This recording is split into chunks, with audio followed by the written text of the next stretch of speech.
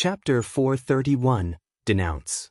Beside one of the streams inside the White Fog Canyon, a team of over 100 players currently guarded the entrance of a mine. Each of these players wore a guild emblem in the shape of a purple moon on their chests. This was none other than Overwhelming Smile's guild emblem. At this moment, these players faced off against the 8 level 27 special elite ranked flame furbolgs that had emerged from within the mine. Flame Furbolg, Special Elite. Level 27. HP 70,000/70,000.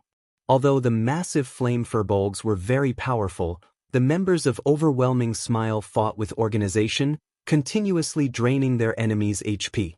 Boss Oriental, Zero Wings party killed Monkey and the others. A level 23 gray-clothed ranger reported as he walked up to the level 24 swordsman who currently commanded the team. This level 24 swordsman was fully geared with level 20 secret silver equipment. The snake bone sword that hung on his back was even a level 20 fine gold weapon. Currently in God's domain, his items were definitely top tier. That was 2 parties of elite assassins. A single party from Zero Wing actually wiped them out? Did Zero Wing receive help from someone else? The level 24 swordsman, Oriental Sword, asked. Although the assassin named Monkey was not an expert, he was a PvP veteran. He sported a promising battle record, and even experts would find him difficult to take down in a short amount of time. If he focused solely on his escape, it would be even more difficult to kill him. Oriental Sword had not expected that not even one assassin would return. The only possibility he could think of was that Monkey and the others had been outnumbered and surrounded. No, there was only a single party from Zero Wing. However, the assassin leading the team was a level 26 expert, the ranger said, shaking his head. Was it that fire dance from Zero Wing? Oriental Sword grinned. Before I reached White River City, I had heard rumors of Fire Dance's prowess. Some are even calling her the Flaming Rose. Originally, I thought she was merely one of Black Flame's decorations. I expected as much from the team leader of Zero Wing's core team. Not bad. She isn't the one who killed Monkey. That assassin was a man called Flying Shadow. Monkey had only lasted 5 moves against him. Of the 12 players in the 2 parties, 8 had died at that man's hands. There was no mention of a person named Flying Shadow in any of the reports we had received.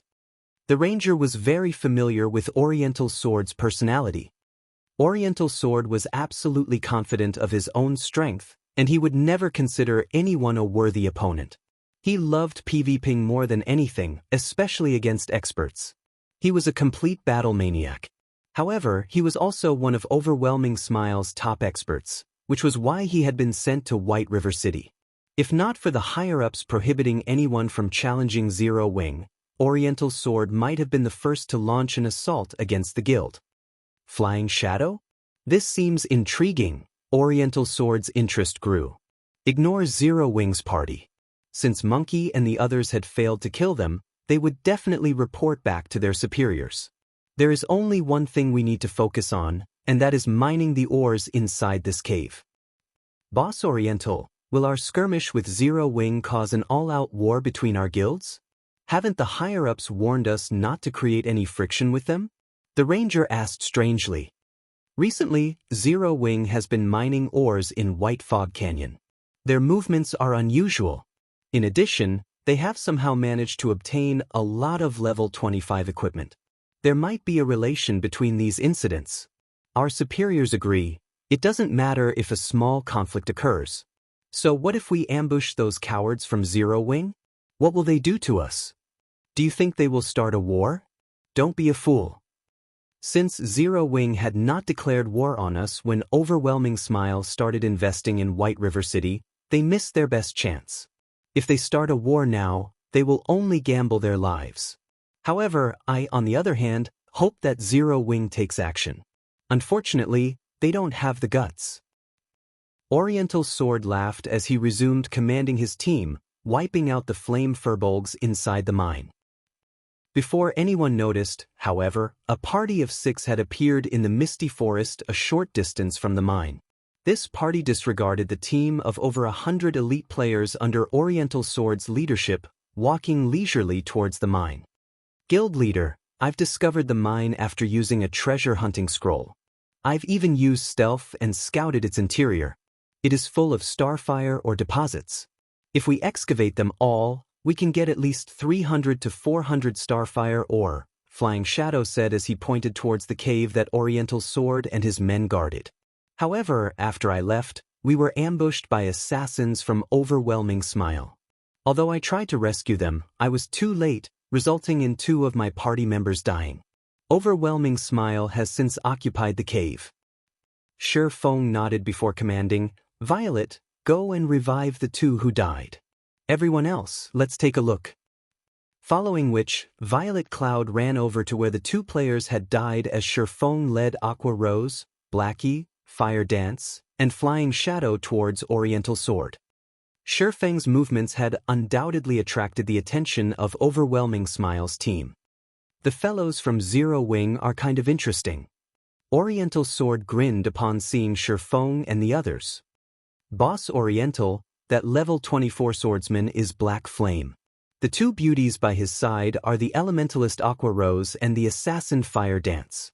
The Cursemancer is Zero Wing's famous expert, Blackie, and that male assassin is the person who killed Monkey and the others, Flying Shadow. The ranger beside Oriental Sword briefly introduced the members of Shi Feng's group. Black Flame's arrival surprised every member of Overwhelming Smile. Black Flame's fame was truly too immense. He was the publicly acknowledged #1 expert of Star Moon Kingdom. There was nobody in White River City who had not witnessed Black Flame's battle videos. Killing every player with a single hit, he had massacred over 100 Dark Star members. He suppressed more than 10,000 players with his aura alone, causing all of them to freeze. In the end, he even escaped unharmed. Guild leader Black Flame, what brings you here today, I wonder? Oriental Sword asked playfully as he smirked at Shi Feng. A straightforward person does not resort to insinuations. Today, you sent your men to ambush members of our guild. Now, you've occupied the mine that we found after much difficulty. Don't you think that you've gone a little overboard? Shi Feng asked calmly. Although Shi Feng's voice had been soft, his overbearing tone intimidated the crowd from Overwhelming Smile. Overboard? Oriental Sword laughed madly. 12 of my men died. I have not even asked for compensation, yet you come here to denounce me. Since you're here, we can use this opportunity to discuss compensation. I don't want much.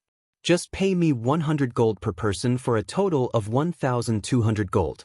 How about it? Mockery filled Oriental Sword's expression. He believed that Shi Feng was a complete fool. With just 5 players, Shi Feng had dared come into his territory looking for trouble. At this stage of the game, players' levels were no longer insignificantly low. Their equipment was decent quality, and they had learned many skills. It was not possible to kill a player with a single hit anymore. Currently, he had close to 150 players on his side, and they were all elite members of the guild. They were also level 22 or higher, and they possessed impressive combat power. They could easily take out 50 players, much less 5. Chapter 432, One-Hit Extermination. Upon listening to Oriental Sword's words, a cold glint flashed across Shi Feng's eyes. Suddenly, the surrounding atmosphere froze. What? Want to fight? Although Oriental Sword could feel a heavy pressure enveloping him, his confidence did not waver. He then unsheathed the long sword hung on his back, provocatively saying, "Come if you can then. Seeing as everyone out there is calling you a god, I really wish to see just what kind of ability you possess." When Oriental Sword spoke in such a way, everyone from Overwhelming Smile sneered, secretly making preparations for battle. With 150 players on their side, it would be a piece of cake for them to take care of just 5 players. They were different from those noobs Black Flame had massacred before. They would not easily be defeated just because their skills were silenced. After learning and training in God's domain for such a long time, they had long since familiarized themselves with the combat styles of the game. Right now, they had no problems fighting solo with an elite monster. Although a handful of them might not be a match for Black Flame, if all 150 of them stood sparsely apart from each other and attacked together, they did not believe that Black Flame could walk out of this place alive. However, before the crowd from Overwhelming Smile could react, Shi Feng, who stood 10 yards away, suddenly disappeared. Where is he? Oriental Sword's eyes were filled with disbelief when he suddenly lost sight of Shi Feng. A swordsman could actually suddenly vanish from thin air? Even assassins required some time to enter stealth. Not to mention Oriental Sword, even Aqua Rose and the others were stunned. Shi Feng had just suddenly disappeared. Did he log off? The only reasoning Aqua Rose could come up with was that Shi Feng had logged out of the game. However, when she checked the list of party members, Shi Feng's status showed that he was still online. His name did not turn gray. However, before 1 second had passed, Shi Feng suddenly reappeared beside Oriental Sword. Following which, blades of light slashed apart the air, silently cutting up Oriental Sword's body. Before Oriental Sword knew what was going on, he suddenly felt pain bloom in his body. In the next moment he saw blood gushing out like a waterfall in front of him. What's going on?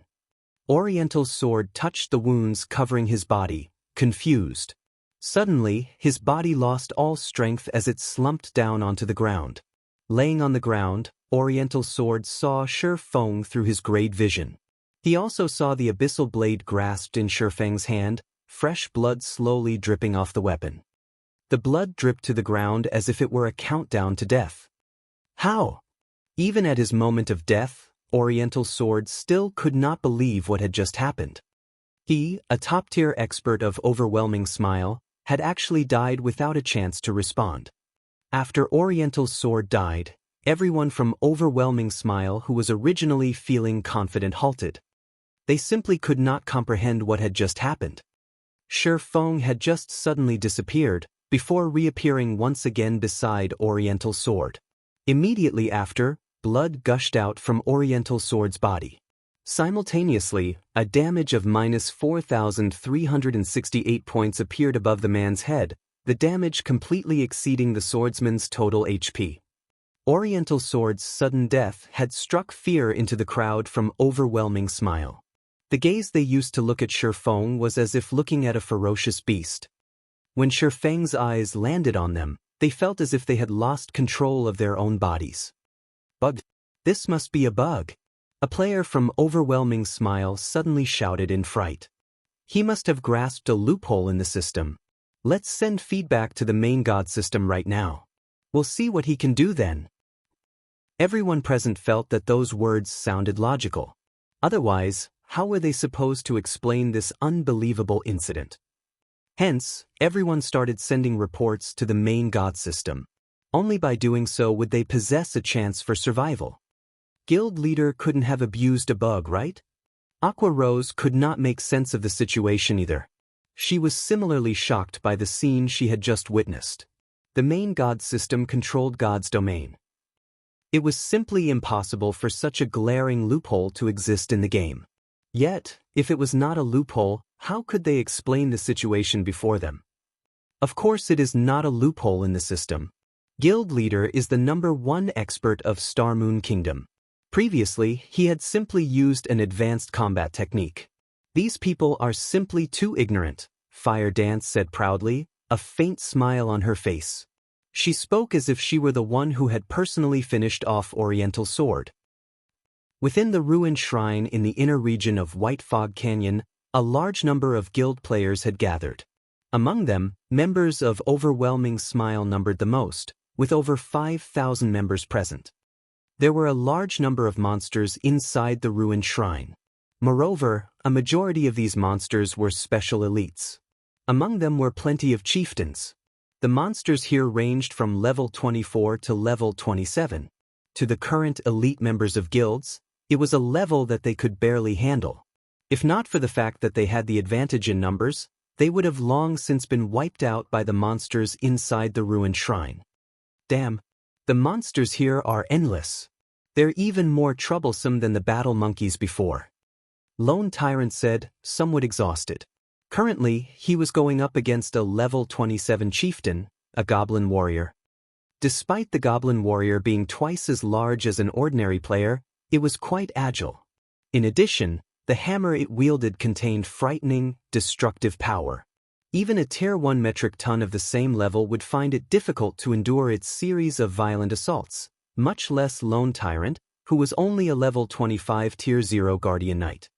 Although Lone Tyrant possessed impressive techniques, his dodging capabilities being first-rate, the Goblin Warrior also possessed powerful combat techniques. Whenever the Goblin Warrior attacked Lone Tyrant, it would always predict where Lone Tyrant would dodge and take that into account in its attack, forcing Lone Tyrant to accept the damage.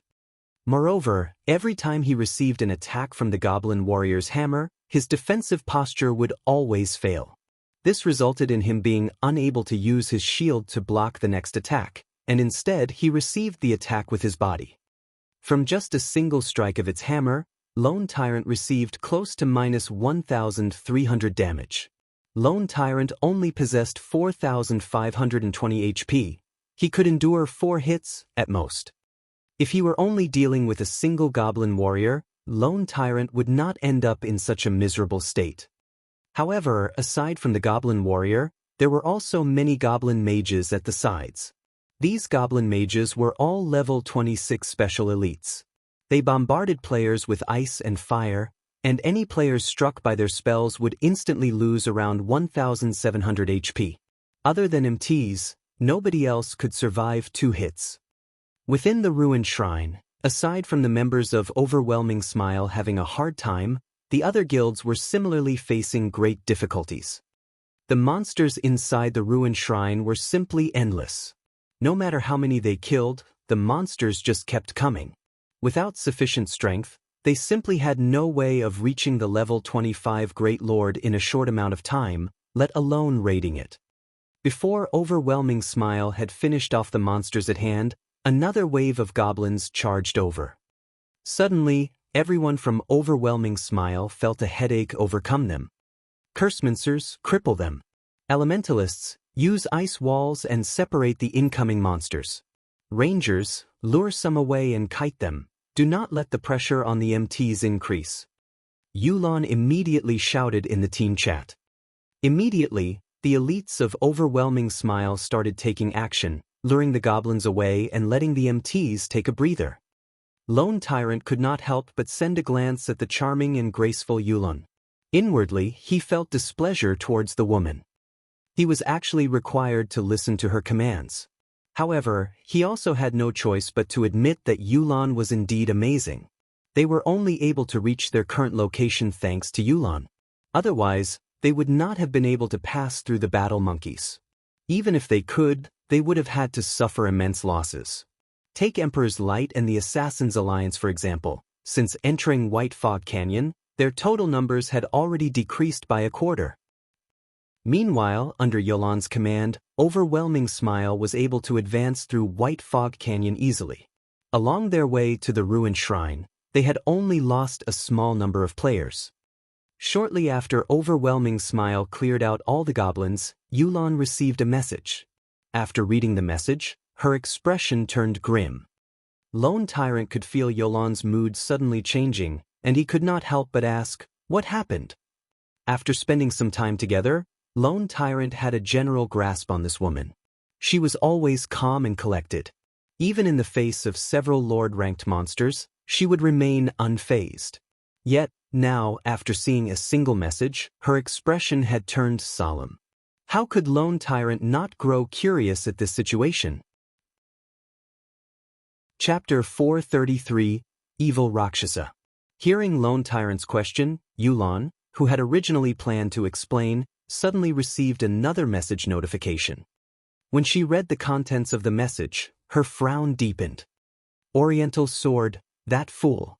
I told him to investigate the secret Zero Wing had used to obtain their stock of level 25 high-end equipment, yet he brazenly killed Zero Wing's members. He has even provoked Black Flame. Yulon was furious after reading the message. Yulon had previously investigated Black Flame. However, the more she looked into the man, the more creeped out she felt. Black Flame had appeared silently, and like a rising comet, he shocked everyone with every action. In White River City, not only had he massacred so many players, but he had also been able to move about freely. This strength alone was sufficient to strike fear into others. After all, if such a powerful person ambushed someone out in the field, and the victim was not strong enough to survive, they would still meet tragedy. If they were dealing with an ordinary expert, they could simply form larger teams when leaving the city. That way, those experts would not dare attack them. However, Black Flame was different. He was too powerful. Even if they formed teams, Black Flame could still slaughter them with little effort, and they could only helplessly watch as he did so. The only real solution was to form a team of several hundred players. However, they could not do that every time they left the city. Not only would this be detrimental to the guild's development, but it would also make them the laughingstock of God's domain. However, if Black Flame constantly hunted and ambushed their members, his growth would stagnate. Moreover, such ambushes would not significantly impact the guild if they only occurred 1 or 2 days. Black Flame needed to ambush them over a long period of time to wound Overwhelming Smile. Meanwhile, it would be detrimental if Black Flame neither leveled up nor upgraded his equipment for a long time. There were countless experts in God's domain. If one did not continuously improve their strength, others would quickly surpass them. Zero Wing's success today was largely due to Black Flame's strength. If Black Flame let himself go, it would damage Zero Wing.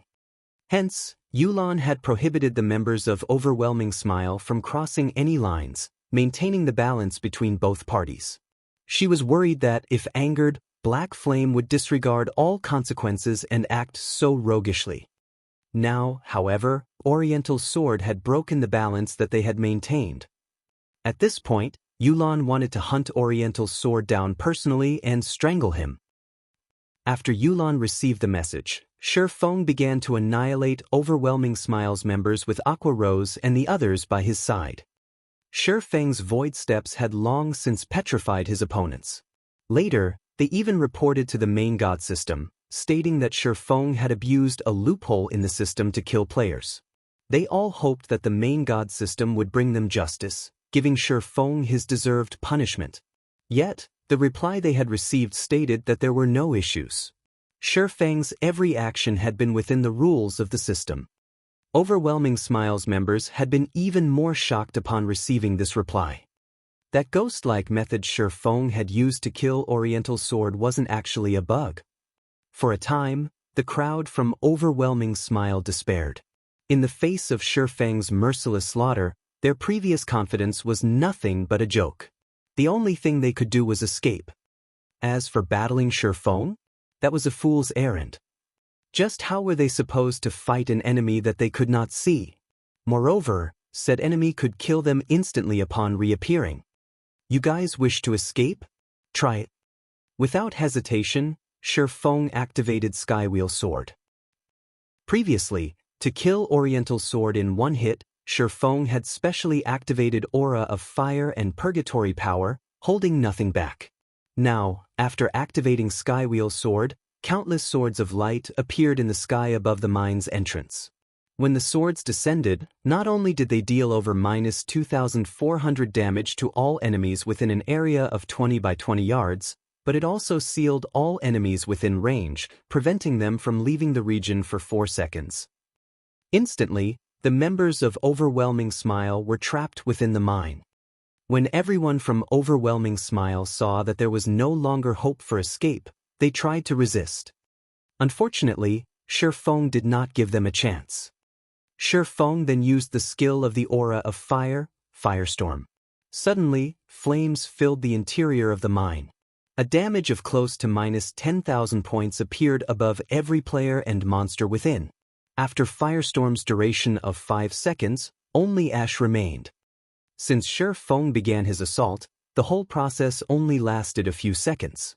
Just like that, over 100 elites from Overwhelming Smile had been exterminated. Moreover, Shi Feng had collected the immortal souls of every player that he killed. Within a short time, all of these players had been locked out of God's domain. If Shi Feng had been a wild beast that gave other guilds massive headaches before he had become a Blade Saint, now he was an evil Rakshasa that others would avoid at all costs. Meanwhile, inside the ruined shrine. So what if it's Black Flame? We have the advantage of numbers. We can easily get rid of him. A wrathful flame immediately blossomed within Lone Tyrant's eyes when he heard Black Flame's name. Hurriedly, he said, "Why don't I take some men to assist Oriental Sword and kill Black Flame?"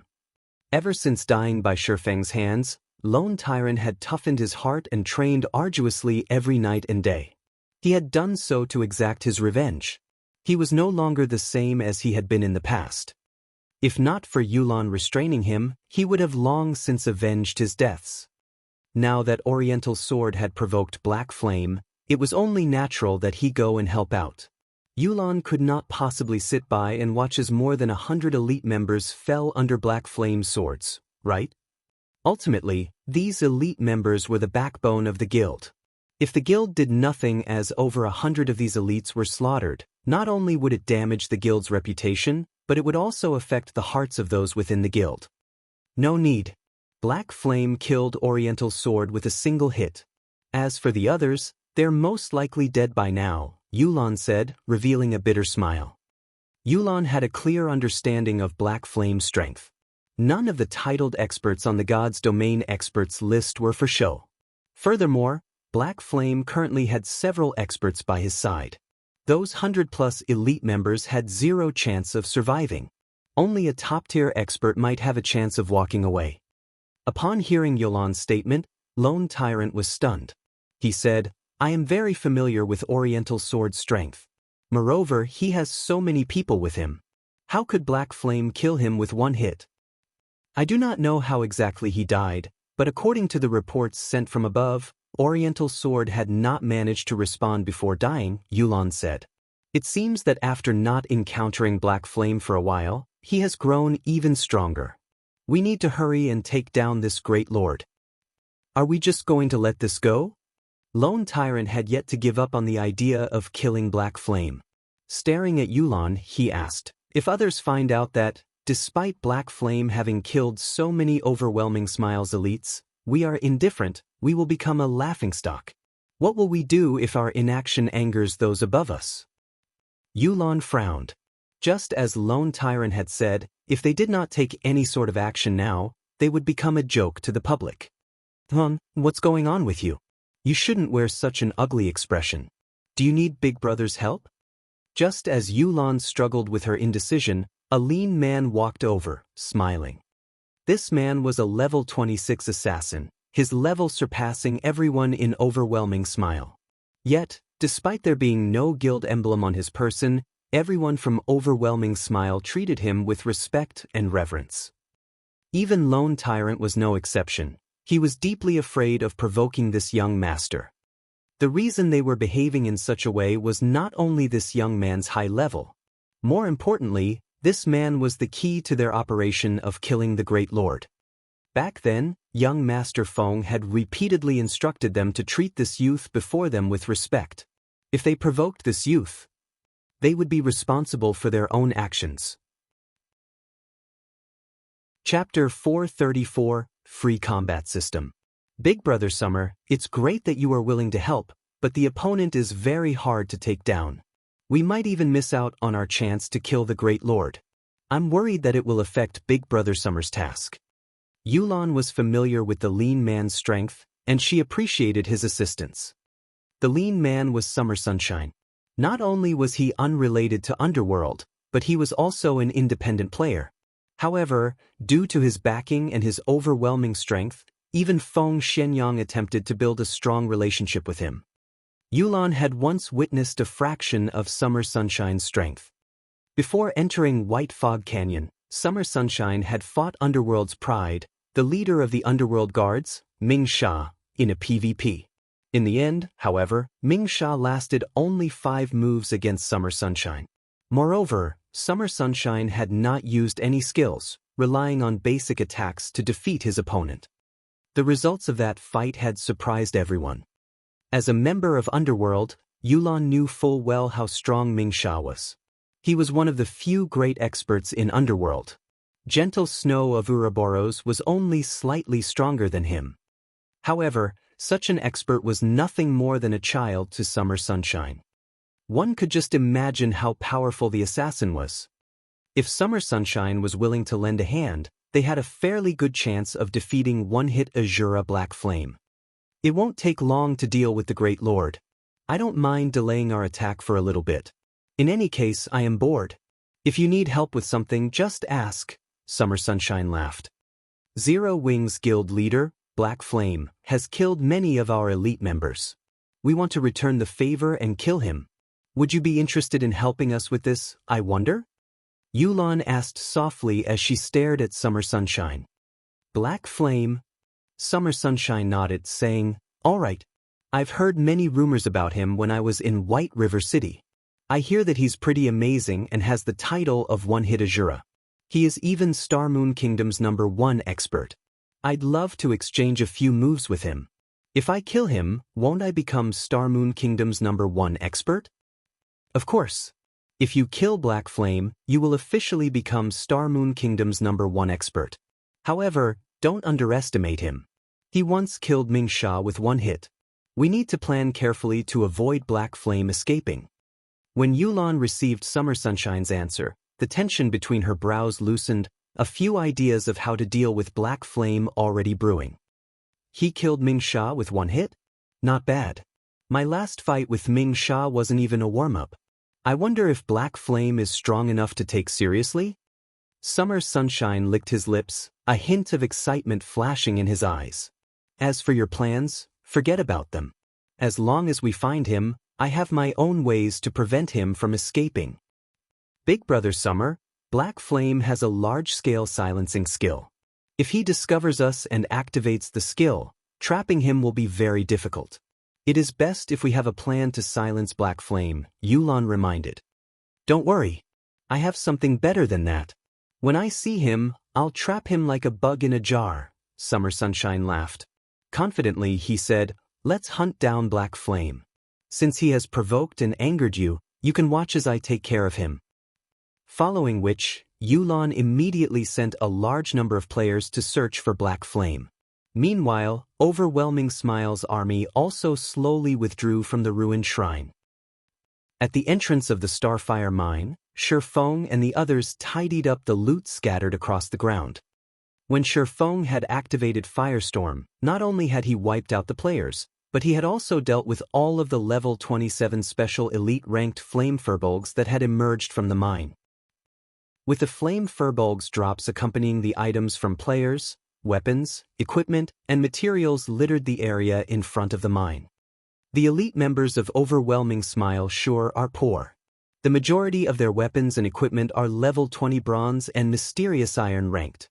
There are only 2 pieces of secret silver equipment. The flame furbolgs dropped more secret silver equipment than those elites, Blackie commented after they had finished collecting the items. He could not help but sympathize with the elites of Overwhelming Smile. The loot from the players versus the flame furbolgs was easy to differentiate, as one group had only dropped level 20 items, while the other had only dropped level 25 items. The flame furbolgs had dropped 4 pieces of level 25 secret silver equipment alone, which was the equivalent of 4 pieces of level 20 fine gold equipment. To God's Domains players currently, fine gold equipment was top-tier equipment, whereas dark gold equipment was the cream of the crop. As for epic items, they were the stuff of legends. Meanwhile, if an ordinary player joined Zero Wing around level 10 and completed their guild quests each day, they could trade their guild points in for a piece of mysterious iron equipment by the time they reached level 20. If they were lucky and managed to join a party to complete advanced guild quests, they might even have enough points for 3 or 4 pieces of secret silver equipment. More than half an elite's equipment would be secret silver rank at the very least. On the other hand, the equipment Overwhelming Smile's elite members wore was mostly a mix of bronze and mysterious iron rank. Practically none of them had any secret silver equipment. They could not compare with Zero Wings members. Furthermore, level 25 weapons and equipment were now available for Zero Wing members. This was unheard of in any other guild. Any level 25 equipment obtained by the other guilds would be prioritized to their core members.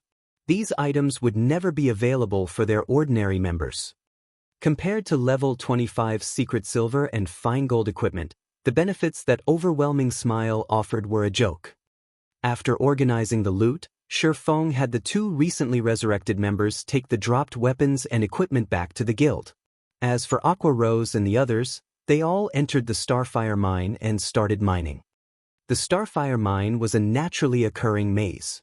Moreover, when wandering inside the mine, the players were often ambushed by groups of 3 to 5 flame furbolgs.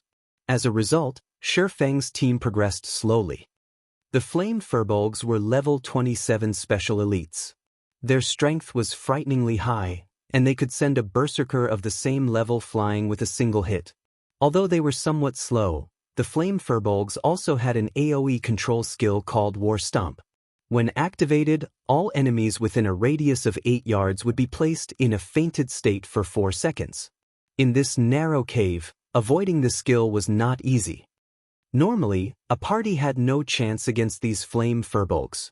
At the very least, they needed a larger team and the willingness to make sacrifices to get rid of these special elites. Unfortunately for the flame furbolgs, the opponent was Feng. Moreover, there were also the Tier 1 assassins, Fire Dance and Flying Shadow, and the unpredictable Astromancer, Violet Cloud. Before Feng and the others, the flame furbolg's 70,000 HP was only decoration. Feng and the others were Tier 1 classes. They were only slightly inferior to the special elites.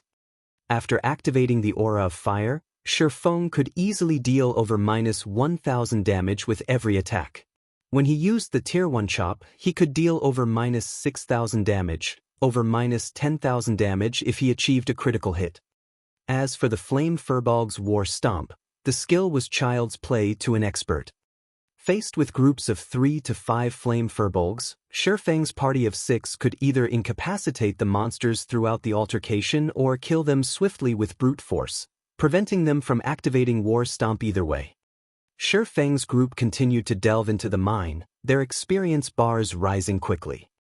The EXP earned from killing a level 27 special elite was already abundant. There was also the bonus EXP due to the level difference and the fact that there were only 6 players in the party to share the EXP. Most importantly, there were a lot of flame furbolgs, and no matter how many the party killed, more awaited them further in the mine. They leveled faster here than when they had killed Lord-ranked monsters in a team of 500 players. On top of everything else, they also obtained plenty of level 25 equipment. After Feng and the others had killed flame furbolgs in the Starfire mine for over 3 hours, the group arrived at a wide and beautiful crystal cavern. A gigantic flaming star took up the center of this cavern. The moment Feng set foot in the crystal cavern, a system notification suddenly rang out. System, you have entered the land of the fallen star. Activating free combat system. Chapter 435, Land of the Fallen Star. After entering the crystal cavern, Feng had not been the only one to receive a system notification. His party members also received one. Activating free combat system? Feng was stunned. The free combat system was an unfamiliar term to the current players of God's Domain. Feng, however, could not be more familiar with it. This was a mechanic that would only exist after the second evolution of God's Domain. In order to make combat in God's Domain more realistic, friendly fire was now active. Originally, if 2 players were in a party together, their attacks would not damage each other. However, after activating the free combat system, if one were not careful and struck a party member, said party member would receive damage from the attack. Players could also damage themselves with their own skills. For example, if a player used an AoE skill and they were within the skill's effective range, they would receive damage. In the past, after the free combat system had activated, many players had ended up in the graveyard because of either themselves or each other. As a result, when attacking, players needed sufficient control of their attacks. Otherwise, no one would be willing to join their party regardless of the benefits. Guild leader, what just happened? Aqua Rose could not contain her curiosity when she saw Feng's surprise. We have activated the free combat system.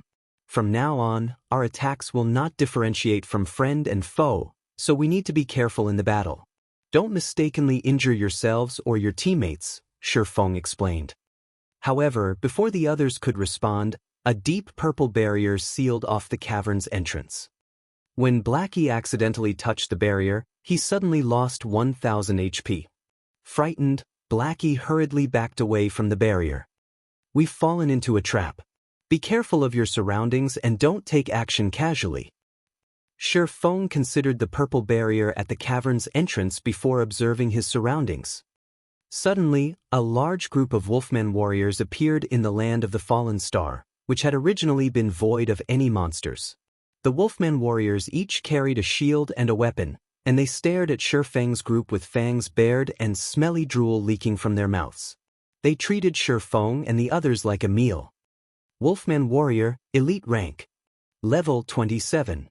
HP 42,000/42,000. Although the Wolfman Warriors were much weaker than the Flame Furbolgs, there were many of them. They moved in groups of a dozen or so, making them far more difficult to deal than the groups of 3 to 5 Furbolgs. Guild Leader, what should we do now?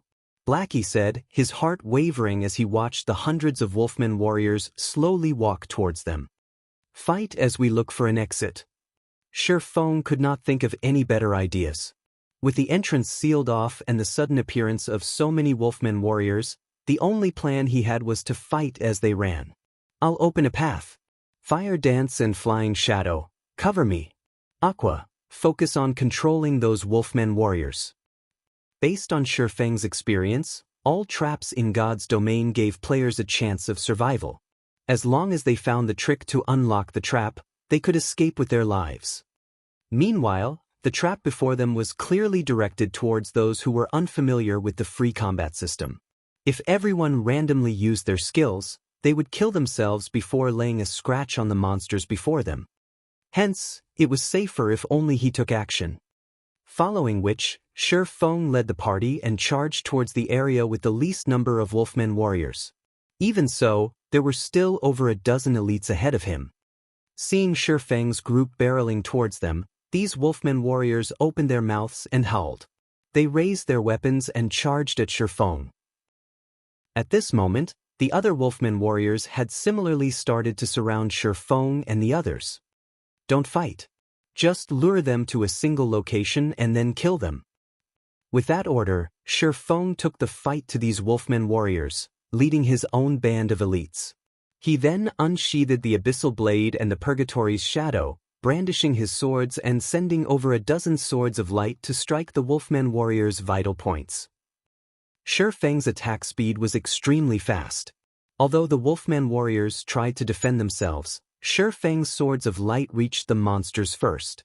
A single sword strike sent a Wolfman warrior that was over 2 meters tall flying backward, a damage of over -1,000 points appearing above its head. Shifeng had no desire to continue fighting. After having sent the dozen or so Wolfman warriors flying, he led the party and moved past the Wolfman warriors. If possible, Shifeng wanted to finish off these Wolfmen. If he did, however, they would end up surrounded by more of these elite monsters. If that happened, they wouldn't escape despite their efforts. In such a way, Shifeng, Fire Dance, and Flying Shadow opened a path for the party, the 6 continuously advancing. Regarding the Wolfmen warriors chasing them relentlessly, Aqua Rose continuously cast ice walls and ice spheres behind her, using the spells to reduce the monster's speed. Although the Wolfmen warriors could not catch up, the number of monsters chasing after Shifeng's party had increased past 1,000. If Shifeng and the others made a single mistake, they would most likely lose their lives. We can use the terrain ahead. Fire Dance, Flying Shadow, and I will block the Wolfmen warriors behind us. Blackie used Stars of Light. It doesn't matter even how far you cast it. Just remember not to include us in the spell's effective area. Shifeng had constantly observed the surrounding terrain as he ran, and he caught sight of an elevated area. The path there was also very narrow. 2 or 3 people would be sufficient to block it completely. Hence, he hastened towards that elevated ground. Leave it to me. Watch me get rid of these wolf pups. Blackie nodded. When the party entered the narrow path, Shifeng and the 2 assassins spun around, facing the oncoming Wolfman warriors. 20 yards, 15 yards, 10 yards. Watching the Wolfman warriors come closer and closer. Release! Shifeng shouted. Having prepared, Blackie waved his staff, and in the next moment, a star of light descended from the sky. One after another, the stars of light bombarded the 1,000+ of Wolfman warriors. Those near the epicenter of the crash received over -7,000 damage, while the others in the spell's vicinity received over -3,000 damage. The Wolfman warriors had 42,000 HP. They could only endure a few waves of stars of light before dying. However, the Wolfman warriors outside of Blackie's spell were intelligent. They had not foolishly charged into the range of the stars of light. Instead, they stood in place, waiting for the spell to end.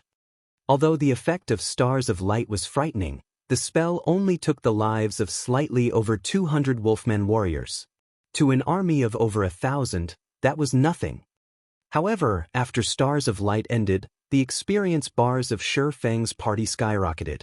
If they could repeat this process, they could easily reach level 30 in a few hours. Before anyone could catch a breather, dozens of Wolfman warriors charged into the small path, howling as they brandished their weapons.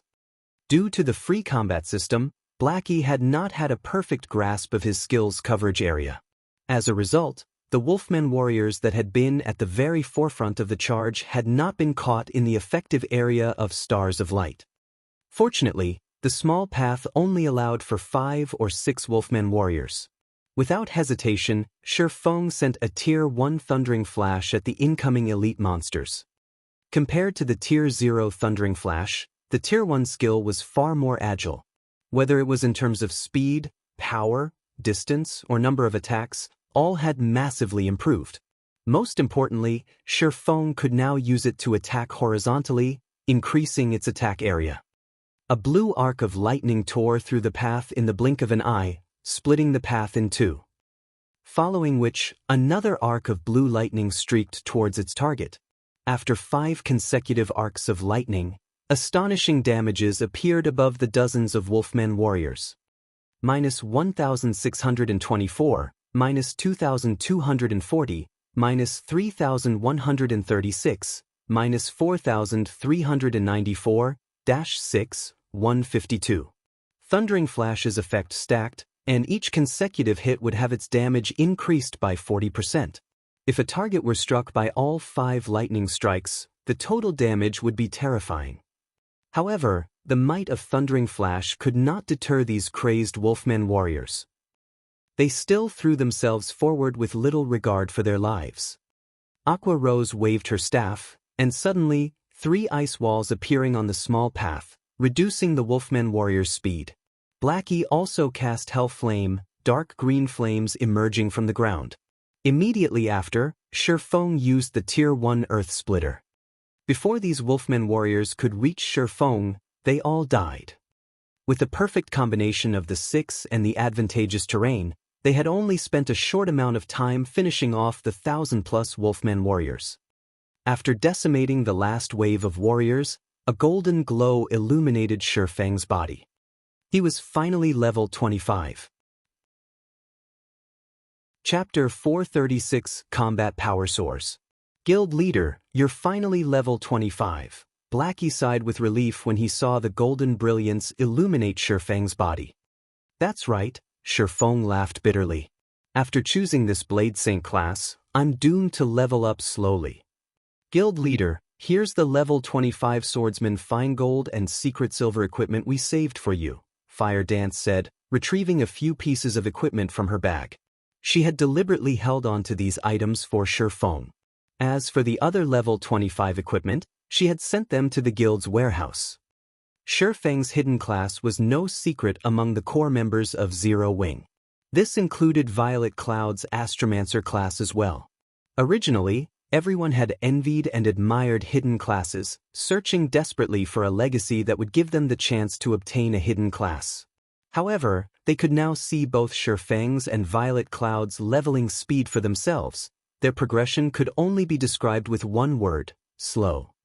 Some of the team members who were originally a lower level than Shifeng and Violet Cloud had even surpassed the two over these past few days in White Fog Canyon.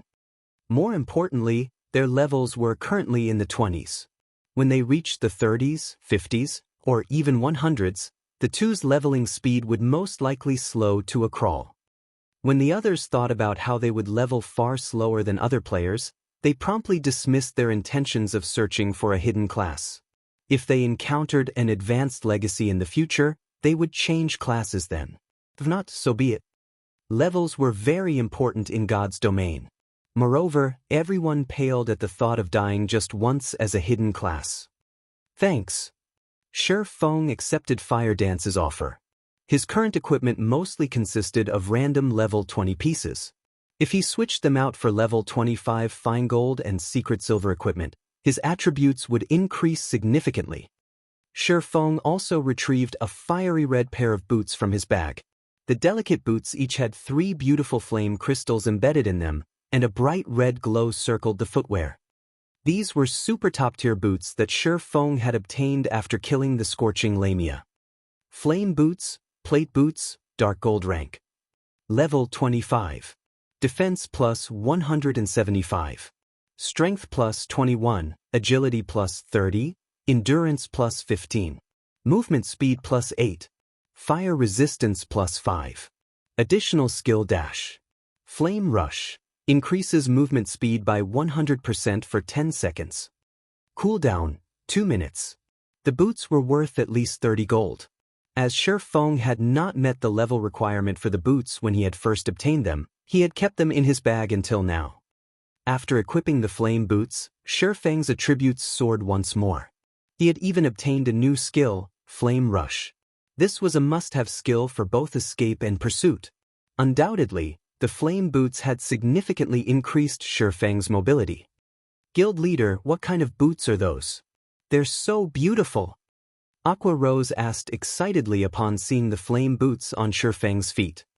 Aqua Rose wasn't the only person with this opinion, as both Fire Dance and Violet Cloud similarly eyed the flame boots. Women always loved beautiful things. I got these boots from killing a High Lord in the Flame God's cave. However, you guys are mages, so you can't equip them. If you could, we'd go back and farm more High Lords. Even with his experience in countless battles, Shifeng squirmed under the intense stares of the 3 beauties. In the end, he had no choice but to display the flame boots data. When everyone saw the boots' attributes, they were stunned. Guild leader, is this a level 25 dark gold item? Flying Shadow's eyes nearly popped out of his sockets in shock. Originally, he had thought the flame boots were level 25 fine gold equipment. After all, ever since they started killing level 25 and above Lord-ranked monsters, the best equipment they had obtained was level 25 fine gold equipment. These attributes are amazing, Blackie said enviously. He was not particularly surprised that the flame boots were dark gold ranked. Guild leader, when did you kill a level 25 or above High Lord? Aqua Rose asked with disbelief. When Fire Dance and the others heard Aqua Rose's question, they suddenly realized the weight of Shifeng's words. Zero Wing had only recently entered White Fog Canyon.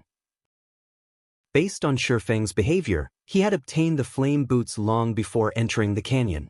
However, only High Lords had a chance of dropping dark gold equipment. Moreover, as the flame boots had a level 25 requirement, Shifeng would have had to kill a level 25 High Lord at the very minimum. Meanwhile, since Shifeng always acted independently, it meant that he had most likely killed a level 25 High Lord by himself. Was something like that really possible in God's domain? If I remember correctly, I think it was around the time when I was level 15, Shifeng said after giving it some thought. However, I used some special methods to defeat that Scorching Lamia. If it were a direct confrontation, she would have killed me instantly. Amazing! Inhuman! Guild leader, you're too insincere. We are all in the same boat, yet you still keep so many secrets to yourself. Due to their shock and surprise, Aqua Rose and the others were utterly speechless. They all knew full well how powerful a High Lord was. They also knew how inconceivable it was to kill a High Lord. A team of 50 players stood no chance against one, much less a solo player. Even if Shi Feng had used some particular method to kill one, it was still an amazing feat. It turns out that guild leader has hidden his strength all along. It seems that I'll need to work harder from now on.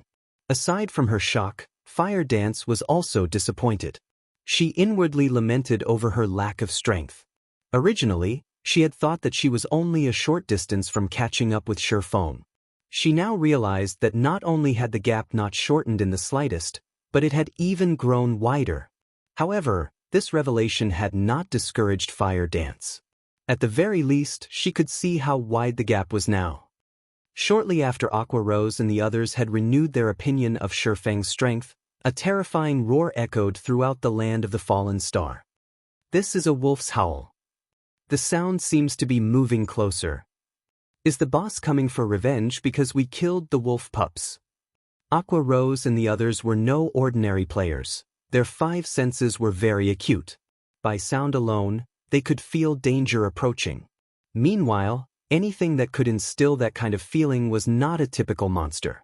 Immediately, everyone went on high alert, searching for any movement. The monster heading for us is at least Lord ranked. All of you stand back. Shi Feng could feel the threat of death.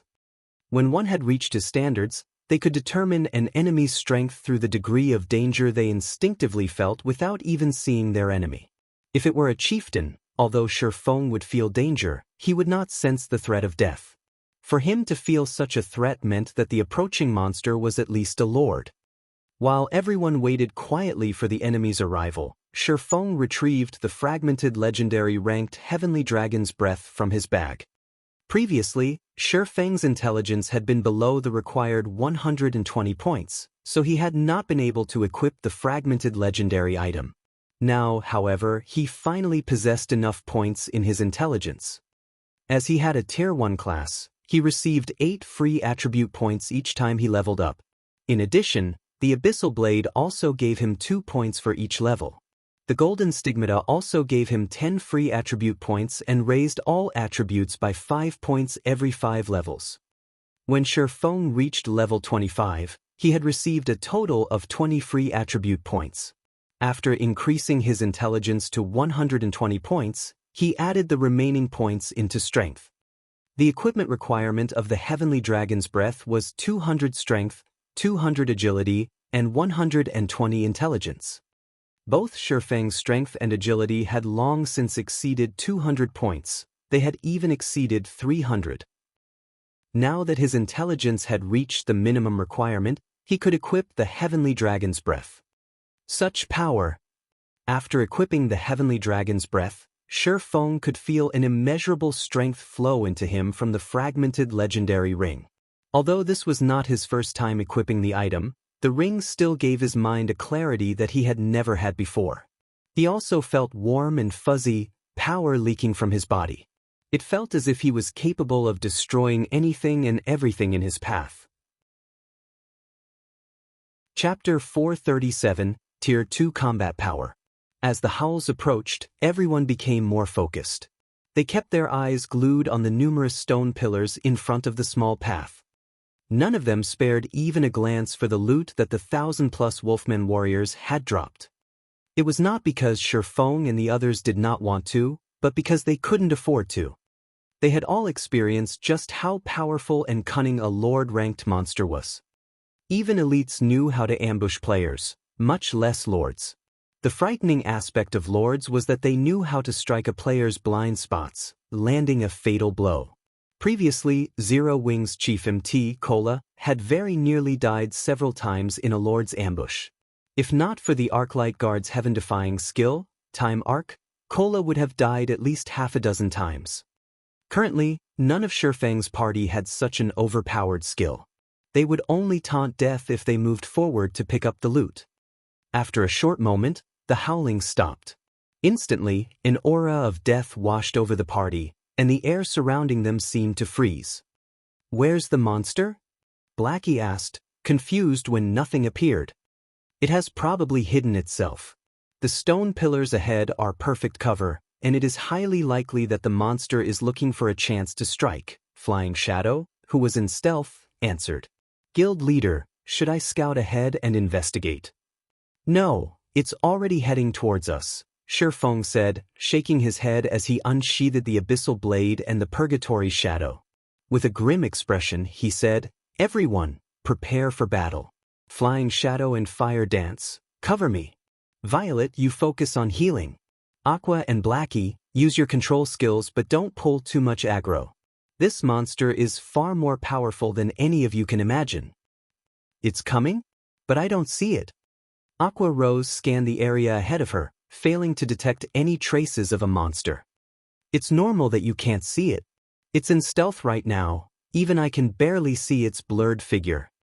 Due to the heavenly dragon's breath, Shifeng had massively improved in all areas. Even so, he had almost missed his opponent's presence. Stealth? It can't be possible, right? When the others heard Shifeng's words and saw his solemn expression, they immediately grew anxious as they examined their surroundings. A lord that could use stealth. It was a player's worst nightmare. A single careless moment could result in their deaths. Not daring to take any risks, Shifeng immediately activated Omniscient Eyes. He immediately discovered a small-sized red-furred wolfman. This red wolfman wielded 2 pitch-black sawtooth daggers in each hand. The lord had already reached the small path and was less than 30 yards away, slowly approaching the party. Crimson Shadow Wolf, Rare Lord. Level 28. HP 1, 000, 000, 000/1,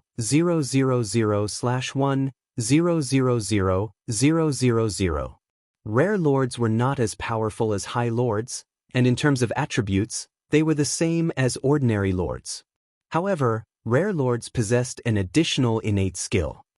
It was just like how a player with a hidden class possessed legacy skills unique to their class. Hence, Rare Lords were significantly more powerful than ordinary Lords, and to certain players, that difference might even be fatal. If Shifeng had a team of 500 players, he could kill the Crimson Shadow Wolf with absolute certainty. However, not only did his party only consist of 6 players, but they also did not have an MT. Facing this rare lord would prove quite difficult. When Shifeng saw the Red Wolfman's information, distress filled his heart.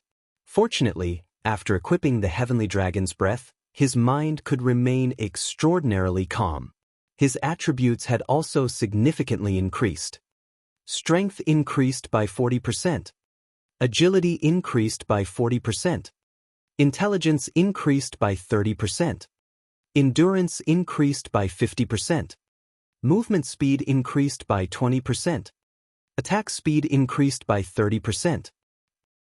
The improvement that the fragmented legendary item had provided to his attributes was much higher than the growth he had received when he became a Tier 1 Blade Saint. Furthermore, he also had 3 new skills: Dragon's Authority, Dragon's Breath, and Heavenly Dragon's Power.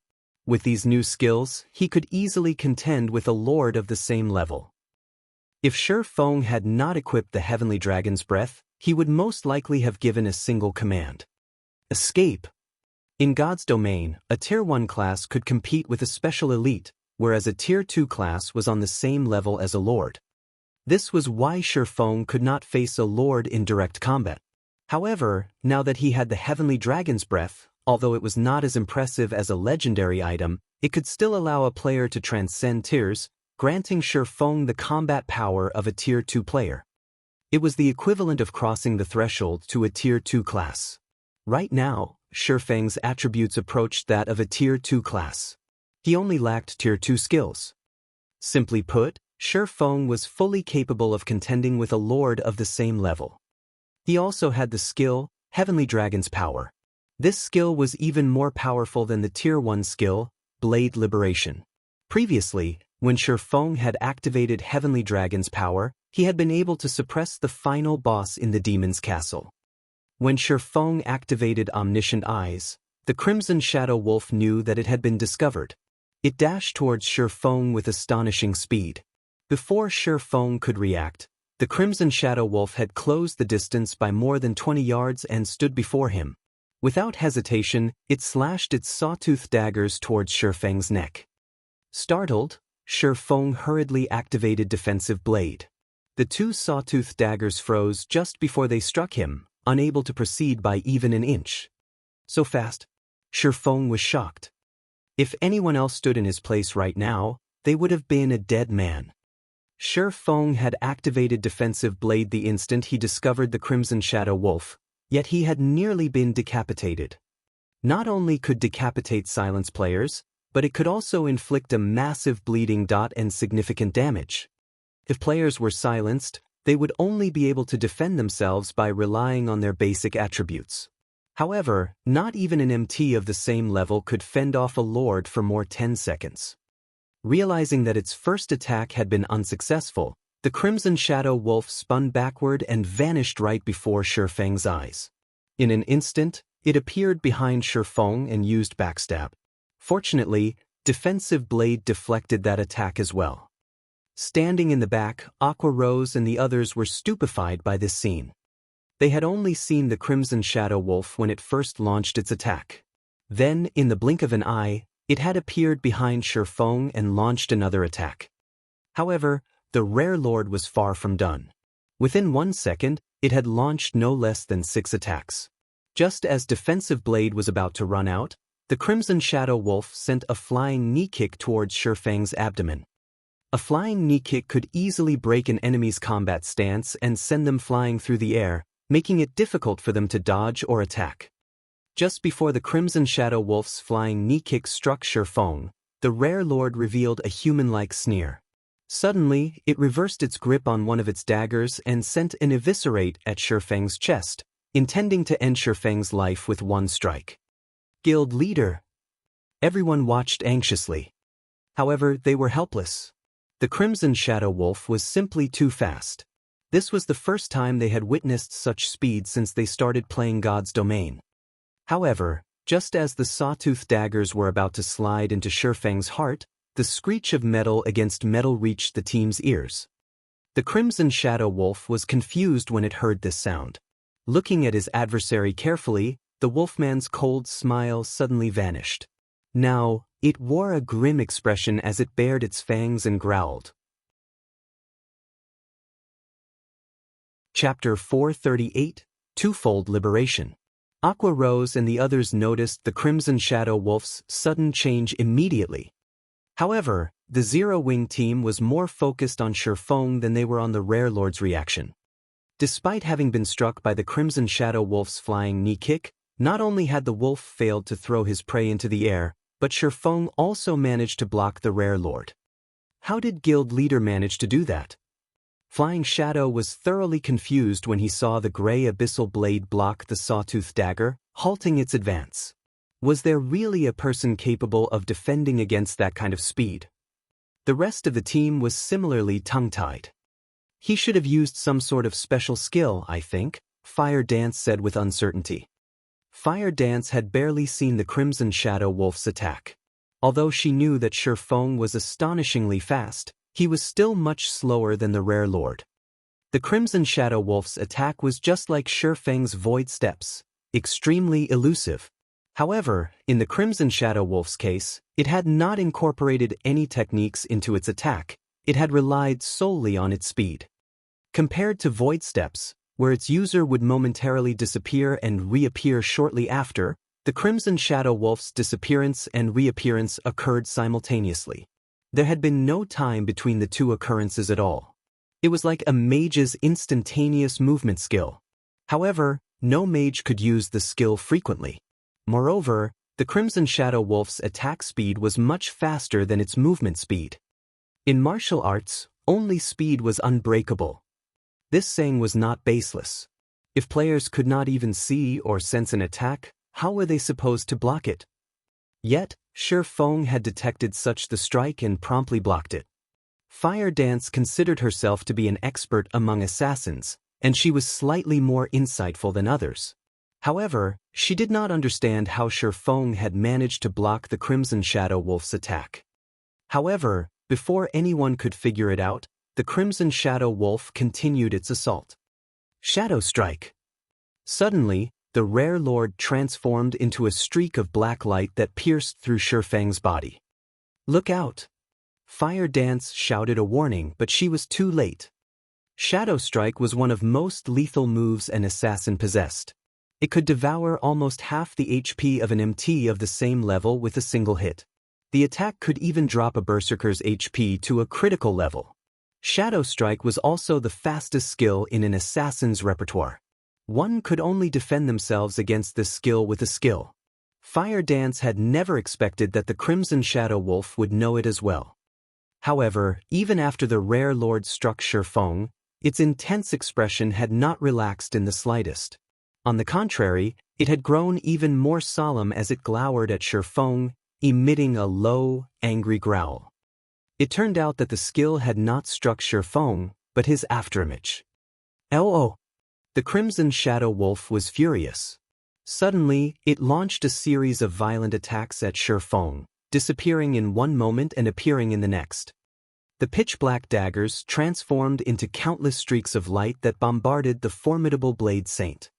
However, Shifeng also vanished and reappeared repeatedly, and the Abyssal Blade and the Purgatory's Shadow responded with their own streaks of light, blocking every attack sent at their owner. The one-sided situation had suddenly become a stalemate. As both sides clashed, sparks flew into the air around them. The storm that rolled in with every collision frightened Aqua Rose and the other spectators. Just what is this? Fire Dance's eyes widened, her mind unable to keep up with the battle before her. Since when had Shifeng become so fast? Blackie, you know our guild leader better than any of us. Speak. Just how much of his strength is he hiding? Aqua Rose demanded, frustration filling the gaze that pinned Blackie. Originally, when Shifeng had said he had used special methods to solo a High Lord, Aqua Rose could still understand. Even so, she already considered Shifeng inhuman for being capable of achieving such a feat now. However, they watched as he contended with a terrifyingly fast lord. By this point, she had even begun to suspect that Shifeng was not a player at all, but the main god system's son or the system itself. How else could they explain his speed? Not even a High Lord could compete with the Crimson Shadow Wolf's speed, yet Shifeng matched it. Moreover, the player and monster were also matched in terms of strength. Even after exchanging so many attacks, Shifeng had not lost any HP. How was it possible for a player to become so powerful? Even if it were possible, it could not happen at this stage of the game. Me? Very innocently, Blackie said, I really don't know. If he had not known Shifeng, as a brother no less, he might not believe that Shifeng was human at all, but a monster wearing Shifeng's skin. As both parties fought on, Shifeng's HP began to decrease rapidly. Even though Shifeng currently had 8,460 HP, far surpassing Zero Wings number 1 MT, Cola, he could not outlast the Crimson Shadow Wolf. Against the Rare Lord's 1 million HP, Shifeng would grossly overestimate himself if he tried to do so. After roughly 20 seconds, Shifeng's HP fell to around 3,000. Violet, why aren't you healing me yet? Shifeng asked, concerned, through the team chat. Ah. Violet Cloud was so mesmerized by Shifeng and the Crimson Shadow Wolf's battle that she had forgotten her responsibilities. She immediately began to wave her staff, sending one heal after another at Shifeng. She also cast a sacred shield on him, granting him some damage mitigation. Violet Cloud's heals were very powerful. Her recover healed close to 600 HP every 2 seconds, whereas her rapid healing recovered over 1,600 HP every second. Her greater healing replenished close to 3,000 HP instantly. In a short moment, Shifeng's 8,460 HP was back to full. However, Violet Cloud's heals paled in comparison to the Crimson Shadow Wolf's. With 1 million HP, the Rare Lord's battle recovery restored 10,000 HP every 5 seconds. However, Shifeng could not deplete its HP by that much in that short time. Aqua, focus on using Ice-type spells. Blackie, restrict the Shadow Wolf with your curses. Fire Dance and Flying Shadow, stand at a distance and use your flying daggers, Shifeng commanded as he fought. There was a limit to Violet Cloud's mana. If they dragged this battle on, the Crimson Shadow Wolf would slaughter them all. Hence, they needed to increase their damage output. However, the rare lord was simply too fast. With fire dance and flying shadows melee attacks, they would only be easy targets for the Crimson Shadow Wolf. The team leaped into action as they received their orders, casting one skill after another at the rare lord and continuously depleting its HP. Compared to lords like the Flame Guards, the Crimson Shadow Wolf had a weaker defense. Hence, although the Crimson Shadow Wolf dodged most of the attacks effortlessly, those that landed still inflicted significant bursts of damage. Aqua Rose's Frost Arrow dealt over -1,000 damage, and her Flame Barrage dealt around -3,000 damage. As for Blackie, his Dark Arrow achieved over -1,300 damage, over -2,000 damage if it was a critical hit. His Unstable Affliction also dealt close to -1,000 damage every 2 seconds. Fire Dance and Flying Shadow could deal around -300 damage with each of their throwing attacks. In addition, Shi Feng would occasionally deal over -2,000 damage with his attacks. As a result, everyone's total damage within 5 seconds easily exceeded 10,000 points. After an hour or so, the Crimson Shadow Wolf only had 43% of its HP remaining. As long as they continued to wear it down for another few hours, they would kill the rare lord. With the hope of killing the Crimson War Wolf in sight, everyone sighed relief. Previously, the rare lord had been terrifying, causing everyone to despair. They had been certain that they would die. Guild leader, why are you so good at hiding yourself? You must have been lying when you said you defeated the level 25 High Lord using special methods before, right? In reality, you must have relied on your own strength to kill it, Aqua Rose grumbled. You guys misunderstand me, Shi Feng suddenly said while he continued to face off against the rare lord. Misunderstand? Everyone was confused. I don't have the ability to defend against such a astonishing speed. Shi Feng explained, previously I too was afraid of the Shadow Wolf. Against its speed, I'm not a match for it even if I go all out. However, while the Shadow Wolf was attacking me, I took a look at the system time.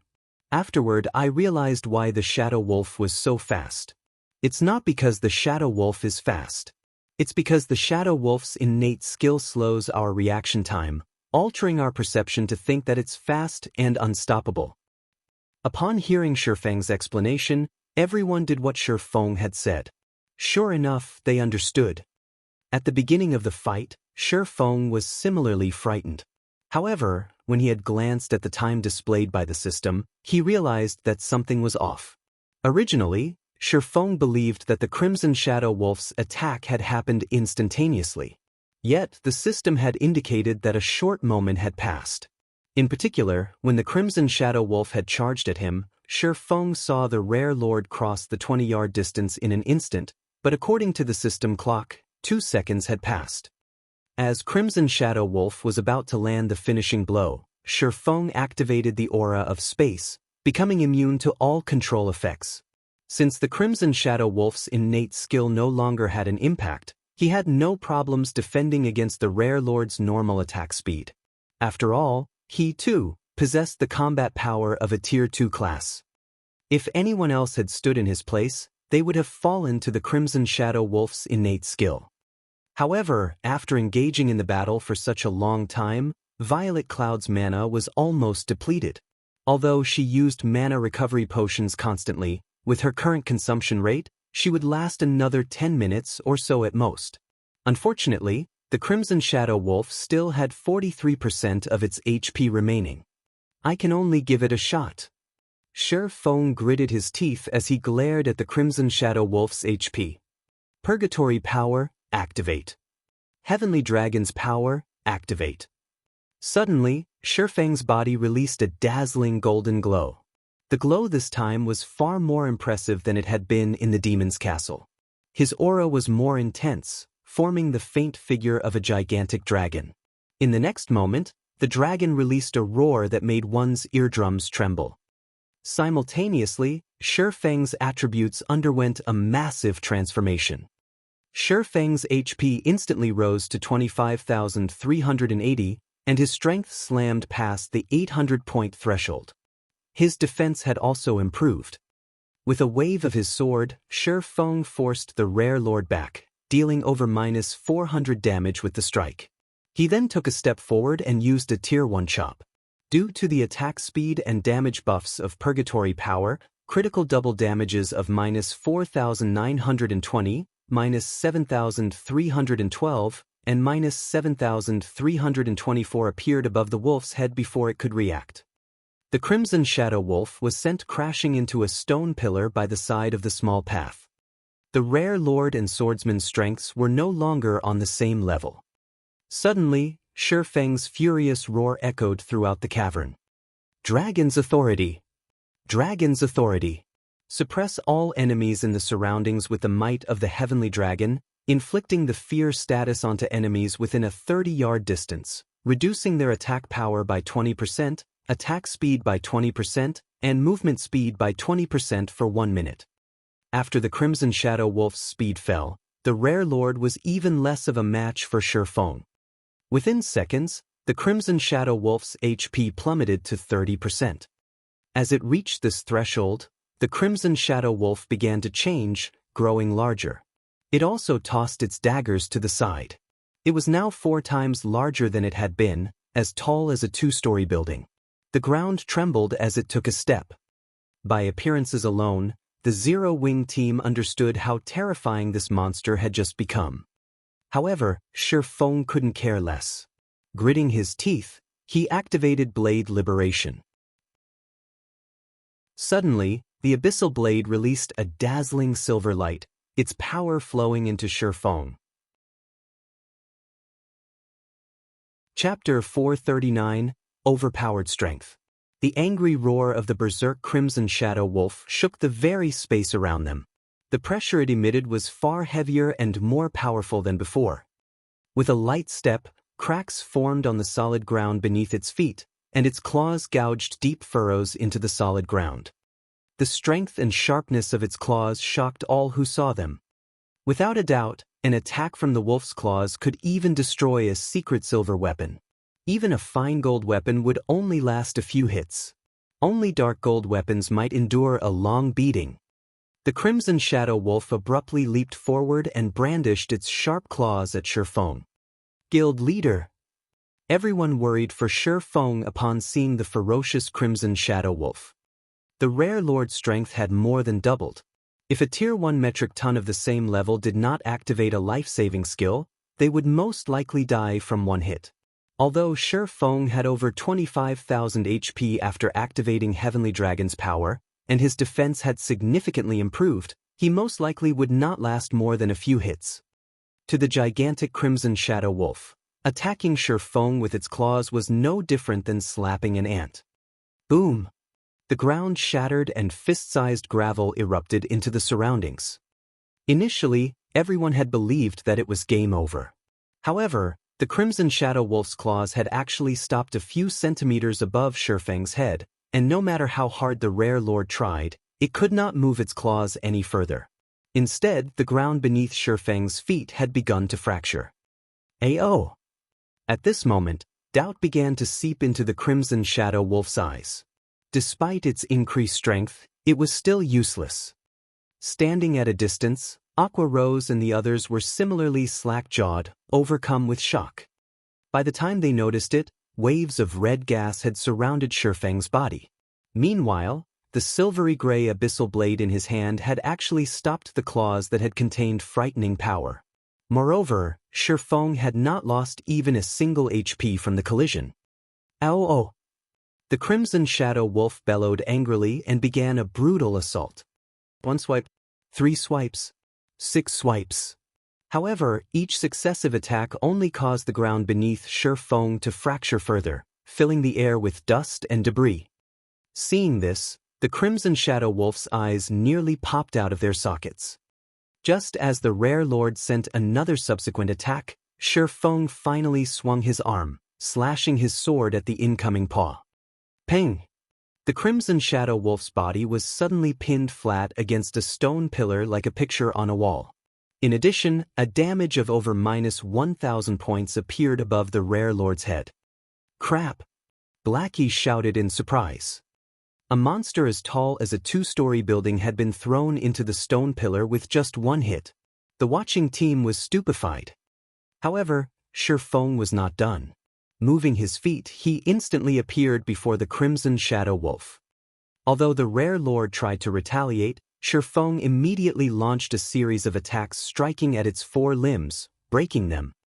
Unsatisfied, Shi Feng continued to wield his two swords, sending a storm of blades at the Crimson Shadow Wolf. Shi Feng's every attack inflicted over -2,800 damage on the Crimson Shadow Wolf, whereas a double critical hit dealt over -5,700 damage, and a triple critical hit dealt over -8,500 damage, rapidly obliterating the rare lord's HP. Shi Feng's strength had suppressed the Crimson Shadow Wolf, rendering it helpless. From beginning to end, the rare lord remained pinned to the stone pillar, never falling from its high position. However, this was only the beginning. Shi Feng then began to use his skills. Chop! 3 swords of light converged at a single point, striking the Crimson Shadow Wolf. -4,310, -6,440, -6,460.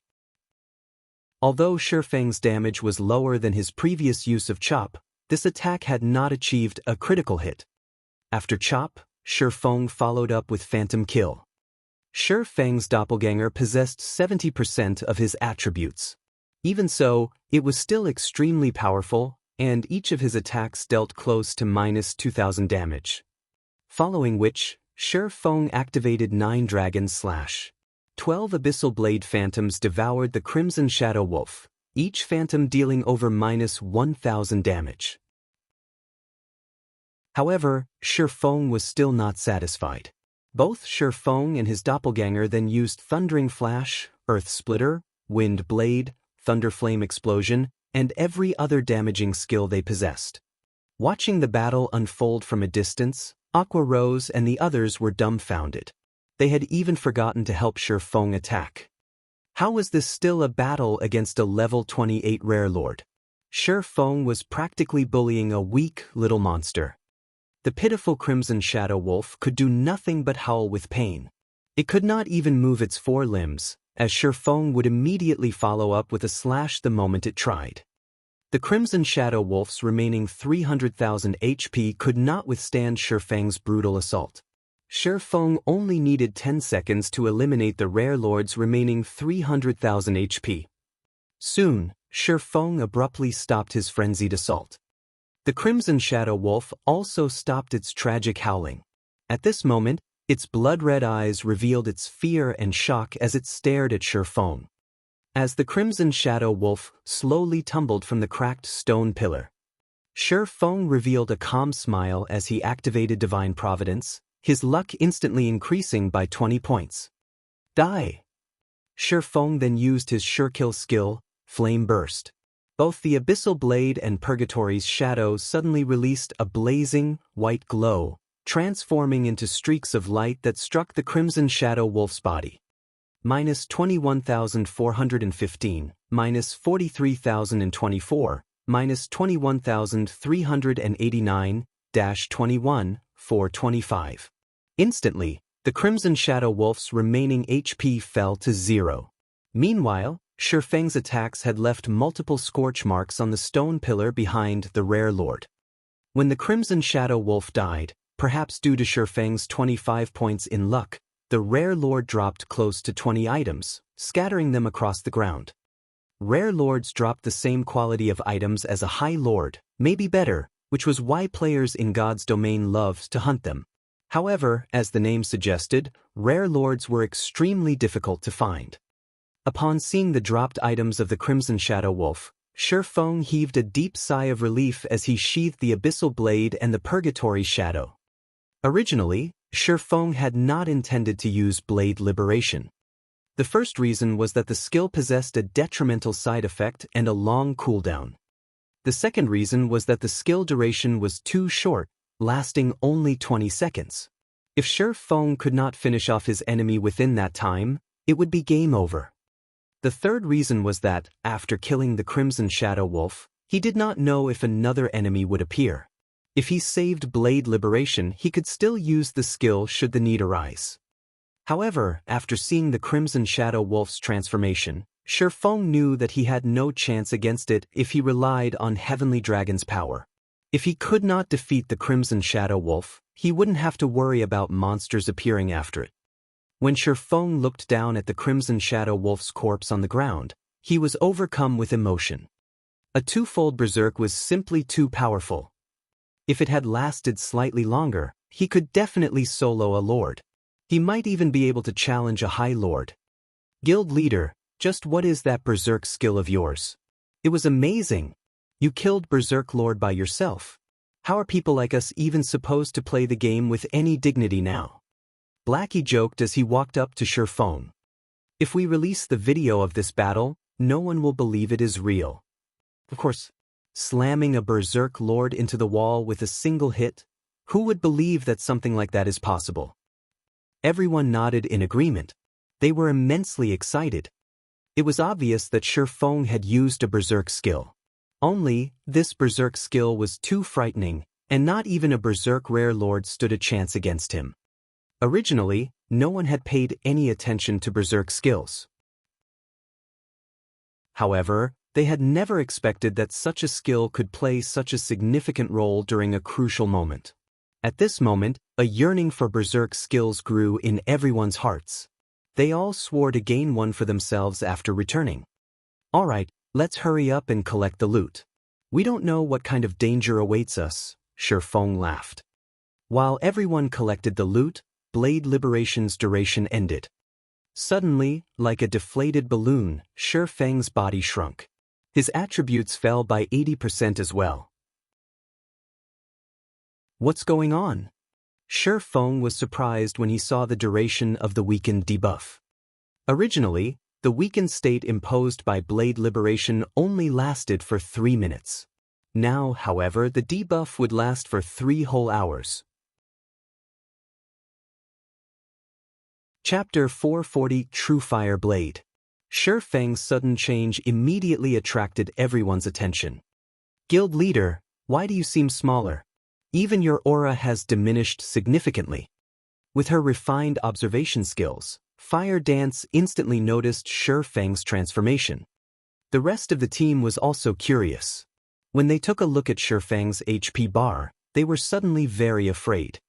Shifeng, who had originally possessed over 8,400 HP, now had a maximum HP of 1,700. He could not even compare to a level 20 ordinary player right now. It's nothing, just the weakened debuff I got after going berserk. Many Lord-ranked monsters deal with the same thing. I'll be fine after some time has passed, Shifeng laughed. Giving it some thought, everyone understood the logic behind the mechanics. A skill that could render a rare lord helpless. If there were no side effects to it, it would be far too overpowered. Following which, everyone finished collecting the loot scattered across the ground. The 1,000+ Wolfman warriors before had dropped a ton of items. Although it was only the loot of elite monsters, the quantity was more valuable than even the loot from a lord. Meanwhile, Shifeng stored the loot the Crimson Shadow Wolf had dropped. As for weakened state's extension to 3 hours, Shifeng had some idea of why this had occurred. Dragon's power significantly increased one's attributes. Coupled with Blade Liberation Sword's power, his body could not bear the fusion of the two buffs, which resulted in his extended weakened state. It seems that twofold berserk should only be used as a last resort in the future. Shifeng could only smile bitterly at his 3-hour weakened state. If nothing special happened during these 3 hours, all would be fine. However, he did not know what sort of trouble they would encounter as they moved on. With his attributes reduced by 80%, even if his original attributes were overwhelming, he would not be a match for an ordinary player. If they encountered danger, he could only helplessly watch from the sidelines. Fortunately, they were safe for now. Guild leader, the monsters here are stingier than the monsters outside. The Wolfman warriors rarely drop weapons or equipment. Moreover, the majority of the items are common rank with a small amount of bronze equipment. Blackie was already used to grinding lord-ranked monsters. Now, he could only feel contempt when he saw the loot of elite monsters. It's actually quite good. Previously, I had never carried more than 1 gold coin. Now, I pick up more than 2 gold. There are also 37 pieces of level 25 bronze equipment and over 100 common items. If we sell them, each item could fetch at least 6 or 7 silver coins.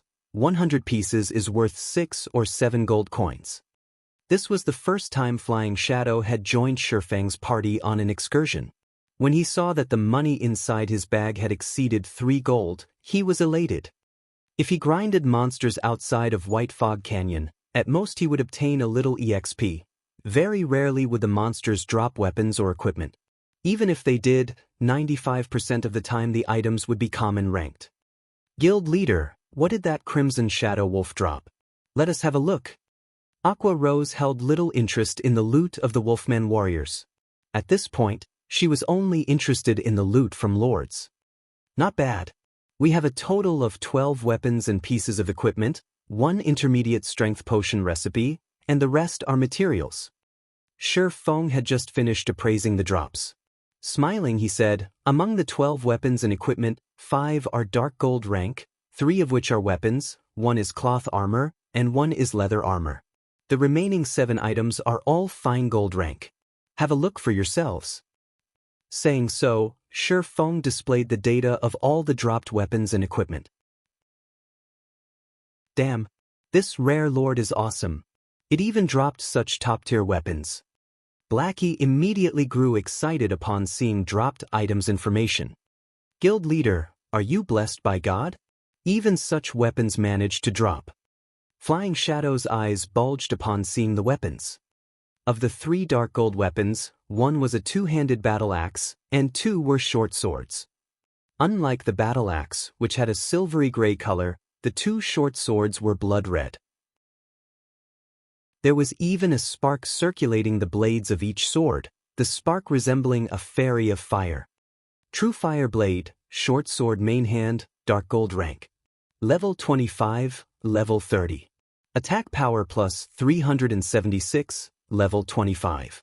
Strength plus 29, agility plus 36, endurance plus 20. Attack speed plus 3. Ignore levels plus 5. 25% chance to deal double damage. 15% chance to awaken flame state, ignoring all defensive and block skills, causing 220% damage. Set effect. When both main and sub True Fire Blades are equipped, damage increased by 15%. Obtain True Fire Dance skill. Strength increased by 30%, agility increased by 40%, attack speed increased by 60%, and damage received increased by 20% for 20 seconds. Cooldown, 5 minutes. True Fire Blade, short sword subhand, dark gold rank. Level 25, level 30. Attack power plus 352, level 25. Strength plus 25, agility plus 40, endurance plus 21. Attack speed plus 3. Ignore levels plus 5. When attacking, 20% chance to activate Swift State, increasing user's attack speed by 30% for 6 seconds. 10% chance to activate Flame Guard, absorbing 1000 damage. Set effect. When both main and sub True Fire Blades are equipped, damage increased by 15%. Obtain True Fire Dance skill. Strength increased by 30%, agility increased by 40%, attack speed increased by 60%, and damage received increased by 20% for 20 seconds. Cooldown, 5 minutes. Level 25 weapons were extremely rare in God's domain currently. Equipping a level 25 fine gold weapon was already incredibly impressive. Meanwhile, the True Fire Blades were both dark gold rank and they were a set. In God's domain, sets of weapons or equipment were usually half a rank higher than their stated rank. As a dark gold set weapon, the True Fire Blades were the best quality weapons below epic rank. Moreover, the set effect of the True Fire Blades as intensely powerful, they did not seem the slightest bit inferior to epic weapons. The short swords only had somewhat weaker basic attributes. Although swordsmen, rangers, and assassins can use the True Fire Blades, these short swords are most suited for assassins. Fire Dance and Flying Shadow, the two of you will roll for them, then. In truth, even Shi Feng was surprised that the Crimson Shadow Wolf had dropped such top-tier short swords. One was lucky if even one true fire blade dropped. Now, the rare lord had dropped both of the set weapons. Sure enough, the 25 points of luck was incredible. After Shi Feng said so, Flying Shadow shook his head, saying, "Guild leader, forget about me. Let Sister Fire Dance have the true fire blades." Although the true fire blades were very attractive, he knew that he was not worthy of them. Moreover, he had done almost nothing during the battle with the Crimson Shadow Wolf. Such weapons were only suited to the number 1 assassin of Zero Wing. Only in Fire Dance could wield these weapons to their full potential. The party had killed the Crimson Shadow Wolf, resulting in these items dropping. If more than one player can use them, we will roll. Don't be shy. They're just dark gold weapons. Shi Feng laughed, having long since understood Flying Shadow's personality. There is also a leather armor shirt among the dark gold equipment. The winner gets the weapons, while the loser gets the shirt.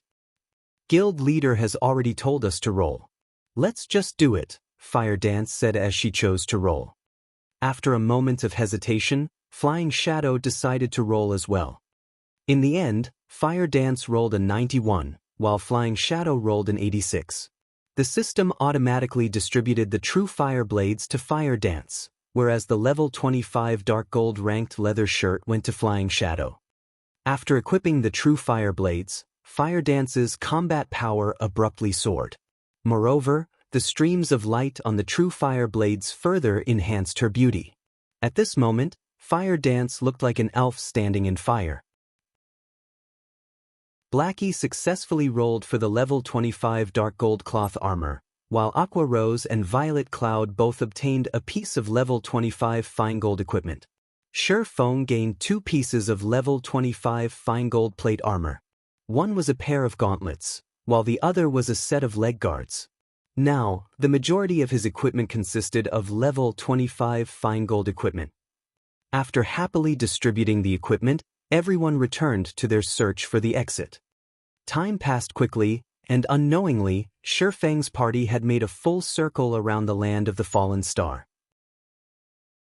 Although they had not encountered a single monster, they had mined plenty of starfire ore, over 1,000 pieces in total.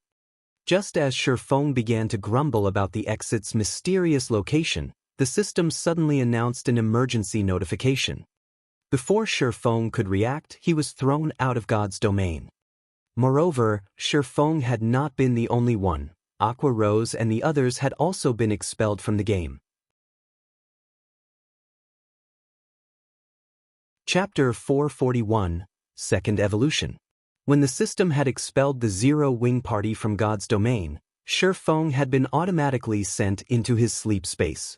He had not completely logged out and could still browse the internet. He could also communicate with his friends.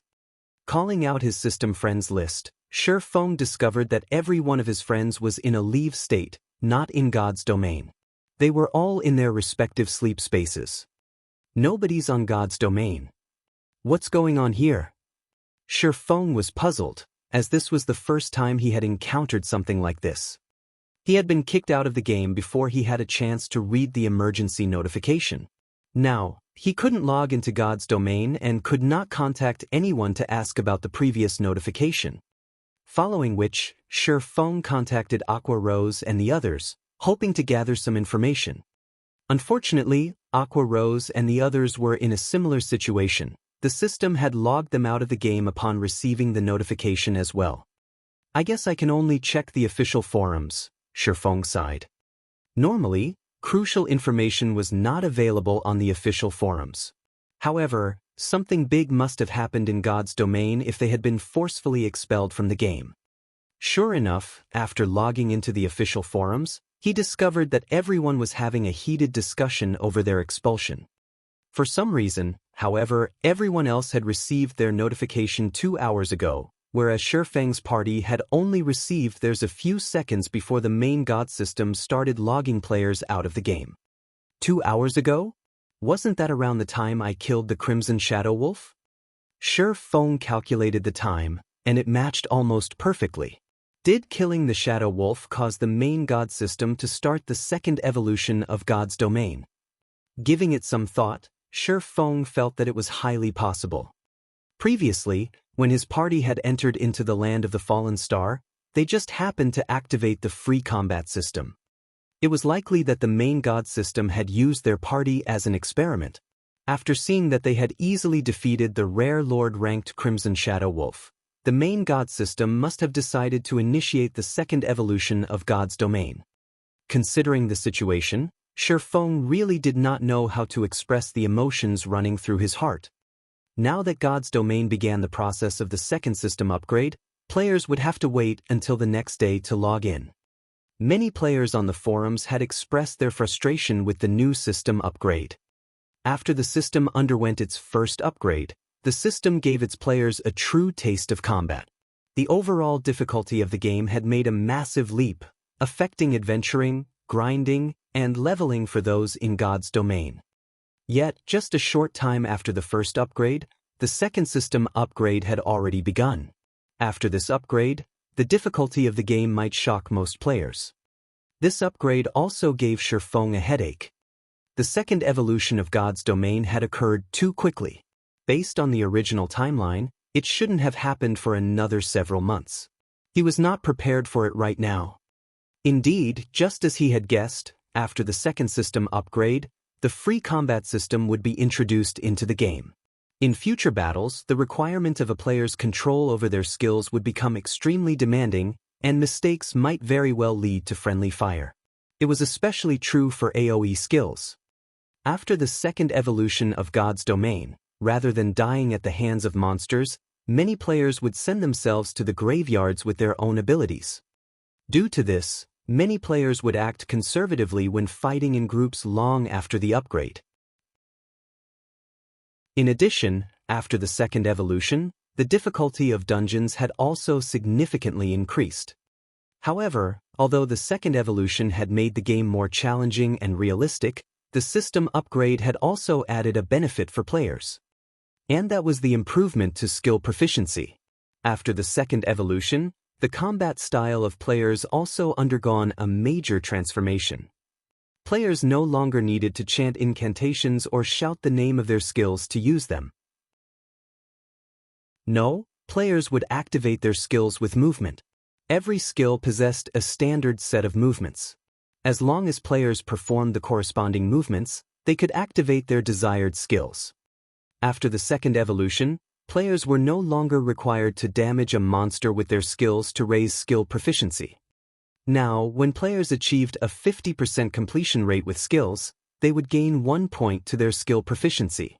In addition, the awarded skill proficiency would increase with the percentage of their completion rate. That way, even if players fought monsters of the same level or 2 or 3 levels lower, they could still improve their skill proficiency. As players gained skill proficiency, their skill levels would also grow. With high-leveled skills, players would have a much easier time killing monsters. Players would undoubtedly find it challenging to adapt to such a combat style in the beginning. After adapting to the free combat system, however, players would discover that the new style allowed them to display more of their combat power. However, it would not be easy for players to adapt to this realistic combat style. Normally, one had to undergo a long period of special training to familiarize themselves with their skills. If one were not up to snuff, the skill's power would suffer. I need to hurry with the training center, Shi Feng sighed softly. Shortly after the second evolution of God's domain, the training centers and martial arts dojos, which were currently declining, would become instantly popular. Having some time, Shi Feng browsed the God's domain news.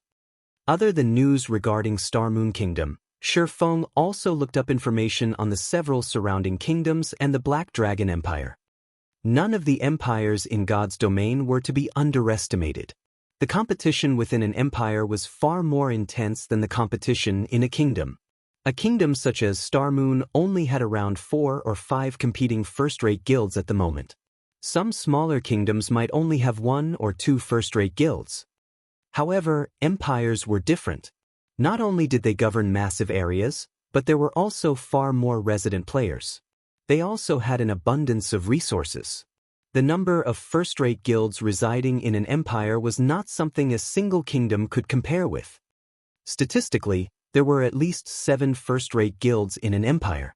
There were also many second-rate guilds that rose to become first-rate guilds due to the investments of major corporations. In the past, there had been a total of 9 first-rate guilds in the Black Dragon Empire. The empire was many times stronger than the neighboring Star Moon Kingdom.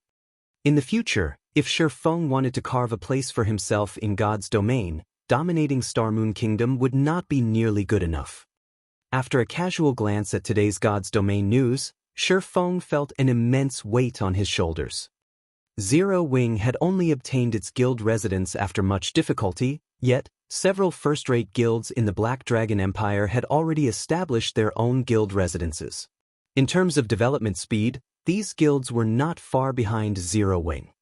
Aside from these guilds establishing their own guild residences, the various large guilds had also begun purchasing prime real estate in multiple cities. These purchases included auction houses, virtual trading centers, banks, high-class restaurants, and the like. In the future, they would become a guild's main source of income. After God's domain had spent a few years developing, the world had considered it a second home for mankind. Most people around the world spent close to half their days in God's domain. Moreover, time passed slower inside God's domain than in the real world. 1 hour in reality equaled 2 hours in God's domain. Based on the amount of time one experienced, people's lives in God's domain might be even longer than their lives in the real world. In the setting of God's domain, NPC cities and player-established cities were different. If players lived in NPC cities, they would never have to fear becoming embroiled in the struggles between major powers. Player-established cities, on the other hand, could be destroyed. Hence, this had resulted in the real estate in NPC cities becoming extremely valuable. Nothing was more valuable than the real estate in NPC cities. The more Shi Feng read this information, the more he realized the necessity of earning a large number of gold coins. Otherwise, how could he compete with these well-funded first-rate guilds? Inadvertently, Shi Feng had spent over half a day researching the various large guilds in God's domain. Suddenly, as he exited the virtual gaming cabin, his doorbell rang.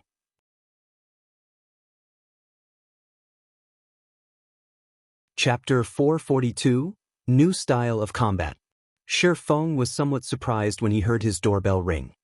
He had only recently moved into this new apartment, so not many people knew where he lived. Normally, Blackie and the others would only contact him by calling, not hunting him down so early in the morning. Who is it?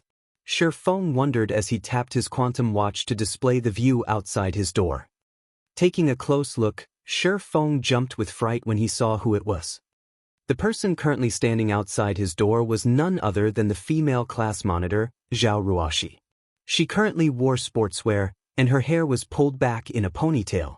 She radiated a youthful aura and looked absolutely mesmerizing.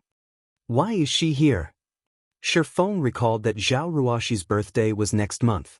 Even if she had come to deliver an invitation, wasn't it a little too early? However, since she had already arrived, Shi Feng could not pretend he wasn't home. Helpless, he quickly tidied himself up and went to the door. As soon as Shi Feng opened the door, Zhao Ruoxi's almond eyes widened. With a concerned gaze, she asked, "Shi Feng, did you really agree with Uncle Xiao to participate in a match?" Hearing Zhao Ruoxi's question, Shi Feng understood the gist of the situation. Xiao Yan and Xiao Yu were strongly connected to the Zhao family. How could the Zhaos not have heard of such a dramatic incident at the Big Dipper Training Center? "Yeah, I agreed to an exhibition match." Shi Feng nodded. "You really are laid back. Do you even know who your opponent is?" Zhao Ruoxi sighed helplessly as she examined Shi Feng's leisurely appearance. "No, I don't. However, Big Dipper will contact me about it ahead of time," Shi Feng said, shaking his head. "Do you even know how to be nervous?" Zhao Ruoxi grumbled. Shi Feng's behavior left her speechless. A fighting competition was not a small matter. It was especially true for this match. To recover from its decline, Big Dipper has attempted to invite many well-known fighters to participate in this match. There are even martial arts masters among them. Even though Big Dipper has offered an impressive appearance fee, they all have their own itinerary, none of them have the time. That's especially the case for the high-ranked martial arts experts. Originally, your opponent was supposed to be last year's champion of Jinhai City's fighting competition, but what's wrong? Shifeng asked, suddenly curious. Shifeng had some memory of Fang Qinghua, last year's champion of Jinhai City's fighting tournament. The man had participated in a provincial-level competition and earned a relatively impressive rank. He had become famous throughout Jinhai City. However, Shifeng doubted that he would lose to Fang Qinghua. After all, there was a fundamental difference between those who knew internal force and those who did not. Furthermore, Shifeng's current physique was better than ever. But your opponent was suddenly changed because someone had defeated Fang Qinghua. That someone is now your opponent. I heard that when he fought Fang Qinghua was defeated with a single punch. If it had been a normal defeat, that would not have mattered. However, when that person sent out his final punch, he had used internal force. He has even expressed great interest in becoming the head instructor at the Big Dipper Training Center, hence why he wanted to replace Fang Qinghua in this match with you. Although Zhao Ruoxi knew Shifeng was proficient with internal force, the opponent was similarly an internal force expert. Moreover, the other party was very powerful. If the two really fought each other, no one knew what kind of result to expect.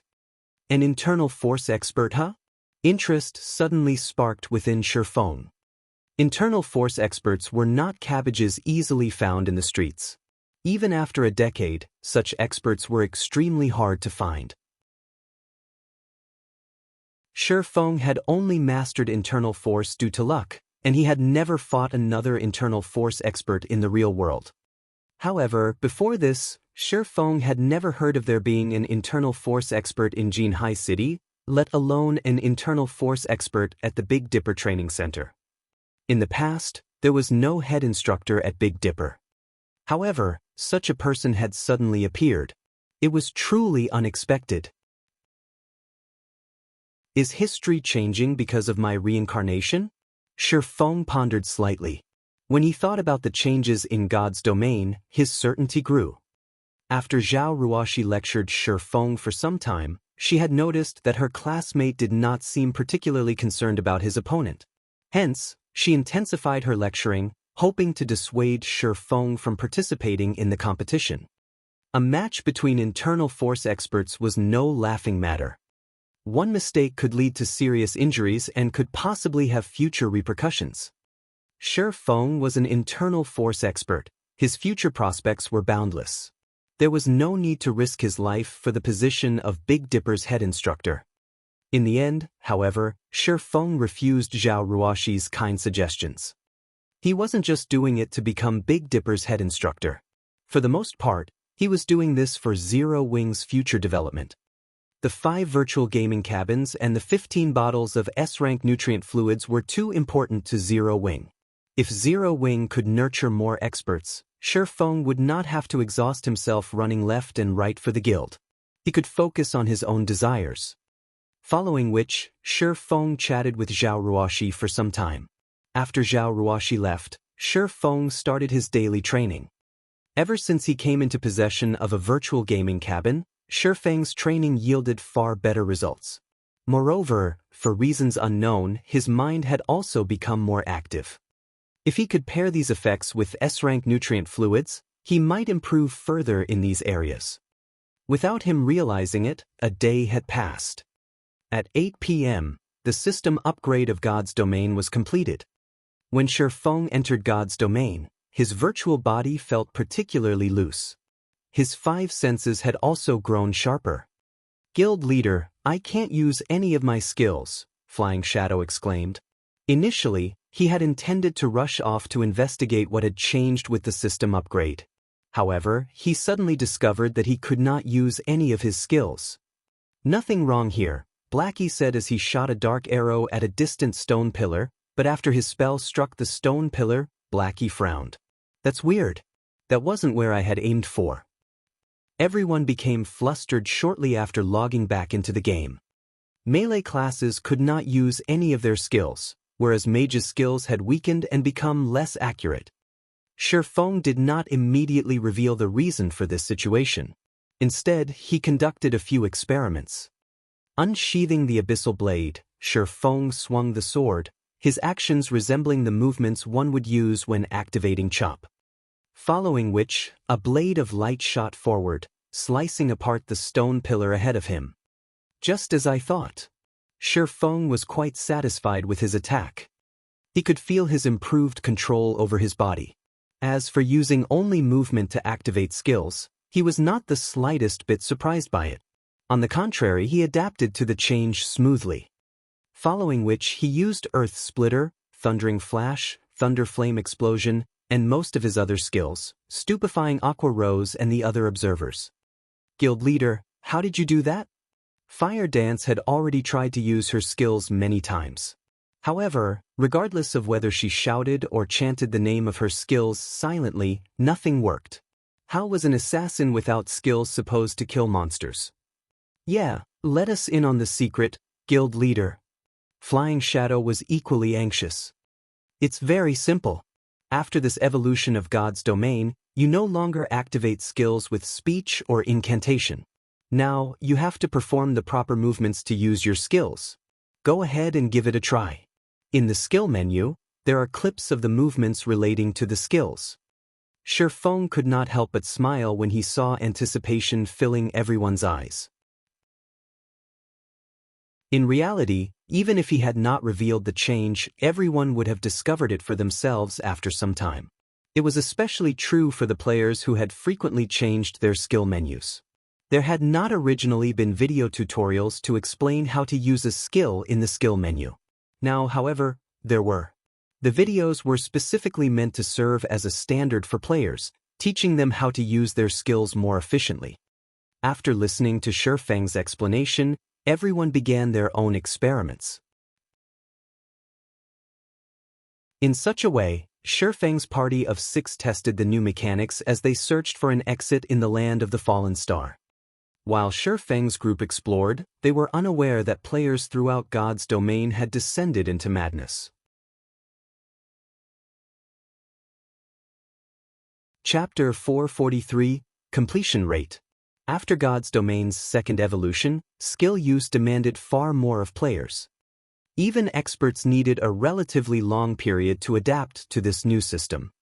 As Shifeng's party searched for the exit in the land of the fallen star, battles against the cavern's inhabitants were unavoidable. Fortunately, Shifeng did not have to endure this adaptation process like everyone else. Activating most of his skills was second nature to him. He had no problems dealing with a few elites and special elites. As for Aqua Rose and the others, they used these monsters to practice. It was especially true for melee classes like Fire Dance and Flying Shadow.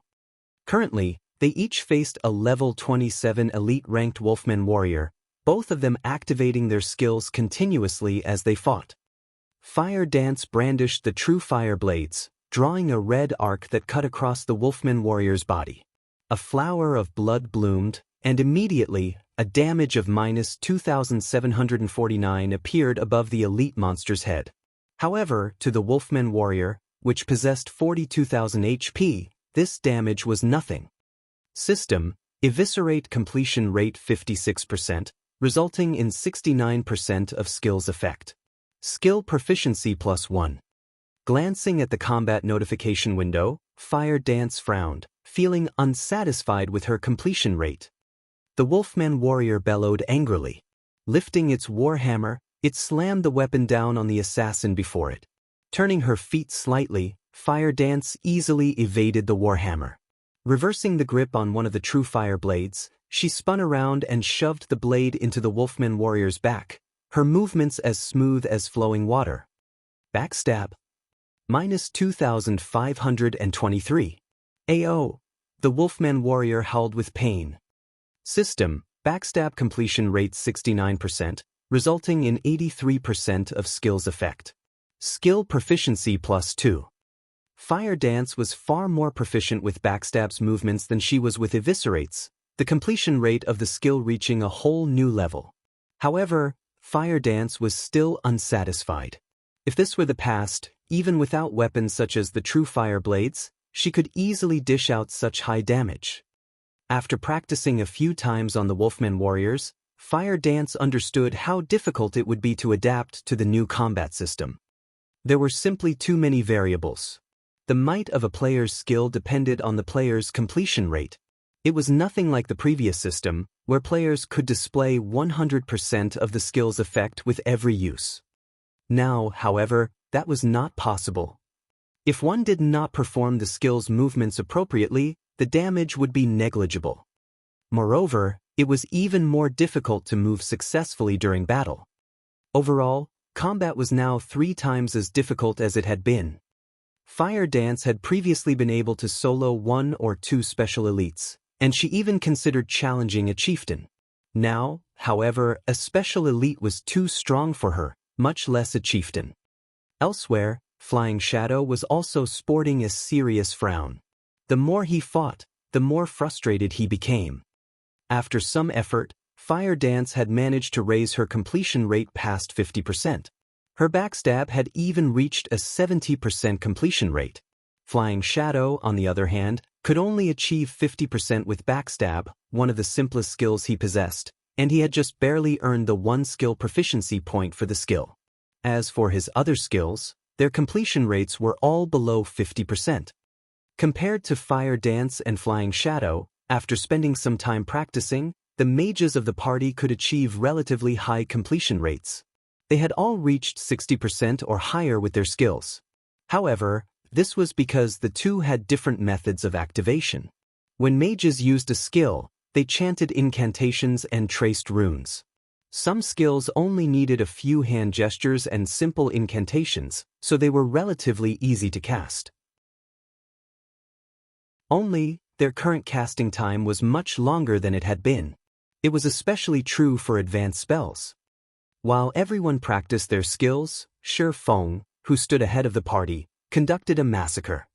Faced with dozens of Wolfman warriors, Shi Feng dashed forward and activated Thundering Flash. 2 arcs. 3 arcs. A total of 5 arcs of blue lightning tore through the elite monsters, a series of frightening damages appearing above their heads. Instantly, the dozens of Wolfman warriors lost close to half their HP. Some that had received critical hits fell to critical lows. In addition, due to the damage amplification debuff of Thundering Flash, they would receive an additional 30% damage from future attacks. And yet, the damages were nothing compared to Thundering Flash's completion rate. System: Thundering Flash completion rate 83%, resulting in 97% of skill's effect. Skill proficiency plus 3. Immediately after his attack, Shi Feng leaped into the air. As he raised the abyssal blade high, the power of lightning and fire emerged from the sword. He then slammed the weapon down towards the gathering of Wolfman warriors. Boom! All of the warriors within an area of 10 by 10 yards fell into a fainted state instantly and received over -7,000 damage. Those that had received a critical hit suffered over -14,000 damage. The Wolfman warriors with low HPs crumbled. System: Thunder Flame Explosion completion rate 74%, resulting in 89% of skill's effect. Skill proficiency plus 2. The moment Shi Feng landed, he followed up with Chop, striking 3 Wolfman warriors and dealing over -2,800 damage to each. System: Chop completion rate 85%, resulting in 100% of skill's effect. Skill proficiency plus 3. In just a moment, Shi Feng had exterminated dozens of Wolfmen. Standing at a distance, Aqua Rose and the others were tongue-tied after watching Shi Feng's battle. Every member of the party had personally experienced how difficult it was to achieve a high skill completion rate. However, when they saw Shi Feng's success, they felt nothing but shock. As for Shi Feng's feat of killing dozens of Wolfman warriors, none of them really had anything to say about it. The Wolfman warriors were merely elite monsters. Everyone present could easily destroy them. Although they had trouble using their skills, their basic attacks were still very powerful thanks to their equipment. Dealing with these elites was only a matter of time. The reason for their shock was Shifeng's ability to reach a completion rate above 80%, yet after training arduously for the past 4 hours or so, they had only achieved above 50%. Moreover, even when using Thunder Flame Explosion, the skill Shifeng was least proficient with, he could perform a completion rate above 70%. However, this was still not the most noteworthy aspect. Shifeng's casual use and chaining of his skills were what impressed them the most. How could they not be shocked? Guild leader, can't you just teach us how we can improve our skill completion rates? Aqua Rose envied and admired Shifeng's super high completion rate. That's right. It's not like we're demanding much. I will be satisfied if I can reach a 70% completion rate. Blackie's completion rate had given him a headache. In the beginning, their completion rates had improved relatively quickly. Within half an hour, they had managed to achieve 50%. However, it had taken them over 3 hours to rise from 50% to 60%. Moreover, it only became more challenging to raise their completion rates the higher they went. By now, their completion rates had basically plateaued. At around 60%, they could only display roughly 60% to 70% of their skill's potential. If they could stabilize their completion rates at 70%, they could almost display their previous strength. Only when a skill achieved an 85% completion rate could it manifest 100% of its effects.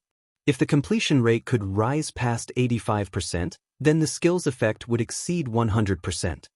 If they could raise the completion rate of all of their skills past 85%, the combat power would surpass their previous selves. Everyone eagerly looked forward to such a day. Unfortunately, they had no idea how to overcome the challenge of the new system. Do you guys really wish to know how to improve your completion rates quickly? Shifeng asked after tidying up the loot. He could not help but laugh as he looked towards his party members.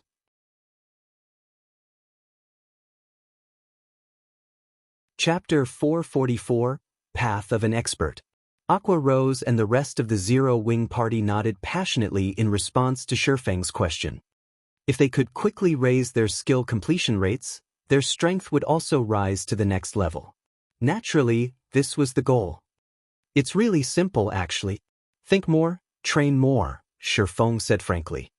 Think more, train more? The team rolled their eyes at their guild leader. They had been doing exactly that all this time. However, they had almost reached their limit. That's right. Think more, train more. There's no other way.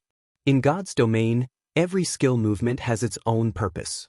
First, figure out why such movements are required, then carry them out. You guys have been trying to draw a tiger by looking at a cat. You cannot improve if all you're doing is mimicking the tutorial videos. Shifeng was aware of the enthusiasm filling his companions' hearts. However, one could not become more proficient overnight. After the second evolution of God's domain, players would experience a slump for a relatively long period. Experts were no exception. Many players struggled with the sudden weakness, falling from glory. However, it was precisely because of God's domain's second evolution that the difference between ordinary players and experts had become more distinct. Previously, a player's strength relied on their equipment and techniques. After the second evolution, however, a player's strength mainly relied on their skill completion rates. With this new system, one could immediately tell whether a player was a dragon or a worm. Ordinary players' skill completion rates usually ranged between 50% and 60%, and players at this standard were considered beginners. Players with 61% to 70% completion rates were elites. Meanwhile, those who achieved 71% to 80% were experts, and 80% to 90% was the domain of top-tier experts. Players who could reach completion rates above 90% were as rare as a phoenix's feather. In the past, Shifeng's best record had been 87%. Although he was only 3% away from surpassing a top-tier expert, it was the difference between heaven and earth. The fact that Fire Dance and the others could achieve such results with just a few hours of practice was already impressive. After the second evolution of God's domain, Many players had not dared to solo monsters. Many players had spent several days practicing their skills just to reach a 50% completion rate. Only players who had achieved a 50% skill completion rate were strong enough to solo. Otherwise, with inadequate completion rates, their damage was negligible. In addition, a majority of the players in God's domain relied on their skills to kill monsters. Hence, without sufficient completion rates, players would only find death if they grinded alone. Contemplate the importance of the required movements? Fire Dance pondered. Must I do that to manifest the techniques of the skill? Fire Dance recalled her previous uses of backstab in battle. In the past, she would always think of ways to strike her opponent from behind, never considering how she could use backstab more efficiently. However, in the tutorial video of backstab, the player would first dodge the opponent's attack, reverse the grip on his weapon, then circle behind the opponent with a spin and stab his weapon into his opponent's back. The entire process was smooth and efficient and was much faster, more vicious, and more difficult to dodge than her previous attack method. Thinking up to this point, Fire Dance searched impatiently for another Wolfman warrior to experiment on. This time, however, Fire Dance did not enter stealth. Instead, she waltzed up to the elite monster. When the Wolfman warrior noticed Fire Dance, it howled and slashed its great sword at the assassin. Fire Dance did not immediately try to dodge the oncoming attack. Instead, she waited until the Wolfman warrior's greatsword reached its maximum speed before moving. Fire Dance took a step forward before sidestepping, dodging the greatsword at the last possible moment. Reversing her grip on the true fire blade, she then spun and shoved the blade into the Wolfman warrior's back. Due to her body's rotational power, the radiant sword's speed had increased. Even Shifeng could not avoid such a fast attack, much less the Wolfman warrior. Hua! The true fire blade pierced the Wolfman warrior's back, a damage of -2,736 appearing above its head. System: backstab completion rate 76%, resulting in 90% of skill's effect. Skill proficiency +2. Fire Dance's eyes shone upon seeing this system notification. As if she had found a path through the darkness, her confidence suddenly skyrocketed.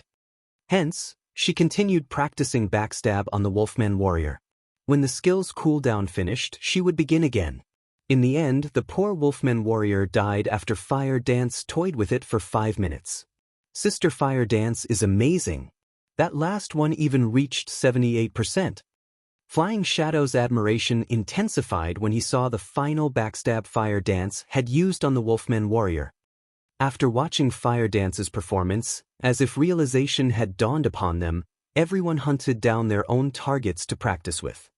Meanwhile, Shifeng continued to search for the exit in silence, not bothering to comment. Excessive guidance would lead to Fire Dance and the others to believe that his way was the only way. However, everyone had their own paths and unique fighting habits. Different habits and body types would lead to different skill techniques.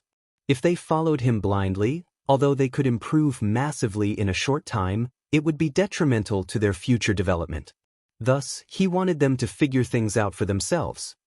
In the past, Shifeng had tried mimicking other experts, copying their every move in the hopes of improving his technique.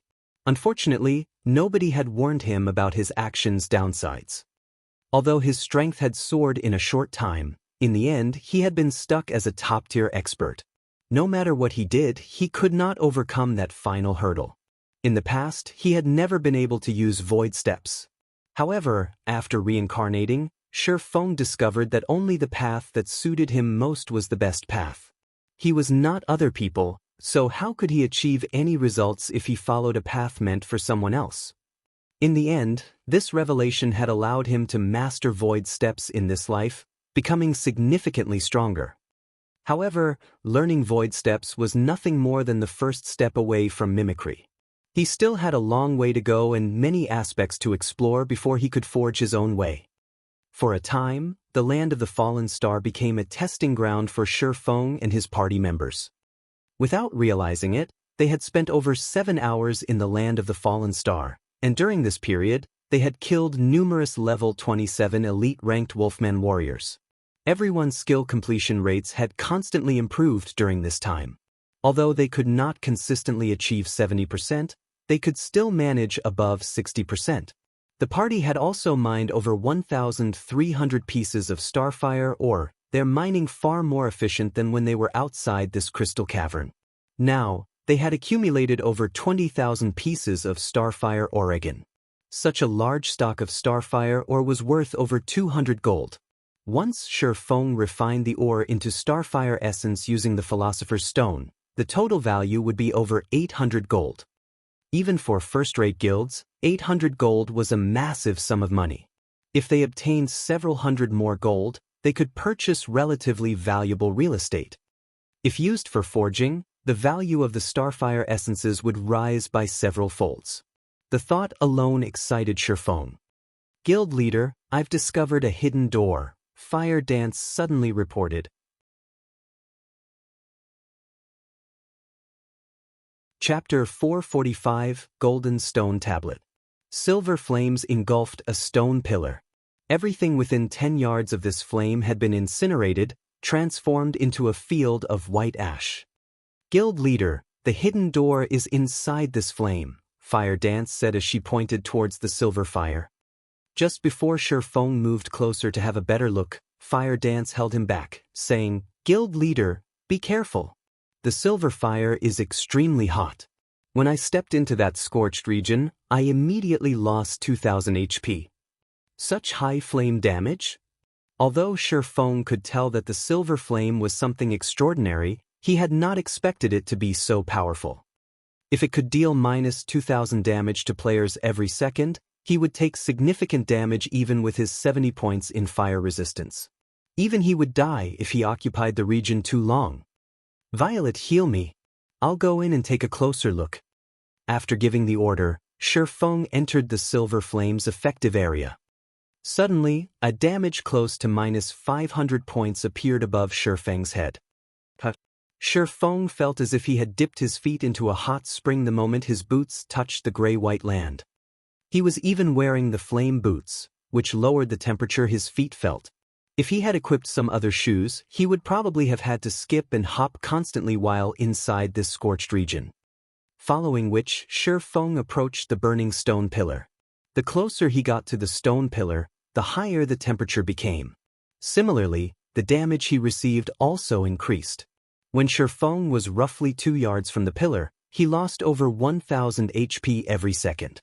Even though Shi Feng had long since recovered from his weakened state, his HP returning to over 8,400, he would only last 9 seconds at most. Fortunately, he had a powerful healer, Violet Cloud, supporting him. After Violet Cloud cast a sacred shield on him, he could just barely cope with the Haida. Sure enough, there's a hidden door here. Shi Feng noticed that there was a tightly shut door on the burning stone pillar. There was also a blue chain not far from the door. Shi Feng grabbed the blue chain, searching for a connection with the door. However, the instant he touched the chain, Shi Feng suddenly felt a chill wash over him. The fire damage he received suddenly reduced from over minus 1,000 damage to just around minus 600 damage. This chain really is special. I wonder what it is made of? It could be useful if I could find a way to take it. Shi Feng examined the blue chain, sorely tempted. If he could claim this chain, raiding flame-type dungeons or facing fire-type bosses would become much easier. Just holding the chain increased his fire resistance by at least 40 to 50 points. It was even more impressive than an intermediate fire resistance potion. Moreover, the latter only had a duration of 1 hour, whereas one only needed to hold the former to gain the buff. Just how much money could he save on fire resistance potions? As Shi Feng pulled the blue chain, the stone door in the middle of the massive pillar opened slowly. A dark passage with zero visibility lay beyond the threshold. After the stone door opened, the silver flames diminished gradually until they had been extinguished. Shortly after, the scorched earth also began to cool, allowing players to traverse through the region freely. Guild leader, you're amazing. Your fire resistance is so high. No one else could reach and open the door, even if they knew about it, Blackie laughed. Although they had obtained a bounty from this land of the fallen star, it would mean nothing if they could not find their way out. Let's go. Shi Feng unsheathed the abyssal blade and the purgatory shadow as he crossed the threshold cautiously. The passage beyond the stone door was cramped, and engravings of ancient texts and drawings decorated the walls on either side. From the looks of them, these texts and drawings seemed to originate from an ancient era, and not even Shi Feng, someone who was very familiar with God's domain, recognized them. The passage allowed, at most, 3 people to walk abreast, so it would be extremely challenging to coordinate their attacks. Fortunately, the party did not encounter a single monster along their entire journey. After wandering down the passage for over half an hour, the party arrived at a towering altar. Massive statues of wolf-headed men guarded each side of the altar, and the silver flame dancing on the altar was the same flame Shi Feng and the others had seen outside the stone door. A short distance to the right of the altar, there was a teleportation magic array. A stone tablet emitting a golden glow sat to the left of the altar. Divine runes and drawings covered the tablet, and one could tell with a glance that the tablet was something extraordinary. As the team walked up to the altar, they suddenly felt an extraordinary pressure weighing down on them. It felt as if someone pummeled them repeatedly with a sledgehammer.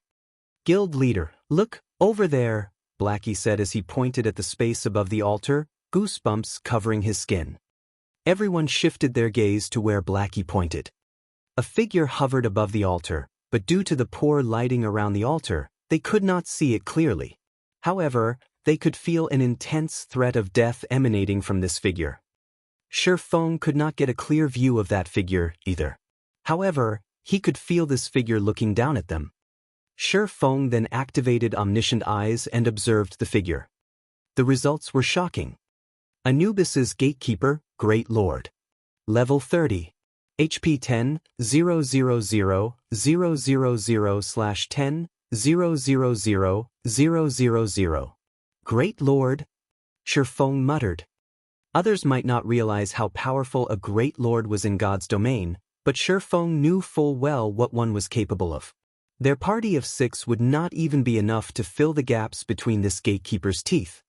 It was especially true for such field Great Lords. Although their HPs were far lower than Great Lords in dungeons, field Great Lords were more powerful. Even a team of several thousand level 30 players would be no more than cannon fodder before this gatekeeper. "He won't attack us, right?" Aqua Rose asked, feeling somewhat nervous as she watched Anubis's gatekeeper. Aqua Rose wasn't the only one nervous. Even Shi Feng struggled to keep his cool. "Hopefully not," Shi Feng said uncertainty.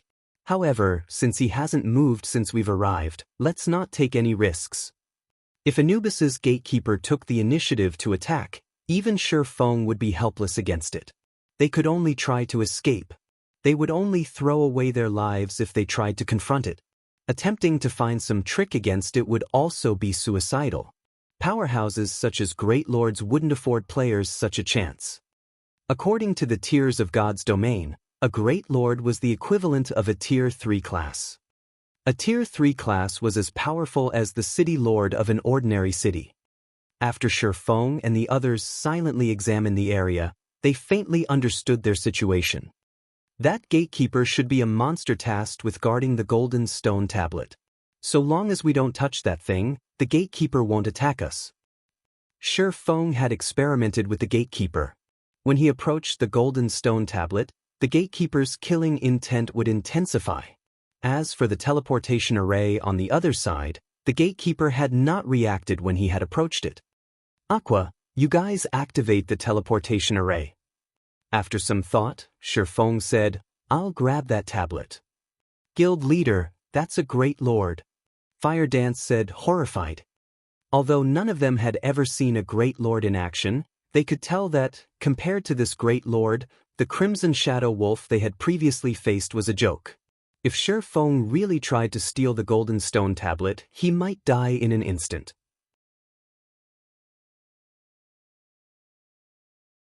Chapter 446, Silver Flame. Everyone promptly agreed with Fire Dance's opposition. They acknowledged that Shi Feng possessed frightening combat power.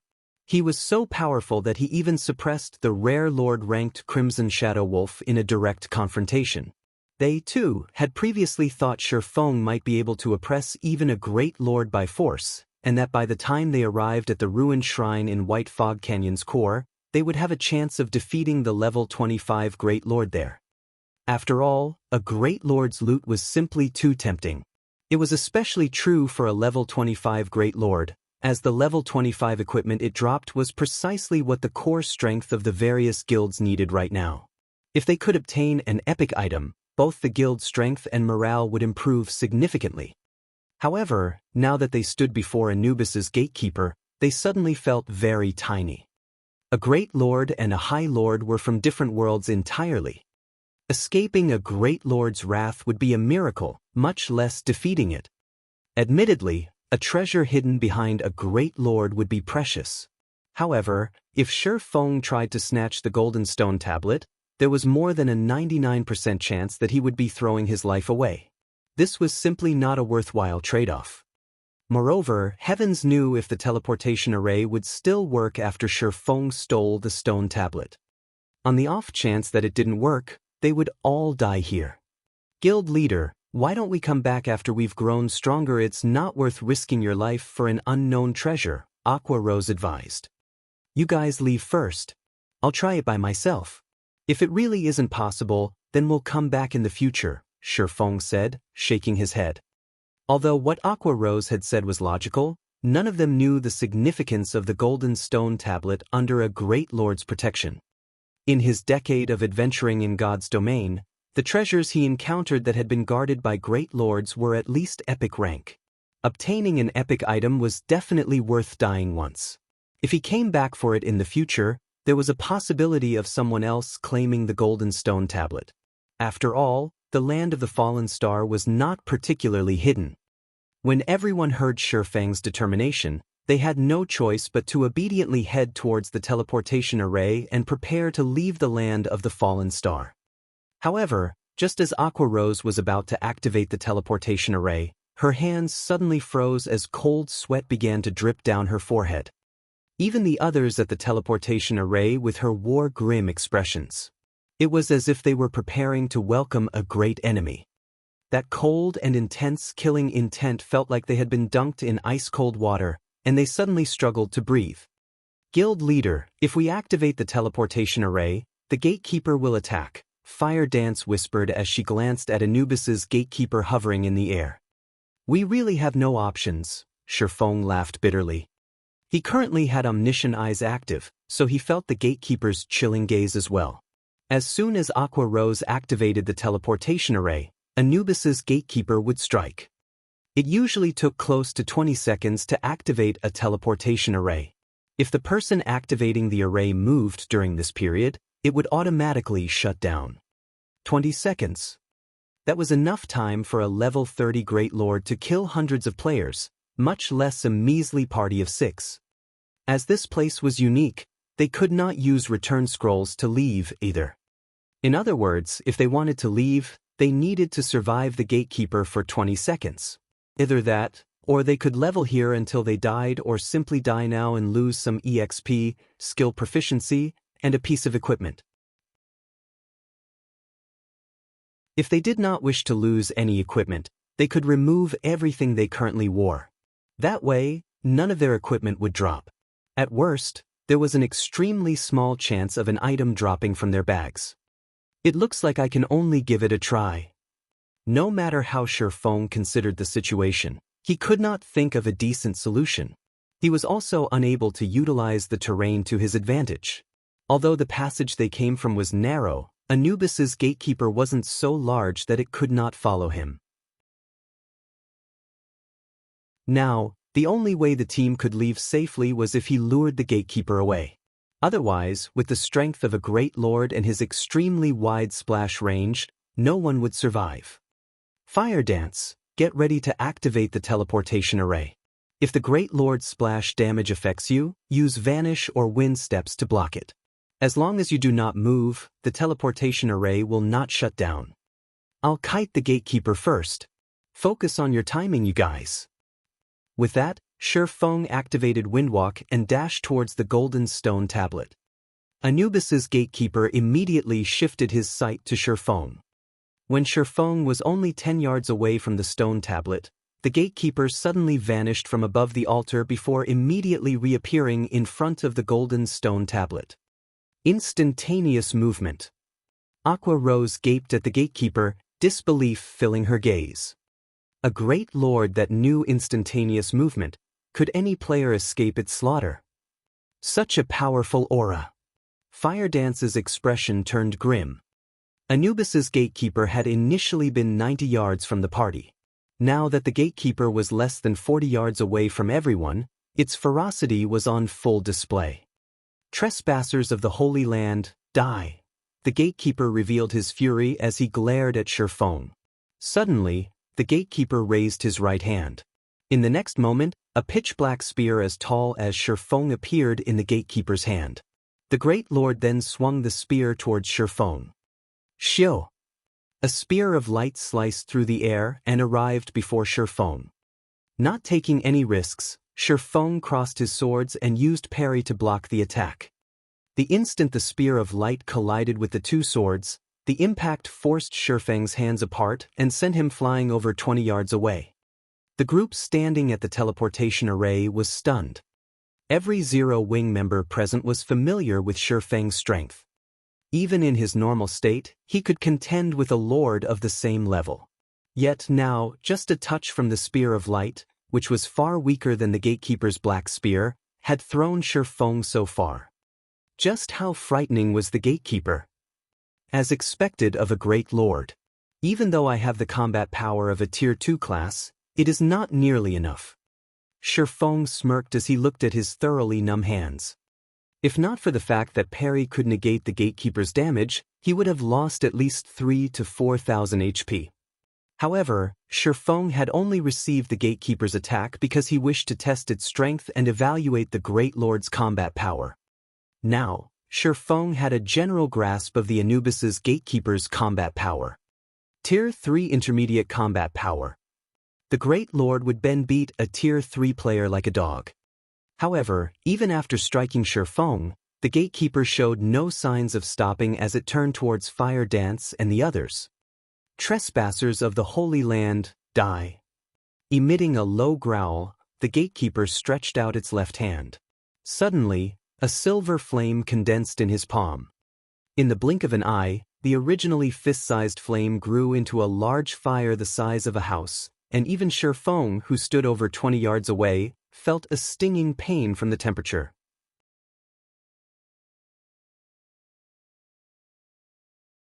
Chapter 447, Contest of Strength. Just as Anubis's gatekeeper was about to unleash its silver fire on Fire Dance and the others, suddenly, a black barrier appeared around the gatekeeper, containing the Great Lord. Following which, the flames gradually dispersed. Close one. Violet Cloud released a sigh of relief as she wiped the cold sweat from her forehead. Every Zero Wing party member shifted their gaze to Violet Cloud. Fortunately for them, Violet Cloud had managed to interrupt the gatekeeper's attack.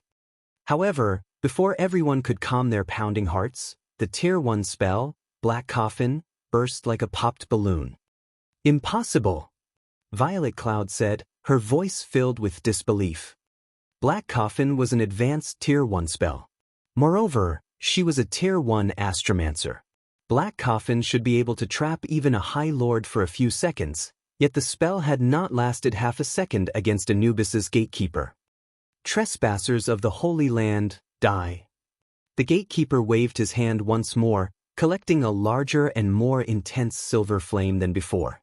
The silver fire also appeared faster this time.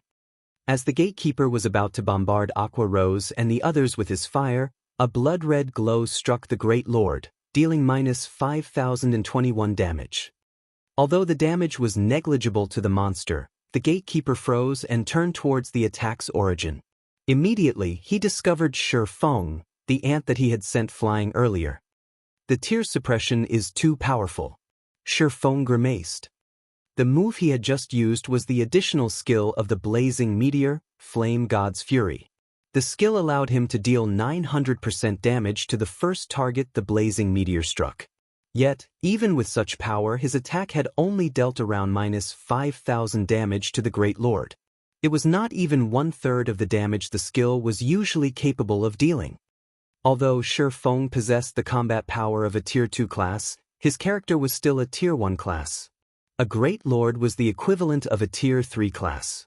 With a difference of 2 tiers, the damage he could deal to the gatekeeper was significantly reduced. This was also one of the reasons why Shi Feng had not attempted to raid the level 25 Great Lord in the ruined shrine. Not only would tier suppression significantly reduce a skill's effect, but it would also significantly reduce one's potential damage. Moreover, this was in the event that the difference was only a matter of 2 tiers. Currently, Overwhelming Smile didn't have any Tier 1 players. Fire Dance, activate the teleportation array now. Shi Feng urgently shouted in the party chat as he returned the gatekeeper's chilling gaze. Knowing that time was of the essence, Fire Dance did as she was told. Immediately, the teleportation array Fire Dance and the others stood on shone with a dark blue glow as it started gathering mana from its surroundings. At this moment, Anubis's gatekeeper paid no attention to Fire Dance and the others. Instead, he suddenly disappeared, reappearing in front of Shi Feng. Raising his spear high, he swung the weapon down on Shi Feng. The gatekeeper's attack was different from the spears of light he had casually sent out before. Just the pressure preceding the attack turned Shi Feng's movements sluggish. Shi Feng hurriedly activated Defensive Blade to defend himself. However, Anubis's gatekeeper showed no intention of ending his assault after one strike. In quick succession, his spear darted towards Shi Feng again and again, searching for an opening. Ping. In 2 short seconds, Defensive Blade had been exhausted. Although Shi Feng had tried to counter the gatekeeper's attacks during this period, the pressure from the spear was simply too immense. His sluggish body could not keep up with the black spear's speed. Aqua Rose and the others were similarly shocked as they watched Shi Feng fight for his life. Although they had realized that there was a difference between a lord and a great lord, they had not realized the gap between the two was this massive. Shi Feng was not nearly strong enough to resist the gatekeeper. Thinking back on how the various guilds of White River City had boasted their plans to raid a great lord, the very idea was a joke. Guild leader. Anxiety filled Fire Dance's heart. She struggled with her desire to charge forward to help her guild leader, but the teleportation array was their only hope of leaving this place. If she moved, she would waste all their efforts. The others were similarly anxious. Although they wished to help, they could not. It was highly possible that their aid would lure Anubis's gatekeeper to the array. If that happened, they would all die. Moreover, even if they lent their assistance, it would not change the battle. Seeing as the black spear was about to strike at him once again, Shi Feng decided that he was done holding back. Purgatory Power. Heavenly Dragon's Power. Blade Liberation. In the blink of an eye, Shi Feng's strength reached an entirely different realm. Purgatory Power increased his attack speed by 100% and damage by 30%. Heavenly Dragon's Power increased his defense by 300%, HP by 300%, and strength attribute by 100%. Instantly, Shi Feng's strength broke past the 800-point threshold. Blade Liberation increased Shi Feng's strength by 80% and agility by 120%, allowing his strength to reach close to 1,500 points. With close to 1,500 strength, even a rare lord of the same level would be beaten mercilessly. At this moment, Shi Feng's body released a faint, bloody glow. Now, the black spear's pressure was ineffective against Shi Feng. Immediately, Shi Feng swung the abyssal blade upward, meeting the gatekeeper's attack head-on. Boom! The collision instantly created a storm in front of the altar. Shi Feng's teammates nearly lost their balance due to the resulting shockwave. This shockwave is so powerful! Blackie exclaimed. Nothing will happen to guild leader, right? Flying Shadow was thoroughly shocked. Despite standing over 30 yards from the battle, the intense shockwave still reached them, rocking them back. One could just imagine how horrific the combatant's strength was. Guild leader had overpowered a rare lord easily with the strength he's using now. He should be able to hold the gatekeeper off for some time, Fire Dance said, uncertainty coloring her voice. The others also nodded in agreement. With strength capable of suppressing a rare lord, Shi Feng should have a fighting chance even against a great lord. If not, then a great lord was truly a heaven-defying existence. When the dust settled, everyone could finally see the conclusion of the exchange. They were all stupefied. Cracks spreading out as far as 10 yards away covered the ground beneath Shi Feng's feet. A damage close to -600 points had also appeared above Shi Feng's head.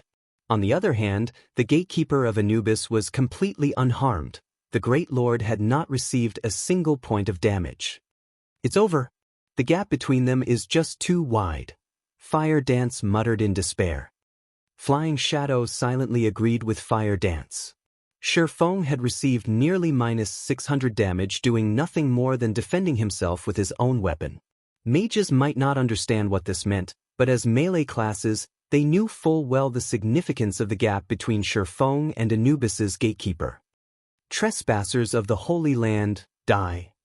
The gatekeeper growled once more as it continued brandishing its black spear. The Great Lord thrust his spear towards Shi Feng in an unending barrage.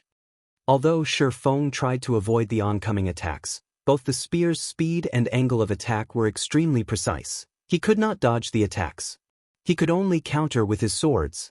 However, every time he blocked an attack, the impact would force him backward. The gatekeeper sent over a dozen strikes at Shi Feng in quick succession, forcing Shi Feng into a constant retreat and disrupting his balance. Meanwhile, Shi Feng had lost close to 10,000 HP during this brief assault. Fortunately, Dragon's power increased his HP by 300%, granting him a total of over 25,000 HP. The 300% increase in defense also allowed him to survive the brutal onslaught. If any other player stood in his place right now, they would have died long ago. Meanwhile, when Anubis's gatekeeper saw that his opponent had yet to fall despite receiving so many attacks, he suddenly flew into a rage. In the next moment, silver flames emerged around the gatekeeper's spear, instantly causing the surrounding temperature to soar. The gatekeeper then jumped into the air, and gripping his spear with both hands, he slammed the weapon down at Shi Feng. The black spear was like a giant flame serpent as it spread its jaws, intending to swallow Shi Feng with a single bite.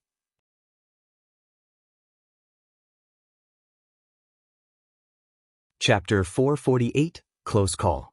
As the giant flame serpent was about to devour Shi Feng. Suddenly, Shi Feng raised his head and glared at the serpent before opening his mouth and activating Dragon's Breath. A dragon's roar resounded throughout the surroundings, and a shockwave slammed into the flame serpent. When the two collided, both attacks dispersed. However, the gatekeeper was not done. Tightening his grip on the black spear, the gatekeeper thrust it towards Shi Feng's heart. Shi Feng immediately activated Flame Rush, his movement speed increasing by 100% for 10 seconds. As his speed soared, Shi Feng launched himself backward, barely avoiding the spear. As expected, it really is pushing it too much to challenge a great lord with the combat power of a Tier 2 class. After Shi Feng landed, he focused on Anubis's gatekeeper, having no intention of initiating an attack. Survival was his main priority. He would delay as long as possible. Despite using his twofold berserk technique and pushing his combat power to the max, he had still lost close to half of his HP after a few seconds. If not for the fact that he was a Blade Saint and that he owned a fragmented legendary item, the gatekeeper's spear would have long since claimed his life. However, Anubis's gatekeeper clearly had no intention of letting Shi Feng delay for time as he raised his spear and slammed it into the ground. Suddenly, the Great Lord split into 3 copies of himself, each copy having a maximum HP of 6 million. Crap! Shi Feng could not help but curse.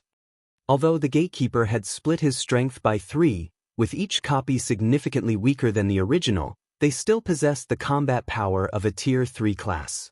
Even if Shi Feng faced one of the copies one-on-one, he would not find his opponent any easier to deal with. On the other hand, Shi Feng now had to deal with 3 gatekeepers simultaneously. The danger he currently faced was far from just 3 times greater. Having no other option, Shi Feng used Phantom Kill, his doppelganger appearing by his side. Although his doppelganger only possessed 70% of his attributes, it could still relieve some of the pressure. Trespassers of the Holy Land, die.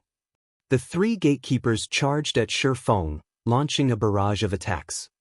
Without hesitation, Shi Feng used 9 Dragon's Slash to pin down the middle copy.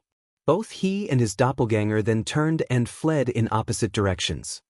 Even if he were a Tier 3 class, he still could not take on 3 Great Lords at once. When the 2 unrestricted gatekeepers saw the identical Shi Fengs running off in different directions, they split up from each other to chase both the original and the doppelganger. As for the gatekeeper pinned down by 9 Dragon Slash, he remained where he was. For a time, a game of cat and mouse transpired. Although the gatekeeper's ability to split himself into 3 copies had greatly increased the danger Shi Feng faced, the situation had also given Shi Feng a lifeline. The 3 gatekeepers' attributes could not compare with the original Great Lords. Initially, Shi Feng had been far slower than his adversary. Now, however, their speeds were almost equal. Moreover, after Anubis's gatekeeper split himself, his copies could no longer use instantaneous movement. His copies were only capable of chasing Shi Feng on foot, and this allowed Shi Feng to catch a breather. The seconds ticked by slowly.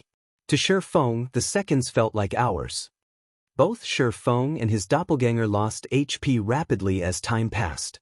As for Violet Cloud at the teleportation array, she refrained from healing her guild leader even once. It was not because she did not want to or that she couldn't, but because it was likely that she would pull the aggro of one of the gatekeepers if she did. If that happened, none of them would leave this place alive. Hence, Shi Feng had to rely on regeneration potions to recover his HP. 15 seconds into channeling the teleportation array, Shi Feng's doppelganger died. Now, Shi Feng had to deal with 2 gatekeepers alone. Realizing that the situation had become unfavorable, Shi Feng immediately retrieved a speed scroll from his bag. After using the scroll, he dashed into the narrow passage their party had come from. All 3 gatekeepers instantly took up the chase. In less than 3 seconds, the gatekeepers had caught with to Shi Feng. However, Shi Feng suddenly turned to smirk at the 3 Great Lords. "Goodbye." Shi Feng smiled faintly as he activated space movement. He then jumped into the black hole that appeared before him and disappeared from the narrow passage, leaving behind 3 dumbfounded gatekeepers. Although the Land of the Fallen Star prohibited the use of return scrolls, he could still use space movement. Only, the skill's range was limited to the area within the Land of the Fallen Star. He could not use the skill to leave.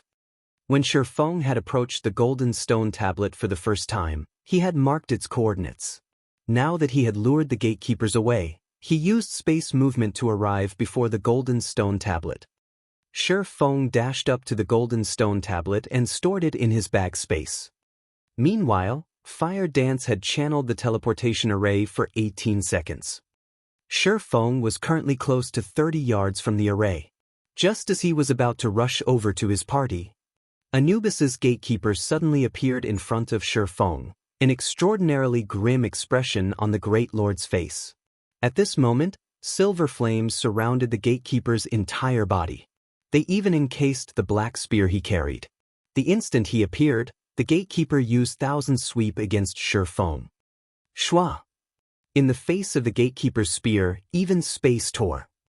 The black spear was so fast that it could not be seen by the naked eye. The weapon slammed into Shi Feng. Boom! An explosion shook the altar. Trespassers of the Holy Land, die. Although the gatekeeper of Anubis had struck Shi Feng with his spear, the rage in his heart had only grown, not lessened. The gatekeeper had struck only Shi Feng's afterimage. Guild leader! Fire Dance called out with surprise when she saw Shi Feng appear beside her. Everyone had lost hope the moment they saw the Great Lord's attack. That final strike had simply been too fast. Blocking the attack would have been impossible, much less dodging it. Yet, Shi Feng had successfully avoided the attack. Moreover, he even appeared right beside them. It was astonishing. However, only Shi Feng had known how much danger he had been in just now. The instant the gatekeeper appeared before him, he had immediately used silent steps on fire dance. Had he hesitated in the slightest, he would have definitely lost his life. All of you shall die. Anubis's gatekeeper bellowed as he glared at Shi Feng. He then threw his black spear towards Shi Feng's group. The weapon was extremely fast, none of them had time to respond to the oncoming attack. Meanwhile, there was still slightly over 1 second before the teleportation array would activate. That 1 second was more than enough time for the spear to annihilate them all. Suddenly, Shi Feng moved and stood in front of everyone, prepared to receive the attack. Just as the black spear covered in silver flames was about to reach its target, Shi Feng switched the aura of space for the aura of illusion, instantly increasing all of his attributes by 30%. He also activated Fantasy World. Fantasy World. Immunity to all magic damage and 15% of magic damage received will be converted to healing to recover players' HP for 20 seconds. Cooldown, 3 minutes. The instant the black spear collided with its target, Shi Feng instantly recovered close to 5,000 HP. However, before Shi Feng could celebrate, the immense impact from the collision between the black spear and his two swords eliminated 7,000 HP. As a result, he had still lost 2,000 HP. What a powerful skill. Although Shi Feng had blocked the black spear, both of his hands were completely numb. He couldn't move them at all now.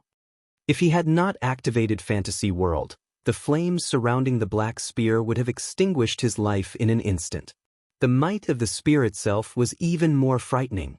After switching to the aura of illusion, all his attributes had increased by 30%.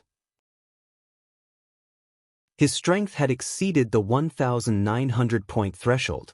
Yet, when defending against the black spear's physical attack, Shi Feng had received minus 7,000 damage. Despicable trespassers. I will not let you off.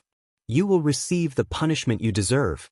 The gatekeeper bellowed as he snarled at Shi Feng. However, no matter how angry the gatekeeper was, he could not change the fact that the teleportation array had activated. The Great Lord did not have enough time to launch another attack, and it could only watch helplessly as Shi Feng and the others transformed into a streak of flowing light, vanishing from the land of the fallen star.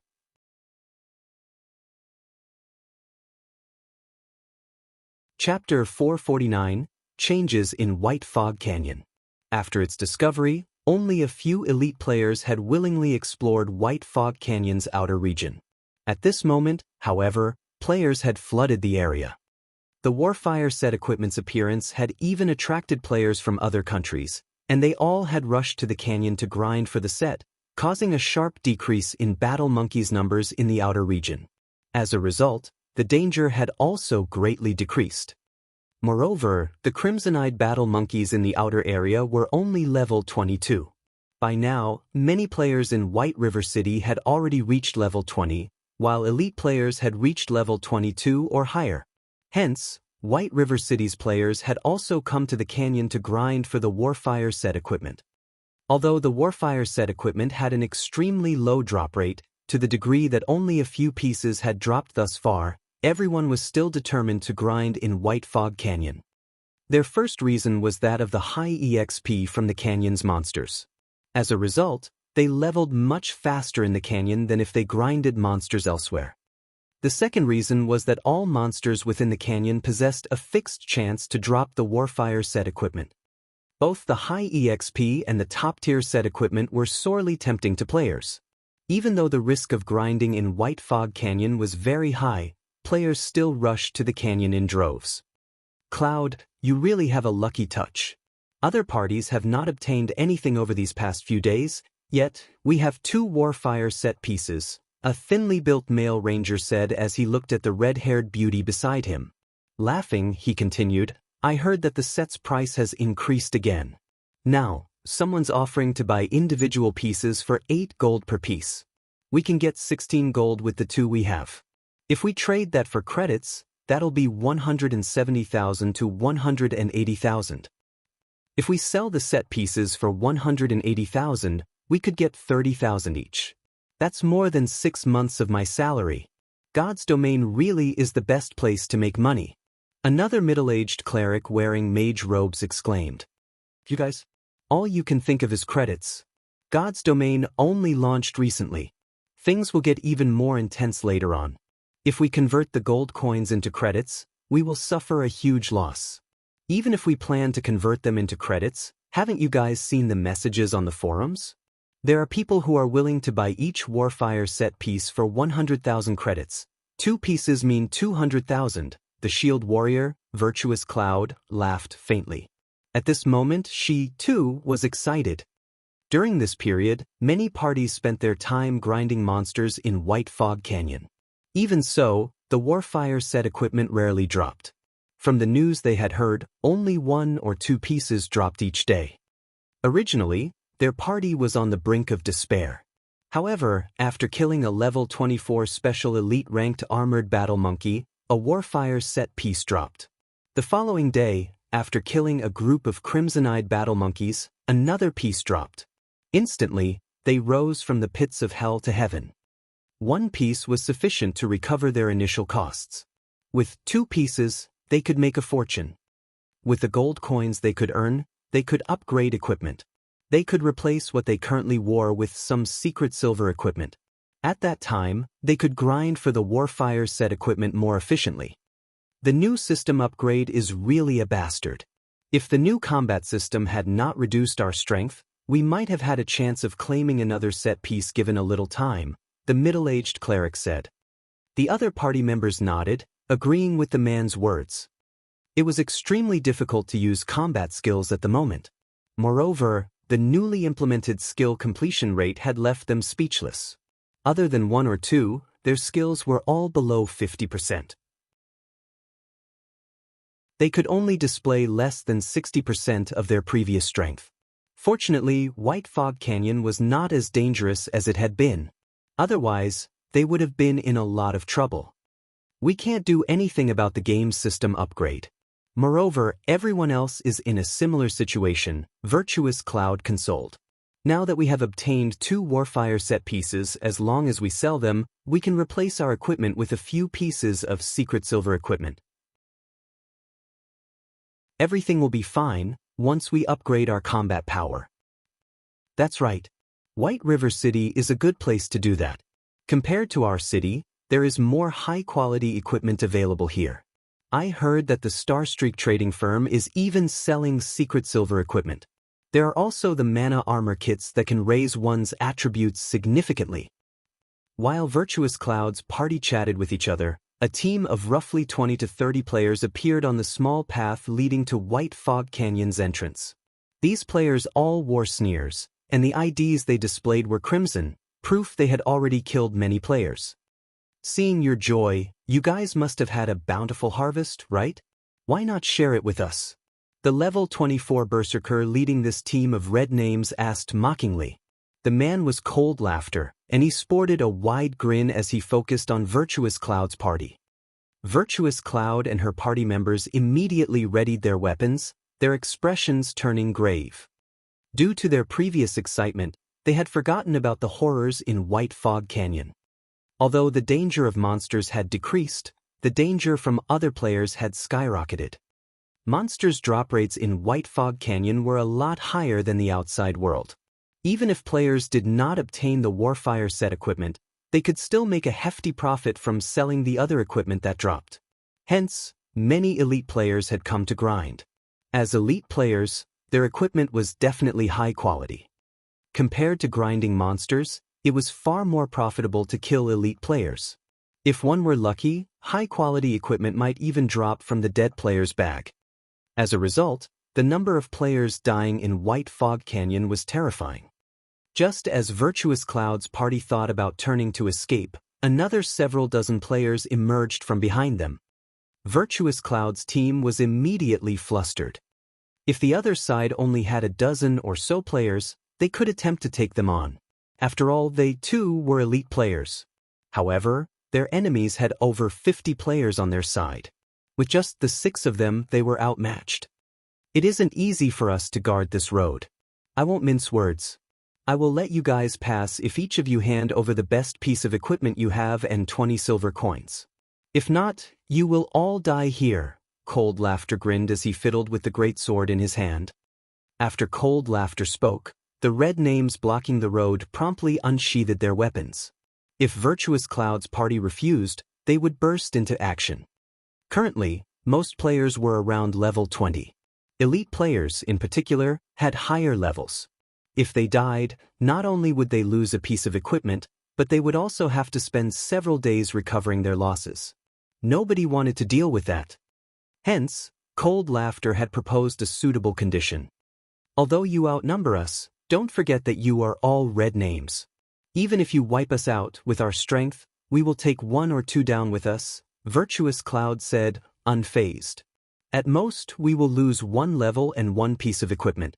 However, if a red name dies, they will lose 2 or 3 levels, maybe even 3 or 4, and a majority of the equipment they are wearing. Virtuous Cloud's words had undoubtedly generated some hesitation among the red names. After all, nobody could guarantee that they wouldn't be the pitiful player who Virtuous Cloud's party killed. However, none of the red names were shaken. On the contrary, they smirked arrogantly at the smaller party. Their expressions somewhat surprised Virtuous Cloud. Before Virtuous Cloud could figure out what was going on, Cold Laughter sneered and said, "Stop trying to play tricks. I'll count to 5. If you don't hand over the equipment and money, we'll take it ourselves. Everyone be careful. In a moment, I'll clear a path towards the forest to our left. If we can reach the forest, we should be able to shake them off once inside," Virtuous Cloud hurriedly said. Just as both sides prepared to take action, a black hole suddenly appeared in the air. In the next moment, 6 people fell from the black hole, landing between Virtuous Cloud's and Cold Laughter's groups.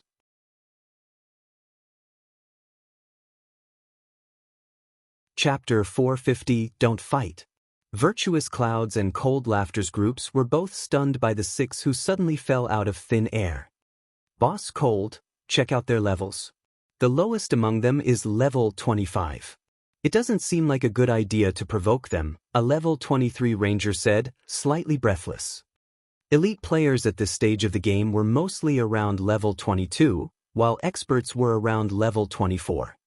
In Virtuous Cloud's party, only she was level 23, while the others were level 22. As for the red names, the highest leveled player was Cold Laughter, who was currently level 24, while everyone else ranged between level 21 and level 23. On the other hand, the 6 players that had suddenly appeared ranged between 25 and 27. It was common knowledge that each level demanded more EXP than the last. Disregarding their equipment, just the fact that some of them were level 27 was terrifying enough. Why do these people seem somewhat familiar? Cold Laughter was no fool. After taking a careful look at the newcomers, he used an identification skill. Suddenly, his lips curled into a smile. Sure enough, it's him. Boss Cold, who is it? The ranger asked. Don't you remember the bounty Overwhelming Smile has offered? Cold Laughter said excitedly as he grinned at the level 25 swordsman wearing a black cloak. The ranger then followed Cold Laughter's gaze and used an identification skill on that level 25 swordsman as well. Immediately, he discovered that the swordsman's name was Black Flame. Black Flame? That's right. He's the same Black Flame who has the title of Star Moon Kingdom's #1 expert. A few days ago, Overwhelming Smile posted a bounty on his head. If we report his location, they will reward us with 10,000 credits. If he's still here when they arrive, they will give us another 300,000 credits. If we kill Black Flame, Overwhelming Smile is willing to pay 2 million credits. Many experts have found the offer tempting, and everyone's been looking for him. I never thought that I would find him here. But, Boss Cold, I heard that Black Flame is ridiculously powerful. With our numbers, I'm afraid. What's there to be afraid of? Now that God's domain has undergone its second system upgrade, everyone's strength has decreased significantly. Even if Black Flame is the #1 expert of Star Moon Kingdom, he is a tiger that has lost its claws and fangs. Does he think he can do whatever he wants in my turf? Contact Overwhelming Smile immediately. Tell them that we have found Black Flame and to prepare the money for his corpse. Saying so, Cold Laughter waved his hand. Suddenly, all 50 red names closed in on both Virtuous Cloud's and Black Flame's parties, leaving no opportunities for escape. Why are you here? Virtuous Cloud asked Shifeng, surprised to see him. Shifeng was a godlike tycoon. She had initially prepared to sell the 2 Warfire set pieces to Shifeng after they returned to White River City. She never expected to meet Shifeng here and in such a predicament. You are? Shifeng looked at Virtuous Cloud. Suddenly, the figure of the red-haired beauty he met a few days ago popped into his mind. Unable to help his laughter, he said, "How has your luck been these last few days?" "Not bad. We were just about to head back to the city and look for you." Laughing bitterly, Virtuous Cloud continued, "However, now that we have encountered them, I'm not sure whether we will profit or suffer from our trip to White Fog Canyon." "Enemies?" Shifeng asked as he examined his surroundings. These red names all had relatively high levels and good equipment, especially the level 24 Berserker standing in the lead. They were all independent players. Anyone who could reach level 24 at this stage of the game was definitely an expert. Virtuous Cloud was left speechless by Shifeng's leisurely behavior. However, when she looked at the other 5 players beside Shifeng, they, too, did not seem particularly concerned about the 50 red names surrounding them. This situation only served to surprise Virtuous Cloud further. Were all of these players godlike tycoons as well? Have none of them ever encountered a player interception before? They were actually able to remain calm in such a situation. Sighing, Virtuous Cloud chose to explain patiently, saying, "No. They're red names who are blocking the road and are trying to rob us. Judging by their expressions, it doesn't seem that they intend to let you guys go either. I suggest we join hands. If we face their 50 with our 12, some of us might get out of here alive." So, it's a robbery. Seems that quite a lot of players have come to White Fog Canyon recently. Although Shifeng had anticipated such a situation, he had not expected PvP to begin so soon. In the past, White Fog Canyon had become a gruesome war zone because everyone had discovered the value of Starfire Oregon teams of several hundred players, even some with over 1,000, would gang up on innocent players to steal what they could. 50? Blackie looked at the 50 red names surrounding them before excitedly saying, "I claim half of them. You guys can share the rest. Oh, that level 24 Berserker looks like fun. I want him as well." "Don't even think about it. I still need to practice skills on someone," Fire Dance said, shaking her head. "Brother Black, how can you claim half for yourself? If Sister Fire Dance and Sister Aqua split the remainder, there won't be anyone left for me," Flying Shadow complained. "I also disagree." Aqua Rose nodded. Since the update, they had only practiced their skills on monsters. At the end of the day, monsters were only AI. They were far inferior to players. It was especially true for experts. However, as the land of the fallen star was such a dangerous location, they didn't dare duel each other. Now, a perfect opportunity for them to test their skills against players had arrived. Moreover, these 50 red names were elite players. Watching Fire Dance and the others argue, Shifeng stepped forward and said, "Don't fight. Use your strength to compete. You will only have yourself to blame if you're not strong enough." Contempt filled Virtuous Cloud's heart as she watched the team bicker. What did these people consider the surrounding red names? Monsters to be easily slaughtered. In such a crucial moment, they still had the gall to joke around. As for the party members standing beside Virtuous Cloud, they became increasingly nervous under the red names' gazes, which grew colder with each passing second. Previously, these red names had expressed their ridicule. Now, however, there was only rage. Before Shifeng's party had arrived, these red names would have held back. After all, nobody wanted to die. It was especially true for red names. Now, however, This situation was all thanks to Shifeng and his party successfully angering these red names. How were they supposed to deal with these enraged red names now? You guys sure have guts. Even in the face of death, you still have the heart to joke around. Cold Laughter's expression turned grim as his eyebrows twitched. Throughout the many days he had hunted players in White Fog Canyon, this was the first time he had met anyone who dared to look down on them. Brothers, get rid of them.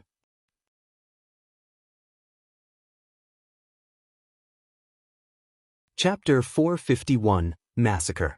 At Cold Laughter's command, the other red names exploded into action. Elementalists and Cursemancers started chanting, Rangers knocked their arrows, and Shield Warriors, Guardian Knights, and the other melee classes prepared to intercept any escape attempts. Black Flame, both our parties will open a path to our left. There's a forest in that direction, so it will be easy to lose them once we're inside, Virtuous Cloud hurriedly said as she raised her shield in preparation to take damage. Seeing that Black Flame's party members had such high levels, it was very unlikely that they would be weak. Although they were still outnumbered, 12 on 50 was still a lot better than 6 on 50. Not to mention, Black Flame's party was clearly stronger than her party. There was still a chance for them to break through the encirclement. However, before Virtuous Cloud had finished speaking, Fire Dance had already taken action. Using shadow steps, Fire Dance immediately appeared behind Cold Laughter. In an instant, her blood-red short sword slashed across the back of Cold Laughter's head. Cold Laughter had no hope against Fire Dance's speed. Before he knew it, a damage of minus 1,106 points appeared above his head, his HP instantly falling by 1/3. When Cold Laughter saw the other True Fire blade coming in for another attack, he was instantly afraid. Scram! Cold Laughter urgently used Whirlwind Slash, slashing his greatsword horizontally towards Fire Dance. Berserkers were known for their strength. In addition, Whirlwind Slash greatly increased the might of an attack by utilizing momentum. Even if Fire Dance had a higher strength, she couldn't defend against his attack. Dang! However, as if his greatsword had struck an immovable wall, the weapon stopped right beside Fire Dance, unable to advance. For a moment, Cold Laughter even felt his hands go numb. How? When Cold Laughter saw the blood-red short sword in Fire Dance's hand block his great sword effortlessly, he could no longer hide his fear. Was this an assassin? This question echoed through Cold Laughter's mind. During Cold Laughter's brief moment of shock, Fire Dance twisted the True Fire blade in her hand, disengaging from Cold Laughter's great sword and forcing the Berserker to retreat by a few steps. Fire Dance then swung her other arm, sliding the other True Fire blade smoothly into Cold Laughter's chest. Although Berserkers focused on strength, with the difference in equipment, Fire Dance's strength left Cold Laughter's in the dust, despite her agility-focused class. This was the cruel reality of God's domain. Equipment spoke volumes. Class advantage was meaningless in the face of powerful equipment. Cold Laughter hurriedly tried to defend against Fire Dance's sword. However, the latter gave him no opportunity to do so. Shadow Strike.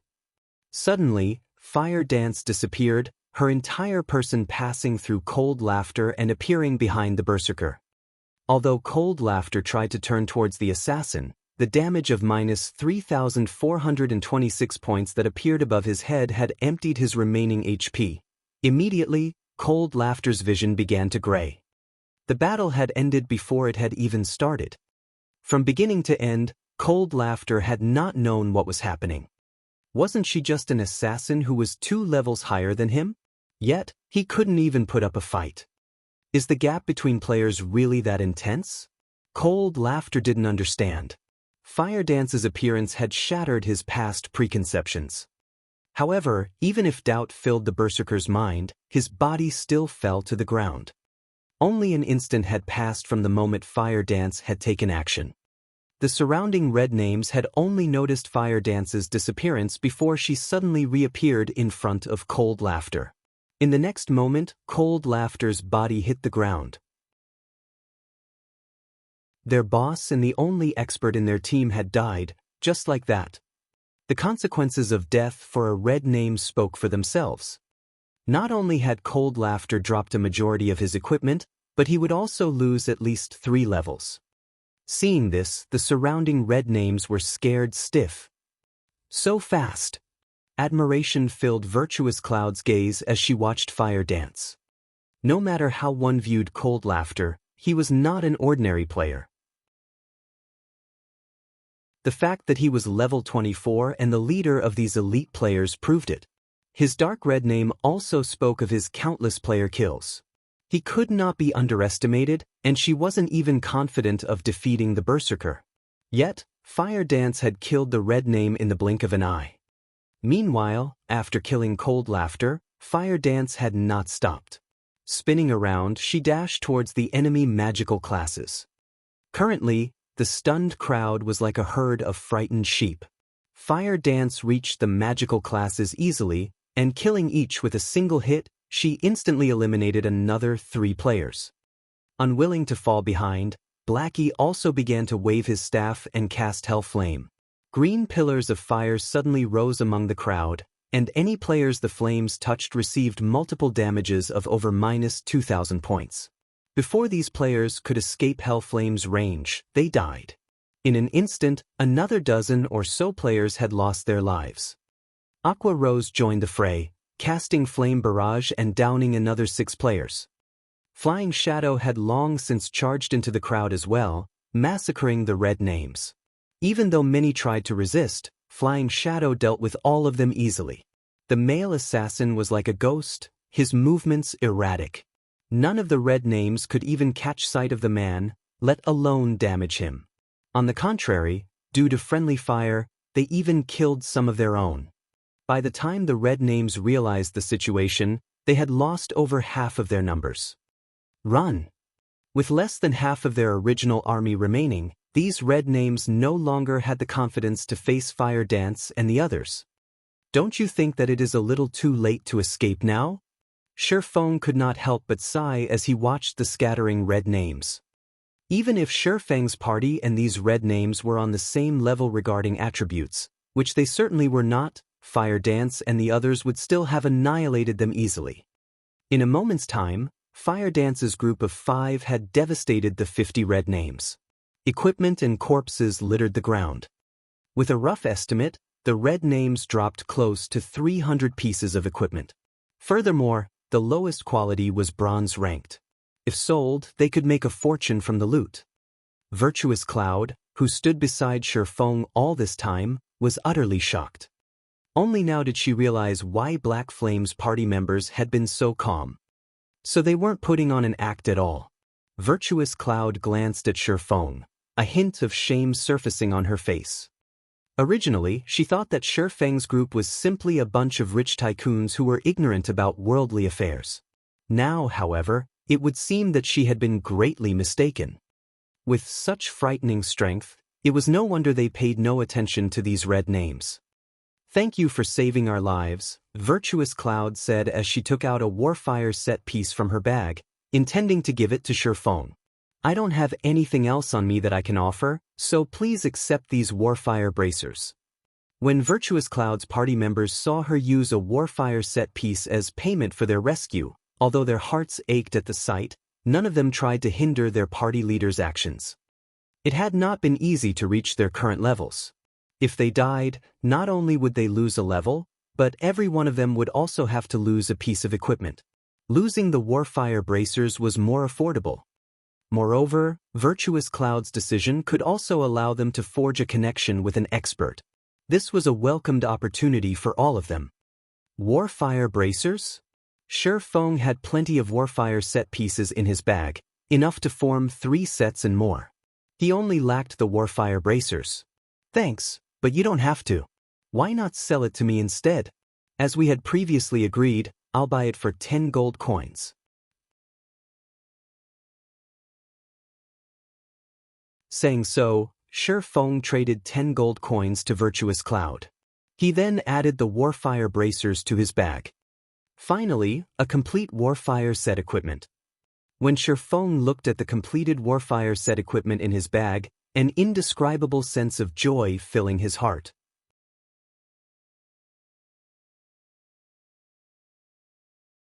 Chapter 452, Warfire. In White Fog Canyon's inner region, a large group of players currently faced a level 27 lord. Although these players only inflicted around -100 damage with each attack, there were over 2,000 players attacking simultaneously. In the end, the lord died, unable to withstand the barrage of attacks. What good luck! A level 25 fine gold weapon dropped. Lone Tyrant laughed after he finished organizing the loot. During this period, aside from searching for Black Flame's whereabouts, they had also searched for and killed Lord-ranked monsters. After such a long time, they had managed to kill over a dozen lords. However, the drop rate of level 25 fine gold ranked weapons and equipment was very low. They had only obtained 2 pieces, one was a cloth armor, while the other was the weapon that had just dropped. Everything else they obtained was mainly secret silver ranked. When the overwhelming Smile elites saw the level 25 fine gold weapon in Lone Tyrant's hand, they nearly failed to contain their drool. A level 25 fine gold weapon was the equivalent of a level 20 dark gold weapon. The former's attributes were even slightly better than the latter. One could even say that level 25 fine gold weapons were the best weapons currently available in God's domain. Aside from Zero Wing, there was no news of other guilds in White River City possessing level 25 fine gold weapons. Now, however, Overwhelming Smile had finally obtained one of their very own. Although they possessed far fewer level 25 fine gold weapons than Zero Wing, it was still proof of Overwhelming Smile's strength. Unfortunately, the elite members of Overwhelming Smile could only look at the level 25 fine gold weapon. They would have to wait a long time before they could obtain one for themselves. In order to kill the dozen or so lords, Overwhelming Smile had sacrificed many members. The price they had paid was simply unimaginable. At this moment, however, Lone Tyrant handed the level 25 fine gold dagger to Summer Sunshine. Everyone's hearts ached when they saw the exchange. They had only obtained this level 25 fine gold dagger after killing over a dozen lords with great difficulty, yet they actually gave it to an outsider without batting an eye. "Oh, this dagger is quite good. It's slightly better than my level 20 dark gold dagger," Summer Sunshine said after he gave the level 25 fine gold dagger a few swings. Nodding with satisfaction, he said, "All right, let's search for another lord, then." "Wait a minute," Yulon suddenly said. "Is there a problem?" Summer Sunshine asked as he turned to Yulon. "Big Brother Summer, I've just received information that someone has spotted Black Flame. He is currently in the outer region of White Fog Canyon. If we hurry, we can still catch him," Yulon said. After Black Flame had killed Overwhelming Smile's expert, Oriental Sword, all traces of the man had vanished. To avoid letting Black Flame escape, Yulon had prohibited Overwhelming Smile's members from acting rashly and alerting the enemy, giving Black Flame the chance to take preventive measures. All this time, they had searched for Black Flame in secret and had posted a bounty for the man. Unfortunately, even after so much time, nobody had seen the swordsman. Now that they had received news of Black Flame, they could not let him go. Black Flame was too famous. At this rate, Zero Wing would become increasingly difficult to deal with, and it would become very difficult for Overwhelming Smile to take control of White River City. He has finally shown himself. Let's head over there immediately. I want to see just how strong the #1 expert of Star Moon Kingdom is, Summer Sunshine said as he sheathed the dagger he had just received, anticipation filling his eyes. "I'll have to trouble Big Brother Summer, then." Yulon smiled faintly. Although she had constantly searched for ways to deal with Black Flame, she was still not confident of killing him. Now, however, they had an expert like Summer Sunshine on their side. Moreover, Summer Sunshine had just received a new weapon. Combined with the plans she had prepared, she was 90% certain that they could take Black Flame's life this time. Even if Black Flame were as strong as a lord, he would still die at her hands. Elsewhere, after Shifeng had obtained the Warfire bracers and completed the Warfire set equipment, he had not equipped the set himself. Instead, he passed it to Fire Dance. From the side, Virtuous Cloud and the others widened their eyes in shock when they saw Shifeng reveal the completed Warfire set equipment.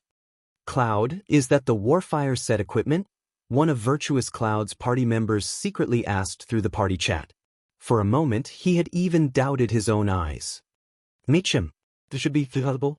I think, even when Virtuous Cloud saw the flowing purple light unique to the Warfire set equipment, she still found it hard to believe what she saw.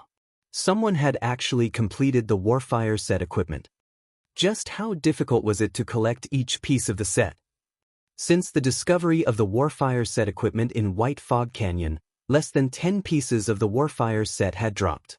Various guilds and tycoons had purchased these pieces. Moreover, based the information she had obtained, many of the pieces obtained were duplicates. Even with all 10 pieces, a full set had still not dropped. However, Shifeng had retrieved 7 Warfire set pieces from his back without a single duplicate. Virtuous Cloud could not fathom how Shifeng had accomplished such a feat. She had grinded for the set pieces for several days now, so she knew full well just how difficult it was to obtain even one. Just how powerful was Shifeng's backing for him to gather a complete set? Guild leader? Fire Dance was astonished when she looked at the Warfire set equipment inside her bag. She had personally seen the Warfire set equipment's attributes before. It was definitely top-tier equipment. Only, the set required a lot of EXP to upgrade. However, if someone upgraded the Warfire set equipment to Fine Gold rank, below level 30, it was one of the best sets available in the game. Yet, instead of using it himself, Shifeng had actually given her the first set. Shifeng's actions confused her. Black Flame was famous throughout the Star Moon Kingdom. If Zero Wing wished to continue flourishing, Black Flame needed to continue improving. Hence, all equipment should naturally be prioritized for Black Flame. However, leveling up is my priority right now. Even if I equip the set, the bronze rank set effects are not particularly useful. If I sacrifice my EXP to raise the set's quality, it will do me more harm than good. Moreover, with Zero Wing's current situation, what the guild lacks isn't top-tier experts but experts with overwhelming might. Don't reject it. I still have Warfire set pieces, so don't worry about it, Shifeng laughed. Fire Dance understood Shifeng's intentions. Zero Wing had no lack of top-tier experts. Facing so many powerful guilds, what Zero Wing needed most was an expert capable of turning the tides of battle by themselves. Following which, Fire Dance replaced her equipment with the Warfire set equipment. Immediately, Fire Dance started upgrading the set's quality. After her level fell from level 26 to level 25, the Warfire set equipment had reached Mysterious Iron rank. The basic attributes of the set had increased significantly. Warfire set equipment, Mysterious Iron rank can be evolved. Level 20 to level 30. Can be equipped by any classes. Set consists of 7 parts: head, chest, belt, hands, wrist, legs, and feet. Set effect, Mysterious Iron rank. 2-piece effect, all attributes plus 15. 4-piece effect, ignore levels plus 10. Obtain free will skill, able to remove all control effects for 7 seconds. Cooldown, 1 minute. 7-piece effect, main attribute increased by 12%. Skill cooldown decreased by 35%. Obtain Warfire Berserk skill. Damage increased by 50%, attack speed increased by 50%, and movement speed increased by 30% for 20 seconds. Cooldown, 4 minutes.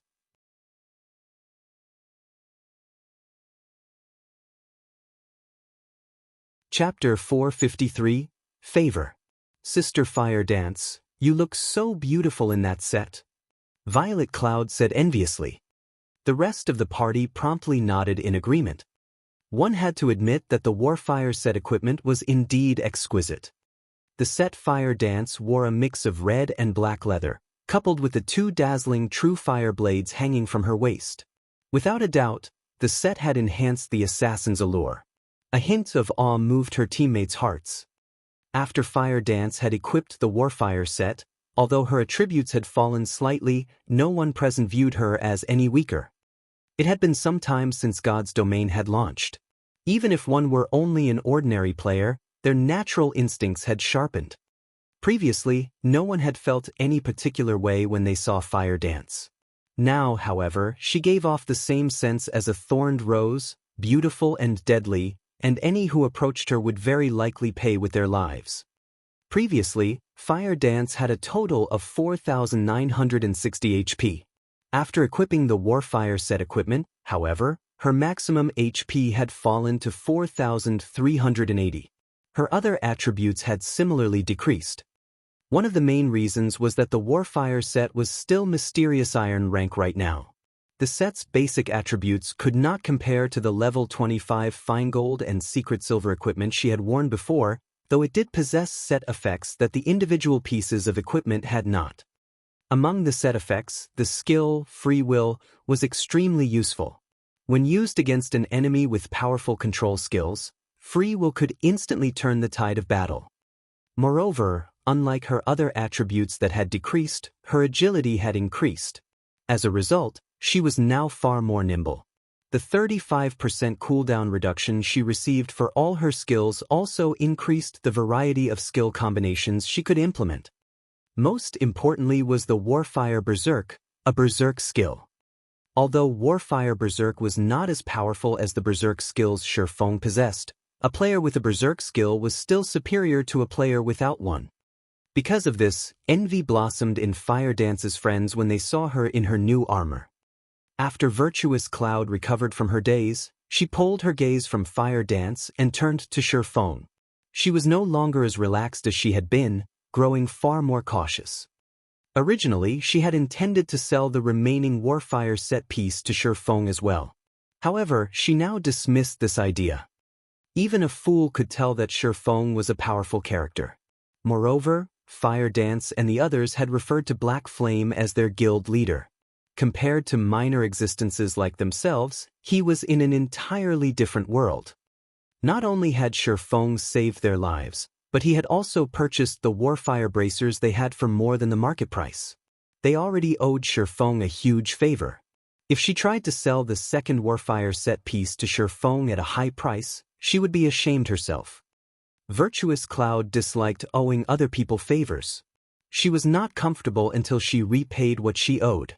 Hence, she looked toward Shifeng and asked softly, "Guild leader Black Flame, I have something I wish to seek your help with." "Sure," Shifeng replied in a carefree manner. It was thanks to Virtuous Cloud that he had been able to complete the Warfire set equipment. He had no issues with helping her with a small request. "Our party consists of only independent players, so it isn't easy for us to obtain equipment for ourselves. I still have another Warfire set piece with me. Would it be possible to trade it for 6 pieces of level 20 Secret Silver equipment?" Virtuous Cloud asked, slightly embarrassed. The market price for the Warfire set was 8 gold per piece. As for level 20 Secret Silver equipment, a few days ago, each was worth roughly 1 or 2 gold. However, as players' levels increased and teams successfully raided more level 20 team dungeons, the value of Secret Silver equipment fell sharply. Currently, one piece of level 20 Secret Silver equipment was only worth around 90 silver. 6 pieces would cost around 5 gold at most. Listening to Virtuous Cloud's request, Shifeng immediately understood her intentions. She obviously did not wish to owe him a favor. "No problem. However, I don't have that many level 20 Secret Silver equipment on me, though there are plenty back in our warehouse. I'm just about to head back to the city anyway. Will one of you follow me to pick out the equipment?" Shifeng tried not to be a hypocrite. Since Virtuous Cloud wanted to avoid owing him a favor, he would not try to force her to accept his goodwill. "I'll pass you the Warfire set piece first, then," Virtuous Cloud said as she happily traded a pair of Warfire boots to Shifeng. When Shifeng agreed to her request, she felt like a weight had been lifted from her shoulders. When Shifeng saw that it was a pair of boots, he was somewhat disappointed, but in the end, it was still another piece of the Warfire set. He'd rather have duplicates than none at all. After they had concluded their trade, Shifeng and the others wandered down the main road, heading towards the exit of White Fog Canyon. Players could not use return scrolls inside White Fog Canyon. Hence, Shi Feng and the others needed to leave the canyon on foot before they could teleport back to the city. Shi Feng had reaped a massive harvest from his trip to White Fog Canyon this time. Not only had he obtained a large stock of Starfire ore, but he had also gained many Warfire set pieces. Most importantly, he had managed to snatch the Golden Stone Tablet. Seeing as the Golden Stone Tablet warranted even a Great Lord's protection, it had to be incredibly precious. Shi Feng suspected it was just as valuable as an epic item, if not more. Initially, Shi Feng had planned to begin researching the Golden Stone Tablet as soon as possible. However, when he thought about how he was still in White Fog Canyon and that Anubis's gatekeeper was still alive, he immediately suppressed his excitement. After all, there was no guarantee that the Great Lord would not follow him. Hence, Shi Feng intended to return to White River City before studying the stone tablet. Even if the gatekeeper showed up in White River City, it would not be a threat. Shi Feng might even take advantage of the opportunity to get rid of the gatekeeper. After all, White River City was under Weissman's protection, a Tier 4 Great Wizard.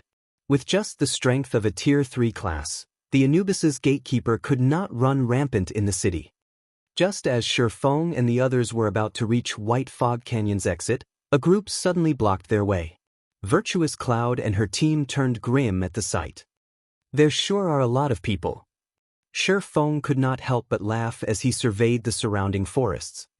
Several thousand players had hidden in the forest on either side of the road. Even with dulled senses, Shi Feng could still detect them. Guild leader Black Flame, Yulan greeted as she slowly walked out of the forest, smiling faintly at Shi Feng.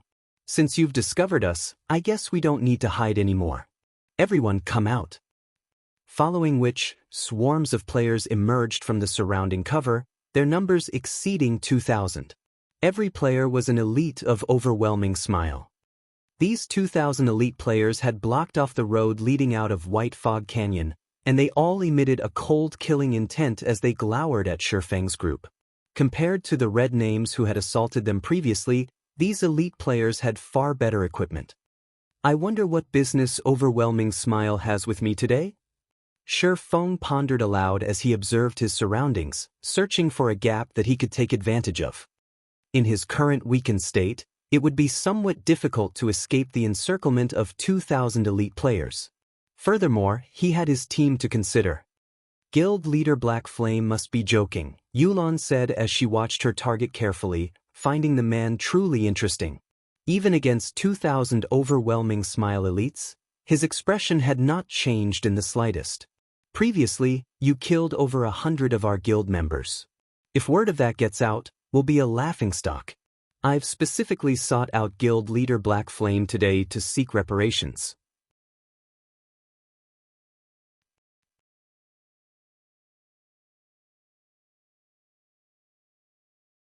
Chapter 454, Bloody Battle. Listening to Yolan's words, even a fool could tell that Overwhelming Smile had come to redeem their reputation.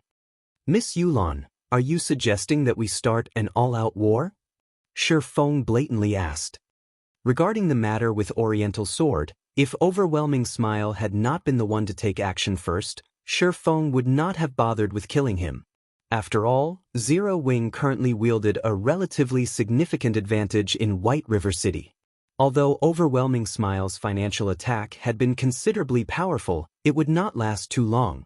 Even if Shi Feng ignored it, Overwhelming Smile would soon self-destruct. The opposing guild understood the situation quite well. Their current goal was only to delay Zero Wing's development and cause some trouble. Their true aim was to consolidate the strength of the 5 cities surrounding White River City. After Underworld secured full control of those 5 cities, taking Zero Wing out would be effortless. Guild leader, Black Flame, why must you put it like that? I have only come to demand justice for our guild's brethren. Why would I start an all-out war between our 2 guilds? Yulan said, chuckling. Demand justice? Shi Feng could not help but laugh. You must think highly of me. You've actually brought 2,000 people to deal with me. Am I really that scary? I don't know about others, but I know full well what you are capable of. If I don't have this many allies around me, How could I possibly stand before you, the #1 expert of Star Moon Kingdom? Yulan said as she shook her head. If Shifeng had been alone, Yulan would have been certain that Shifeng could escape. He might even kill her before he fled. After all, he had done just that with Lone Tyrant. Now that so much time had passed, Yulan refused to believe that Shifeng had not grown stronger. Since Zero Wing was capable of offering top-tier equipment to even its ordinary members, as the leader of the guild, how could Shifeng's equipment be inferior? What are your intentions then? Shifeng asked. As long as you let us kill you once, we will forget about this matter altogether. How about it? Yulan said. Neither of our guilds stand to benefit from an all-out war. In fact, such a situation will only allow other guilds to take advantage of us. I hope that you will consider your options carefully. Bah! Don't even think about it.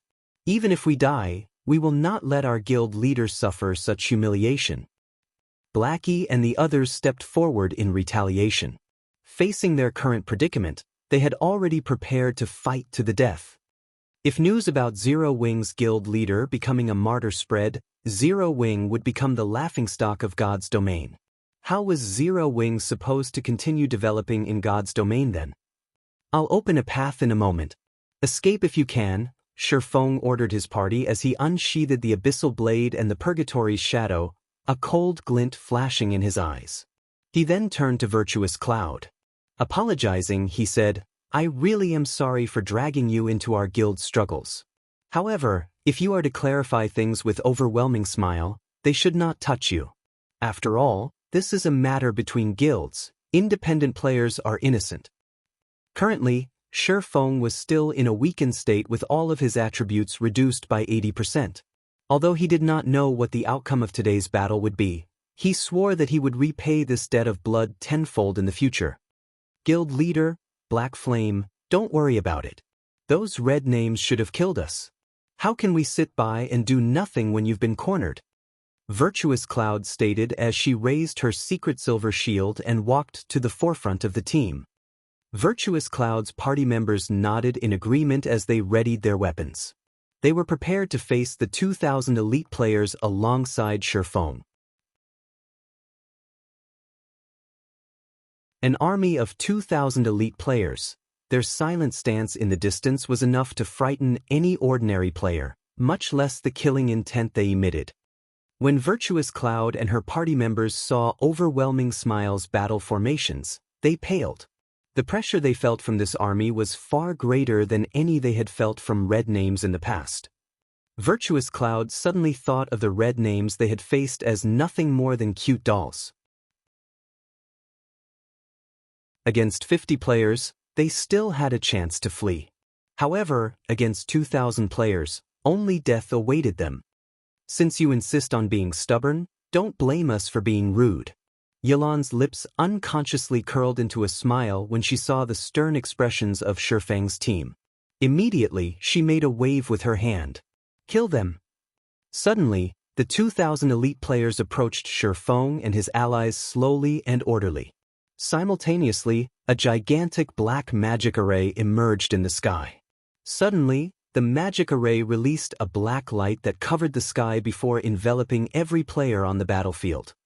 Everyone's vision suddenly turned black, unable to see anything at all. After a brief moment of darkness, however, the players regained their sight and felt no discomfort whatsoever. Shifeng was suddenly shocked. This is the effect of the Tier 3 magic scroll, Dead Zone. Any life forms exposed to the black light are silenced for 5 minutes. The scroll's effects also prohibit the usage of any tools. The players tensed when they heard the word, silenced. Although it seemed as if overwhelming Smile would suffer more from the silent state than Shifeng, his team still had skills such as Blackie's Stars of Light and Shifeng's Firestorm. With these two skills, they could obliterate waves of enemies. Not to mention, Shifeng's group also had many AoE attack magic scrolls. Now, however, they couldn't use any of them. Ha! Black Flame is dead for sure this time. Let's see if he can escape without skills or scrolls. Lone Tyrant rejoiced as he watched his guildmates slowly surround Shifeng. What a pity! I had originally thought I would get a chance to solo that Black Flame. However, I never expected that you still had such a trump card hidden. No wonder you are known as the female Zhuge. It seems that I won't have a chance to take him on, Summer Sunshine sighed as he shook his head. Big brother Summer, Black Flame is not so simple. In a moment, we will still have to rely on you to get rid of him, Yulan said. She was not rash like Lone Tyrant. Before dealing with an enemy, she would always investigate them thoroughly and prepare for the worst possible scenarios. Although the situation seemed in overwhelming Smile's favor, melee combat experts such as Shi Feng excelled in situations in which both sides were silenced. If not for the fact that Yulan had her own melee genius, Summer Sunshine, she wouldn't have been as certain of Shi Feng's defeat. In that case, let me have a go at him. Hearing Yulan's words, passion and excitement filled Summer Sunshine's gaze as he watched his opponent. Finished speaking, he took a step forward before dashing towards the battlefield.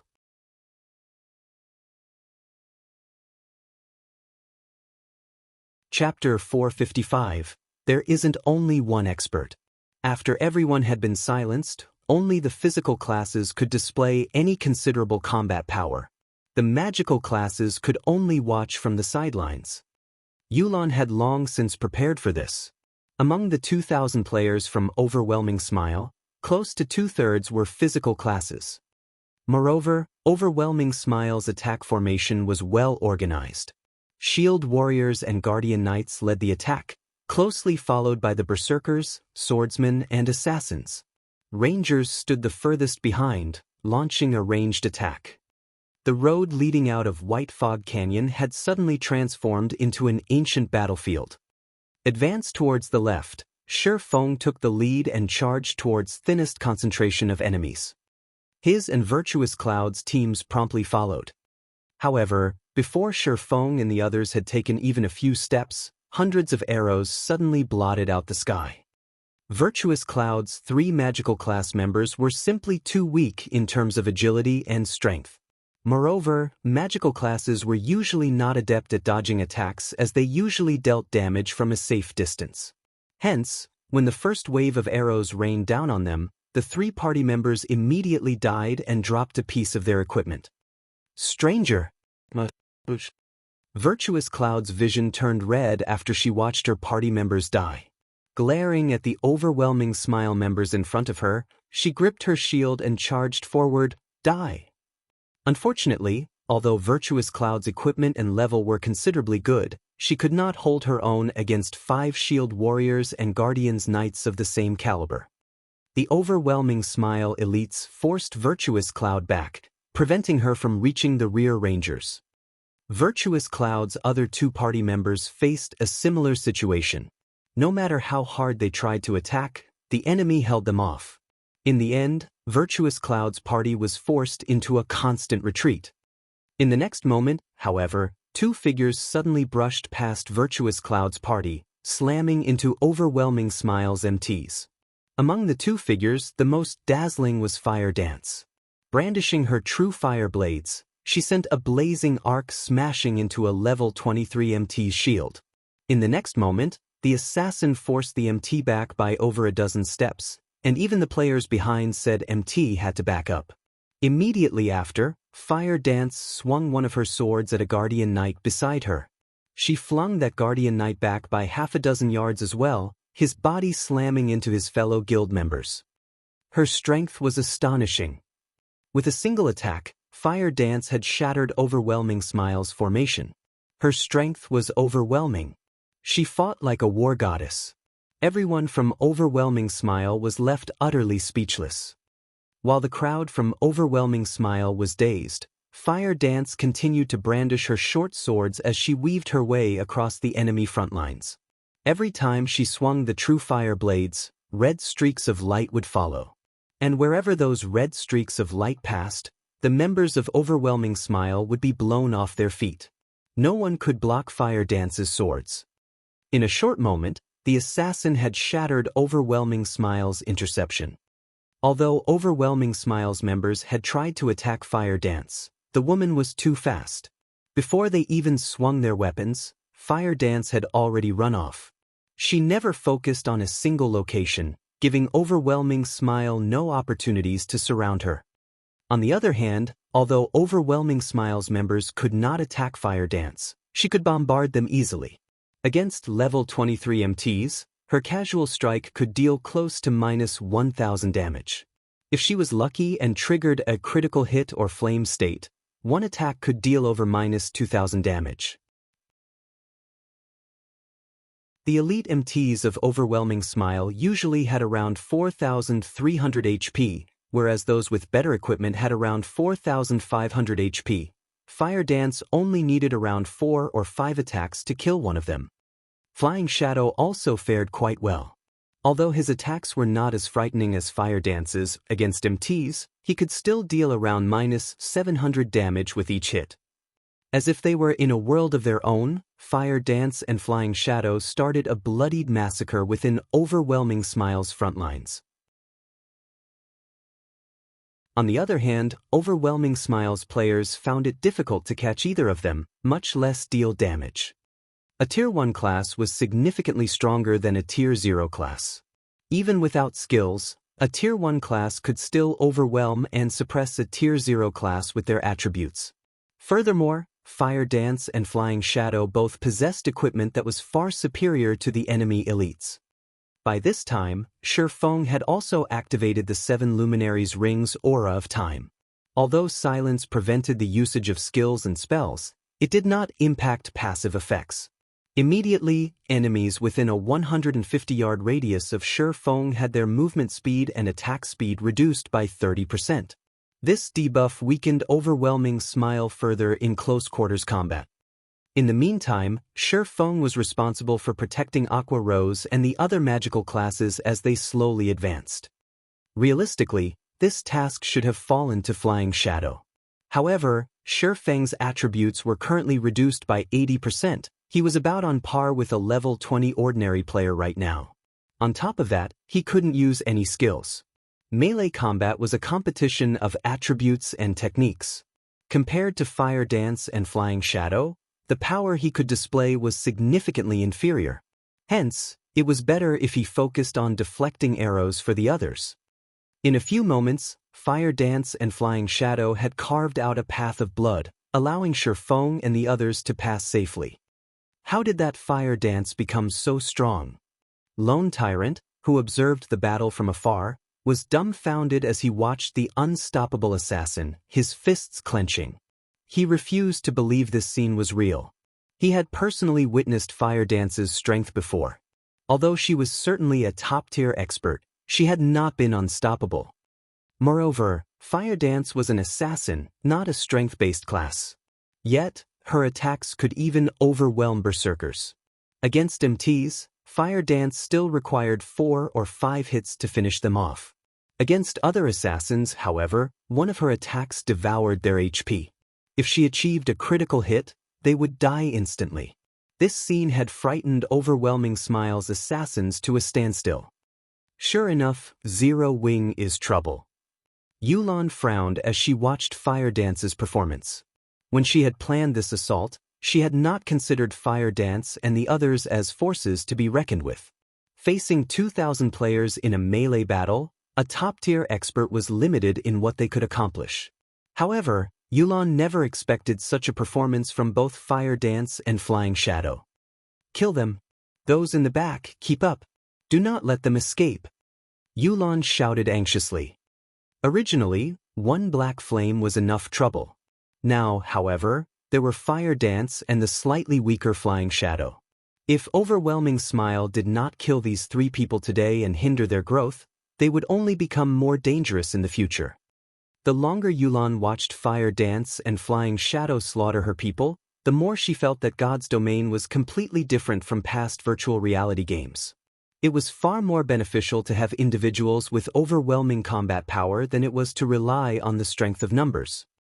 Overwhelming Smile members began to converge on Shi Feng's group faster. However, due to the Aura of Time's effect, the army could not keep up with Shi Feng and his team's movement speed. As a result, the distance between them only increased as time passed. Meanwhile, the number of enemies between Shi Feng's group and Freedom continued to decrease. Just as the Zero Wing members and their surviving allies were about to break free from the encirclement, a dark figure emerged from the crowd and dashed towards Shifeng. This was none other than the level 26 assassin, Summer Sunshine. Even with the movement speed reduction effect of the Aura of Time, Summer Sunshine was still frighteningly fast. He quickly caught up with Shifeng, who covered Aqua Rose and the others' retreat. "You should just stay behind." Summer Sunshine chuckled as he stood in front of Shifeng, blocking his path.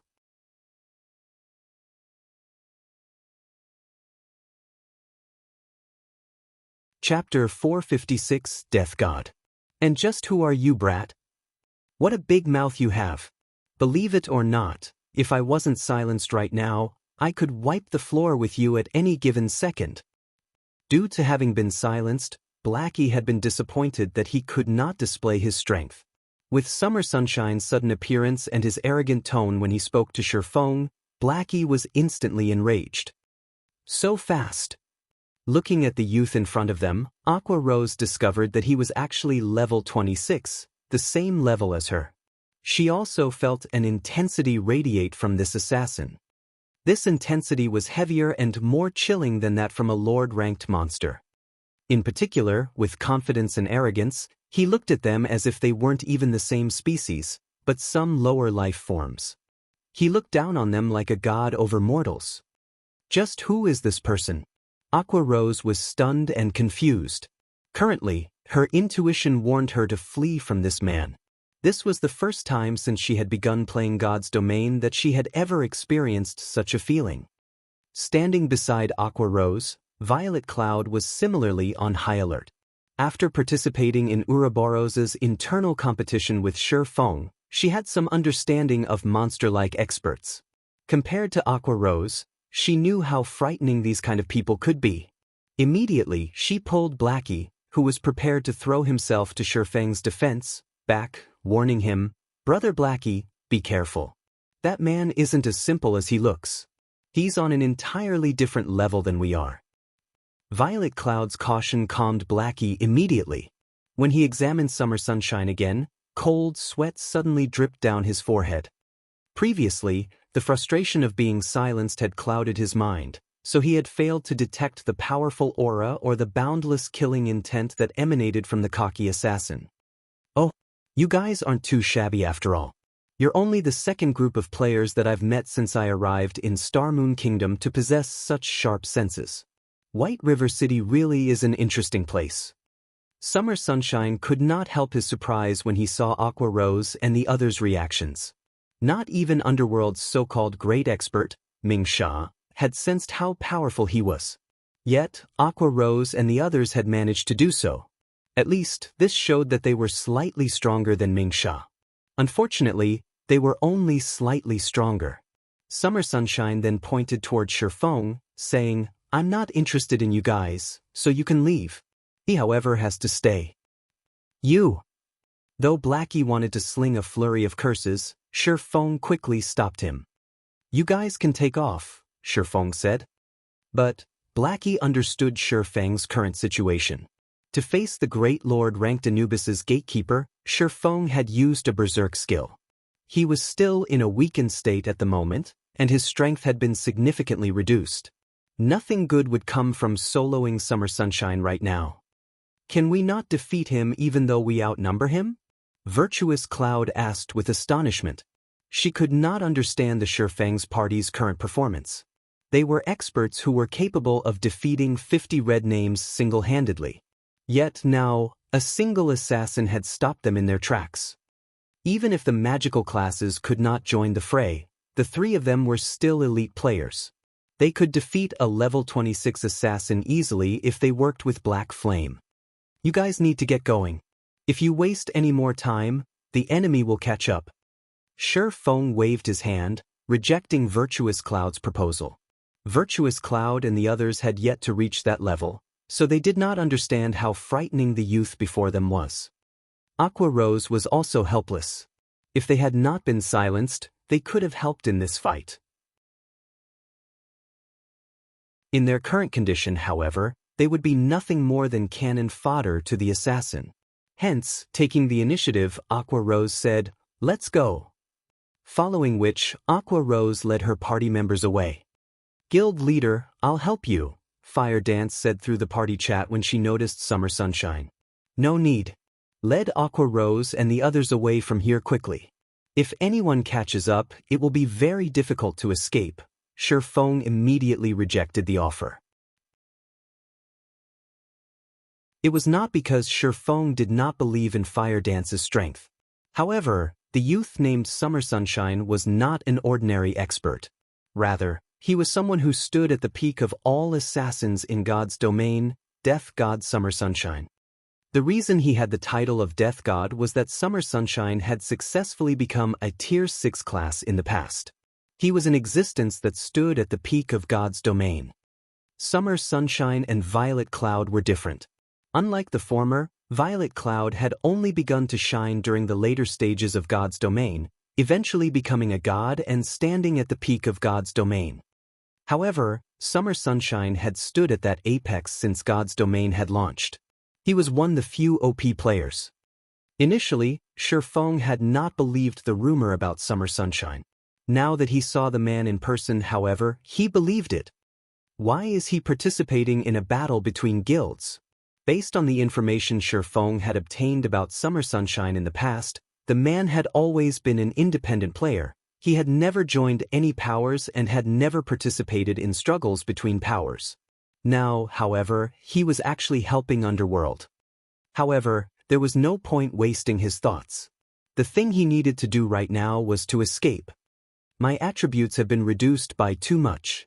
Even though he is affected by the movement speed reduction of the aura of time, my speed should still be inferior to his. I need to figure out a way to shake him off." Shi Feng had no intentions of fighting it out with Summer Sunshine right now. He was simply at too much of a disadvantage. If the fight dragged on for too long, the crowd of players from Overwhelming Smile would catch up. He definitely wouldn't be able to hold back the attacks of Summer Sunshine and the elite players. While Shi Feng was thinking up of a plan to escape, Summer Sunshine suddenly asked, "What?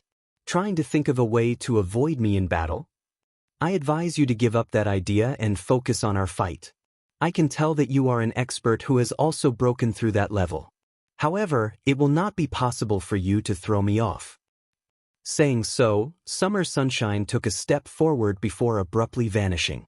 In the blink of an eye, he appeared right in front of Shi Feng, and before anyone knew it, his snow-bright dagger was just several centimeters away from reaching Shi Feng's chest.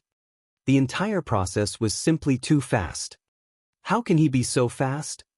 Although Fire Dance was currently massacring the members of Overwhelming Smile, she had placed most of her attention on Shi Feng's battle. When she saw Summer Sunshine's attack, her heart was filled with an indescribable sense of shock. Summer Sunshine's swiftness was different from ordinary swiftness. He used an attack method that allowed his speed to become extremely fast by abandoning all unnecessary actions. However, when Summer Sunshine's dagger was about to pierce Shi Feng's chest, the latter suddenly vanished from everyone's sight. "Where is he?" Lone Tyrant, who was watching the battle from afar, asked in astonishment when he saw Shi Feng suddenly disappear. Shi Feng was definitely silenced. Thus, he was unable to use any skills or tools. Yet he had still vanished from Lone Tyrant's eyes. This was simply inconceivable. What's going on? Yulan similarly widened her eyes, her complexion turning extremely gloomy. Did he get away just like that? In reality, it wasn't just Yulan and Lone Tyrant who were shocked. Everyone on the battlefield was also shocked. While stuck in a situation where neither skills nor tools could be used, a living, breathing human being had actually vanished. No matter how one looked at it, this scene defied all common sense.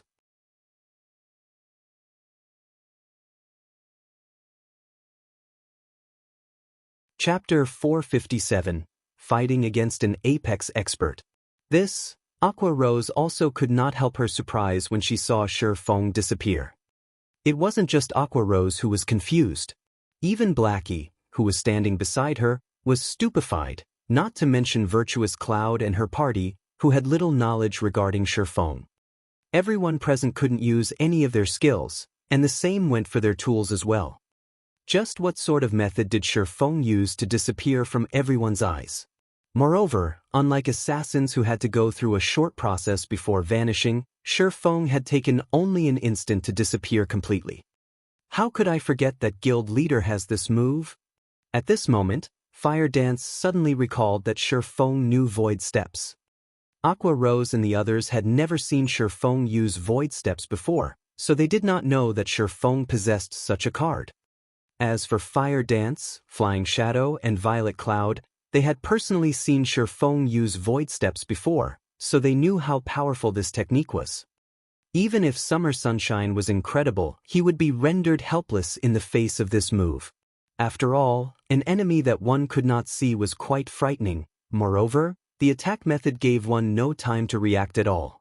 Even if Summer Sunshine removed all excess movements and increased his body's speed to the maximum, he still could not block Shi Feng's sword. Meanwhile, traces of shock appeared on Summer Sunshine's face as he failed to locate Shi Feng's figure even after he searched his surroundings. Suddenly, Shi Feng appeared beside Summer Sunshine. The silvery-gray abyssal blade also abruptly appeared at the assassin's waist, cutting across it. You! Although Summer Sunshine used everything he had to dodge and block Shi Feng's attack, the time the abyssal blade had taken to cut him was simply too short. The abyssal blade had already struck him before he could even dodge or block, and damage of over -400 points subsequently appeared above his head. In just an instant, Summer Sunshine had lost close to 1/10 of his HP. However, Summer Sunshine had quick reactions. After being attacked, he counterattacked, his dagger suddenly striking at Shi Feng's back with even greater speed. With the distance between them so close, there was simply not enough time for Shi Feng to withdraw his sword and defend himself. In addition, Summer Sunshine's attack had no unnecessary actions, so his dagger moved at an extremely fast speed. Let alone now, even if Shi Feng was not in a weakened state, he would still have great difficulty defending against the strike. In Shi Feng's desperate attempt at dodging, the dagger missed its mark and only managed to scrape Shi Feng's shoulder. Still, this single attack dealt over -800 damage to Shi Feng, taking close to half his HP away. You're quite good. You've actually managed to damage me. However, it seems that your attributes have been greatly weakened. I just attacked you once, and you already lost close to half of your HP, Summer Sunshine stated in a carefree manner as he looked at his injured waist. That footwork of yours is amazing. However, you are bound to reveal yourself when you attack. Your one strike took away only around 1/10 of my HP. Even if I just exchange damage for damage, it will still be your loss 3 moves later. But since you were able to harm me as a reward, I won't suppress you using my attributes. I'll let you see what real strength is. Summer Sunshine spoke in a very casual and overbearing tone. However, Shi Feng did not think that Summer Sunshine was bluffing, because the moment the assassin finished speaking, the aura surrounding him underwent a complete change. Previously, he had still leaked out a little killing intent. Now, however, he completely sheathed it. The gaze in his eyes no longer focused on a single point. Instead, it was a gaze that took in everything in the surroundings, looking at everything objectively. This move was none other than Omnivision. However, compared to when Soaring Snake and the other amateurs used it, Summer Sunshine had mastered it to the realm of perfection. As expected of the death god of God's domain. It seems he won't be that easy to deal with. Shi Feng had never fought against such a powerful character in the past. To be precise, he had not had the qualifications to do so. Although a Tier 3 Sword King was similarly very amazing in the eyes of ordinary players, in front of God-tier players, he was no different from an ant. In the past, there was a saying that went around in God's domain: everyone beneath God-tier was an ant. Without becoming a Tier 6 class, one would never know how frightening Tier 6 players truly were. The assassin standing before him was an expert that had always stood at the very peak of God's domain. Shi Feng had never expected to fight such an expert. However, the past and the present were different.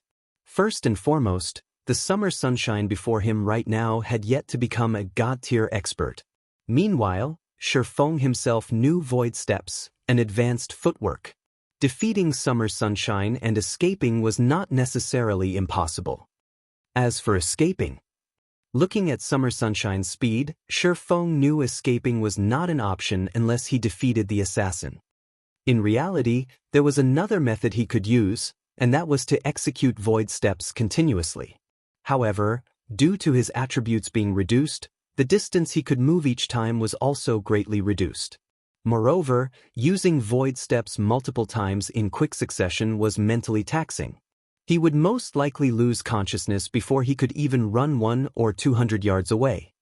It seems that I can only try to take care of him by continuously using void steps. Shifeng really could not think of a better idea right now. Melee combat relied on attributes and techniques. In terms of attributes, Shifeng was no match for Summer Sunshine at all. Hence, he could only try to gain victory through techniques. Since using void steps only once was not enough, then he would use void steps twice in a row, once for attacking and once for dodging. After thinking up to this point, Shifeng immediately used void steps and dashed towards Summer Sunshine. Suddenly, Shifeng disappeared from everyone's eyes once more. A short moment later, Shifeng appeared beside Summer Sunshine once more, and the abyssal blade was also sweeping towards the assassin's abdomen. Dang! Suddenly, the sound of metal clashing rang out, a dazzling spark appearing around Summer Sunshine's abdomen. Instead of landing on the assassin's abdomen, the abyssal blade was actually blocked by his dagger. Immediately after, Summer Sunshine used his other dagger to strike at Shifeng's blind spot. Shifeng was shocked. However, with equally fast speed, he promptly used void steps and just barely dodged the dagger's attack. Everyone's hearts trembled when they saw Shifeng and Summer Sunshine exchanging moves. He couldn't have possibly seen through guild leader's footwork, right? Fire Dance could not help but be shocked. Void steps was an advanced technique that allowed Shifeng to easily defeat a chieftain. Yet, Summer Sunshine had seen through it after just 2 uses. Your footwork really is mysterious, Summer Sunshine chuckled lightly as he looked indifferently at Shifeng standing 4 yards away from him. Originally, when I first saw that footwork, I really did think that you had disappeared. However, when you used it the second time, I can say with certainty that you did not disappear. Only, that footwork of yours forces my eyes to automatically ignore all information relating to your existence, which is why you seem to suddenly disappear from my eyes. Unfortunately, you've met me. If it were anyone else, they would really be rendered utterly helpless against you, without undergoing special training. That's right. Shifeng nodded, having no intention of hiding the mechanics of void steps. Although void steps was an advanced footwork, it was not invincible. In the face of a god-tier expert, it was nothing but a joke. Only, Shifeng had not thought that Summer Sunshine would see through it so quickly. Sure enough, Summer Sunshine's title of Death God was not undeserved. He really was as strong as a monster. Just as Shifeng was thinking of how he should deal with Summer Sunshine, the latter took a step forward, then abruptly dashed towards Shifeng.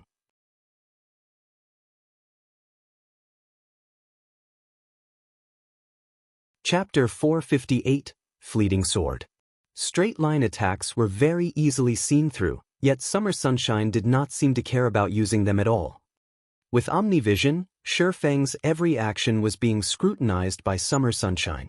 Even if Shifeng thought about his next move, Summer Sunshine could immediately see through it and react appropriately. He was not afraid of his attack being seen through at all.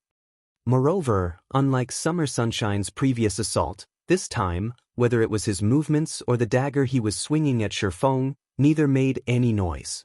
His attack was both quick and silent, and it simply gave one no time to react at all. When an ordinary person was moving or attacking, they would always produce some form of sound. A sound would be produced because vibrations would form when an object moved through the air. These vibrations were caused due to energy dispersing from unnecessary actions, and the larger the vibrations, the louder the sound. Although attacks that generated thundering sounds looked very imposing, a lot of energy was wasted. In contrast, the less vibrations one produced when they attacked, the more concentrated the energy behind the attack would be. Naturally, the might of one's attack would also become greater. During a battle, other than sense of sight, a player also heavily relied on their sense of hearing and touch. Through listening to the noise produced by an attack, players could predict the general trajectory of the attack. The vibrations generated when an attack collided with air would also produce an impact, and by feeling this impact with their bodies, players could then take appropriate measures. However, Summer Sunshine's soundless attack was extremely hard to defend against. Originally, launching a soundless attack was already beyond the capabilities of ordinary men. However, Summer Sunshine's every single action was actually soundless. His movements dispersed practically no energy at all. This was already a realm that could not be reached by humans. Just who is he? At a distance, Fire Dance, who was battling while watching Shifeng's battle at the same time, was inwardly shocked when she saw Summer Sunshine's attack. She felt that it was simply inconceivable. Summer Sunshine fully embodied the class known as Assassin, and this was exactly what Fire Dance had been pursuing all along. Originally, Fire Dance had thought Shifeng was belittling her strength too much, which was why he had barred her from fighting against Summer Sunshine. Now, however, it would seem that Shifeng's decision was indeed correct. The gap between Fire Dance and Summer Sunshine was simply unimaginable. If they fought, she did not possess even the slightest chance at securing victory. Sure enough, he really is a monster. Shifeng inwardly sighed when he saw Summer Sunshine charging at him. He finally understood why Summer Sunshine was capable of standing at the peak of God's domain. After experiencing a decade of battles, Shifeng had only managed to achieve a soundless attack after much difficulty. Even so, not every move of his could achieve such a state of soundlessness. Yet, every single action of the assassin before him was actually soundless. The gap between them was simply unfathomable. Shifeng knew that he was currently not a match for Summer Sunshine at all. If he was not silenced nor in a weakened state, he might possess a chance of contending against Summer Sunshine. If he had to rely on pure techniques, however, there was simply no chance for him to win. If this fight took place in reality, it was highly possible that Shifeng would have been defeated by Summer Sunshine in just a single move. Although Shifeng knew that he was not a match for Summer Sunshine, for reasons unknown, there was a sense of joy filling Shifeng's heart right now. Come! Shifeng no longer held back. He used Void Steps again and charged at Summer Sunshine.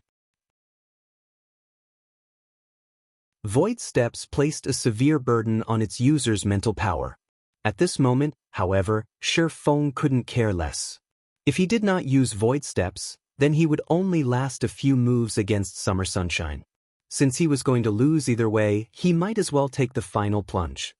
After Shifeng disappeared, even though Summer Sunshine hesitated for a slight moment, he still responded very quickly. With a twist of his feet, he suddenly swept the dagger in his hand to his side. Everyone was greatly surprised, confused at just what the assassin was trying to do. However, when the dagger was halfway through its course, sparks were generated as the weapon was abruptly stopped in its path. Immediately after, Shifeng's figure was revealed. Before anyone could react, Shifeng used Void Steps and disappeared from everyone's sight once more. For a time, everyone watched as Summer Sunshine continuously brandished his daggers, creating dazzling sparks with every swing he made. Those who were ill-informed would think that Summer Sunshine had gone insane. However, everyone present knew that the assassin was currently fighting Shifeng. Moreover, it was obvious that the Summer Sunshine currently held the upper hand in this fight. A battle of such level thoroughly stunned everyone present. Compared to this battle happening right before them, the videos spread on the forums showing the battles of experts were just complete and utter garbage. Presently, everyone had even forgotten about their own battles. All their attention was focused on the battle between Summer Sunshine and Shifeng. This is bad. Fire Dance grew anxious when she looked at Shifeng, who was currently in battle. The strain Void Steps put on its user's mental power was no laughing matter. Previously, when Shifeng had used void steps multiple times against a chieftain-ranked monster, his spirit ended up in an exhausted state. Despite his HP still being full back then, he did not have the energy to even move his body. As the battle continued to drag on, Shifeng could feel himself almost reaching his limit. Suddenly, he pulled a distance away from Summer Sunshine. "You're really good. You are the first person capable of fighting against me for such a long amount of time. However, that move of yours should be placing a huge burden on your mental power, right? I wonder just how many more moves you can handle?" Despite having gone through such an intense battle, Summer Sunshine still displayed a calm and indifferent expression on his face. Shifeng did not give a reply. At this moment, his complexion was deathly pale, and even speaking had become an extremely exhausting task. "It seems that you don't have much energy left. Let's finish things then. Ever since entering God's domain, nobody has ever seen this move of mine, and you will be the first one to do so." Saying so, Summer Sunshine's expression turned serious. The killing intent he had kept hidden all this time suddenly exploded like a volcano, suffocating all those who felt it. Summer Sunshine was like a ferocious beast that had escaped its cage. In the next moment, his figure dashed towards Shifeng. However, when Summer Sunshine was halfway to reaching Shifeng, his body suddenly vanished. Immediately after, he reappeared behind Shifeng, his dagger tightly held in a reverse grip as he swung it down towards Shifeng's back. Suddenly, the spectators of the battle were stunned. "Does he know void steps as well?" Fire Dance said in shock. "No," Violet Cloud said. "That's second acceleration." Violet Cloud had previously witnessed Warwolf using second acceleration to attack many times before. Void steps was a footwork that caused the opponent to ignore the user's very existence. Even if the opponent was able to see the user, their brains would still categorize this information as useless and promptly ignore it. However, second acceleration was a trick used to fool a person's eyes. Overall, it was a technique inferior to void steps. However, Warwolf had used second acceleration on his attack, whereas Summer Sunshine had used second acceleration on his movements. It was clear that Summer Sunshine's technique was several levels above Warwolf. Meanwhile, Shifeng was feeling extremely weak. He was simply unable to block or dodge Summer Sunshine's soundless attack. At this moment, although Shifeng had discovered Summer Sunshine's attack, he was already close to exceeding his mental limit. His body felt extraordinarily heavy. Even if he tried to defend using the Abyssal Blade right now, it was simply impossible for him to keep up with Summer Sunshine's speed. Is this the end? The moment before the attack was about to hit him, Shifeng could not help but have such a thought. No. He definitely could not let it end here.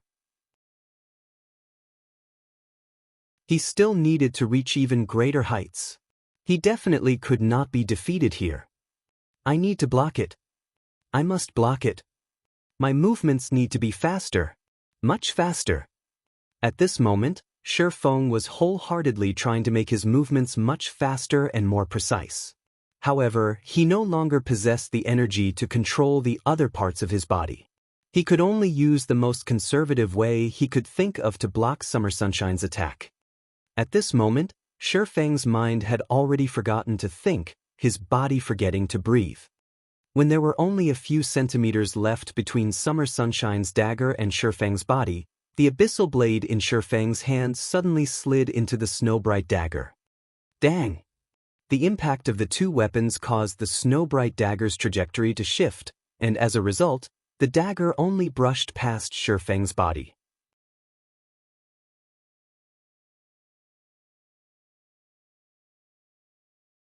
Chapter 459, Catastrophic. An astonished expression appeared on Summer Sunshine's face when he saw his attack miss its mark. How did he manage to block it? Summer Sunshine turned to look at Shifeng. At this moment, he had yet to figure out just how Shifeng had blocked his full-powered blow. His attack just now used footwork he had created after entering God's domain.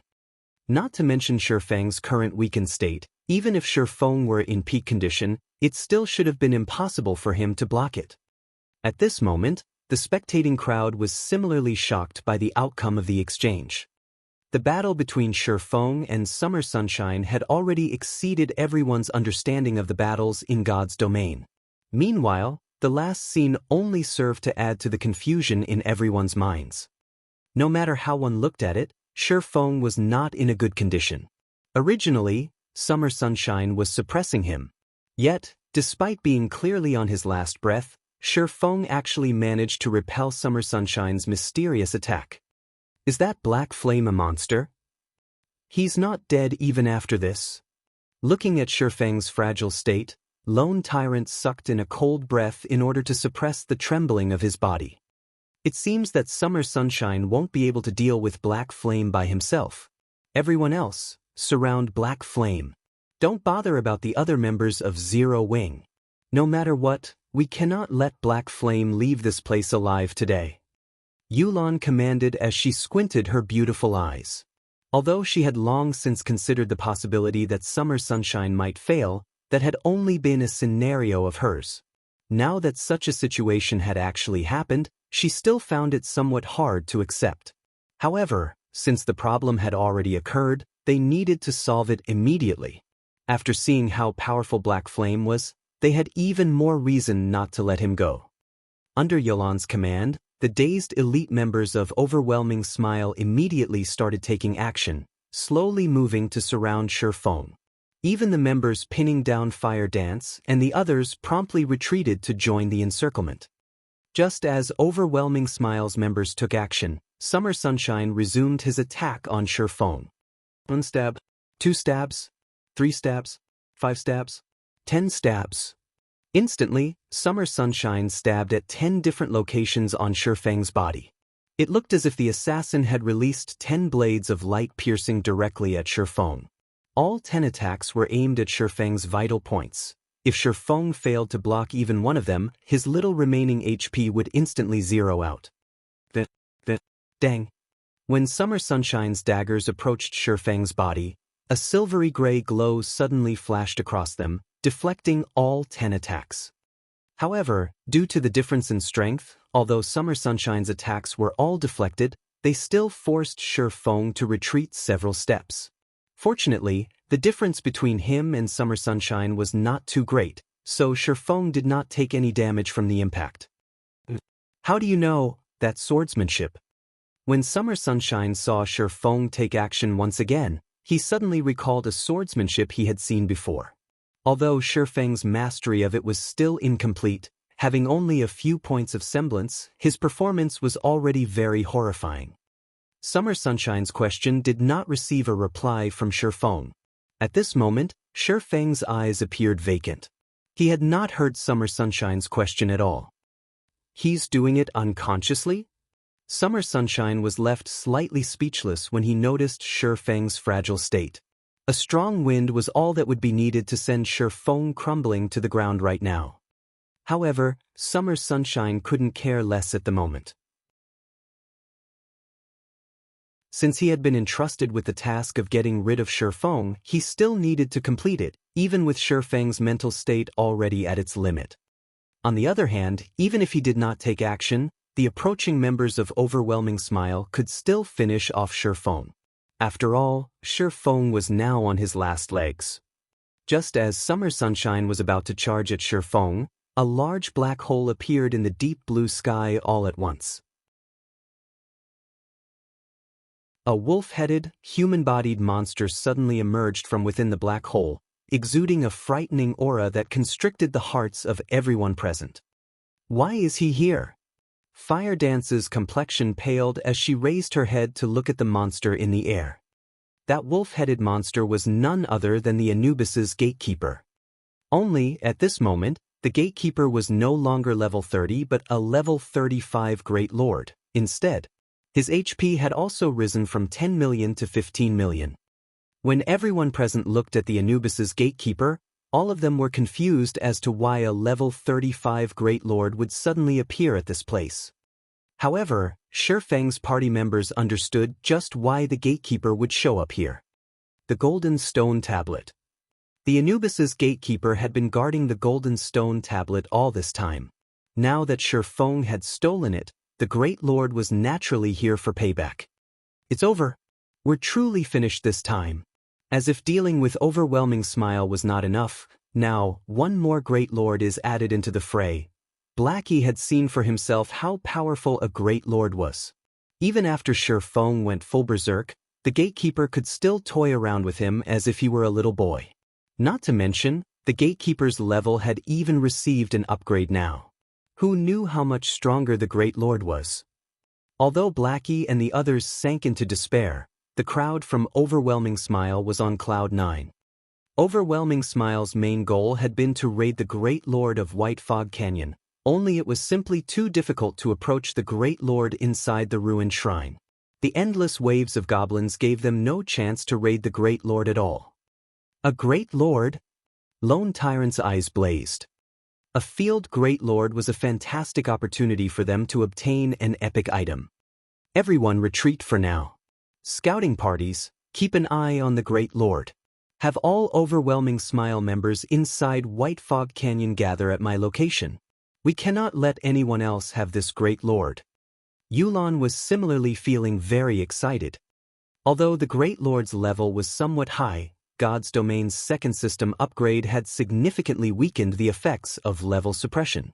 It was not like they didn't have a chance at successfully raiding the Great Lord. Other than assembling the elite members of Overwhelming Smile inside White Fog Canyon, Yulan had also sent for the elite members present at other locations. "Eh-oh!"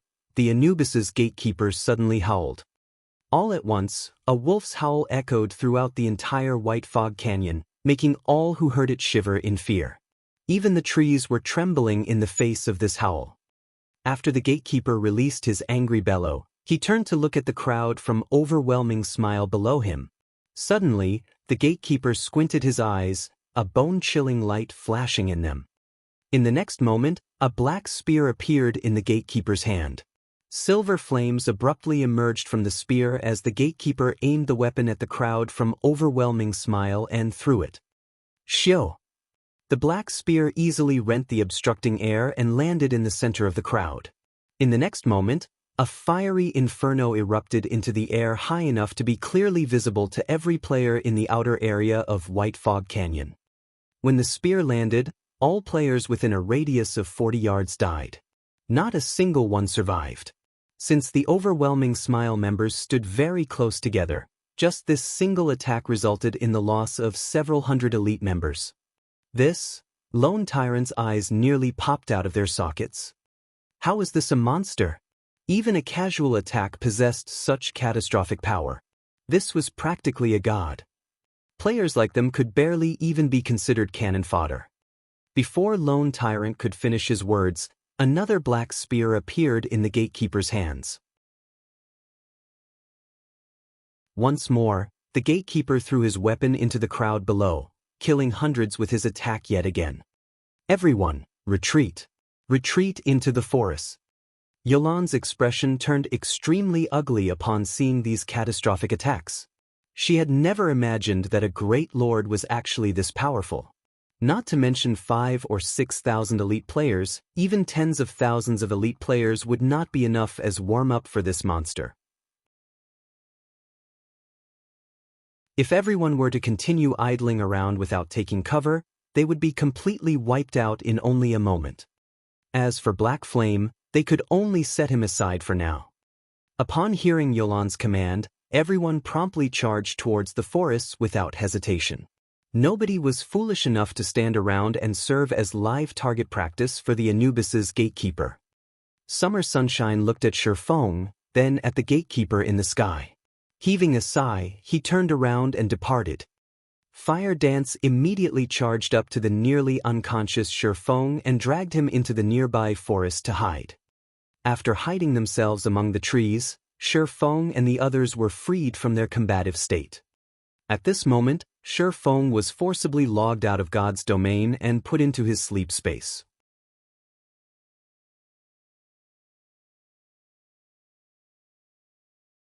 Chapter 460, All-Out War. During the time Feng was in deep slumber, White Fog Canyon had become a forbidden land for players. White Fog Canyon was a special region where return scrolls were unusable.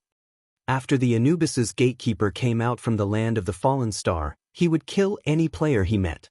As a result, countless players grinding for the Warfire set equipment were massacred. Although the various guilds in White River City tried to overwhelm the gatekeeper through sheer numbers, how could a level 35 Great Lord possibly be that easy to deal with?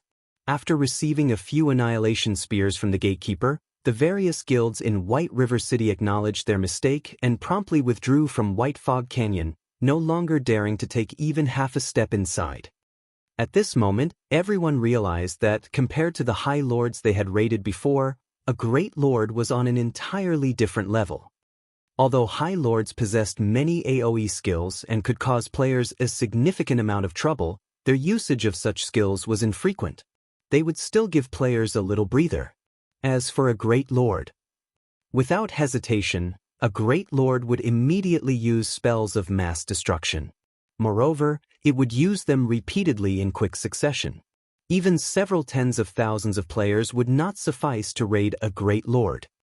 Fortunately, the Anubis's gatekeeper would not leave White Fog Canyon and only roamed inside the canyon itself. As a result, White Fog Canyon was no longer a gold mine for players but a forbidden land, instead. As for the players grinding for the Warfire set equipment, they all gave up on the enterprise. White Fog Canyon was originally a very dangerous place. Now, there was even a roaming Anubis's gatekeeper inside the canyon. Any who met the gatekeeper only had death awaiting them. Moreover, the Warfire set equipment's drop rate was simply too abysmal. Many who were already entertaining thoughts of giving up had their resolves hardened with the appearance of the gatekeeper. However, the matter regarding White Fog Canyon was still insignificant because after the second system upgrade, it became somewhat easier to increase one's reputation in cities. Hence, the various guilds promptly started grinding for reputation. At the same time, they also began to secretly amass coins. As soon as they possessed sufficient reputation, they could go into high gear, purchasing real estate in the city and paving a path for their own development in the future. The various guilds throughout God's domain started waging a covert war as they all tried to earn coins. There was only a limited number of ways to earn coins in God's domain: obtaining it from the drops of monsters, quest rewards, trading with players, and selling junk to NPCs. A guild's main method of earning coins would be through monster drops and quest rewards. However, for guilds without their own guild residences, the amount of coins they could earn through quest rewards was minimal, so monster drops became the fastest source of income for such guilds. As a result, areas with abundant resources became the competition grounds of guilds, leaving independent players with no opportunity to grind for coins at those locations. However, at this critical juncture, a jaw-dropping incident occurred in White River City. Two of the major guilds in White River City, Zero Wing and Overwhelming Smile, actually started an all-out war with each other. They even declared each other as hostile guilds through the system. As long as their members met out in the fields, a battle was bound to occur. Since the two guilds were hostile guilds, members of both guilds would not become red names when killing each other. Hence, the members of both guilds had zero hesitation over starting a battle with members of the opposing guild. While other guilds were silently developing themselves and grinding for coins, Zero Wing and Overwhelming Smile had suddenly launched an all-or-nothing war against each other. Of course, the other guilds in White River City could not be more joyful over this development. They all simply chose to sit back and watch from the sidelines, taking advantage of the situation at appropriate times. They could not help but hope that these two guilds would suffer a mutual demise.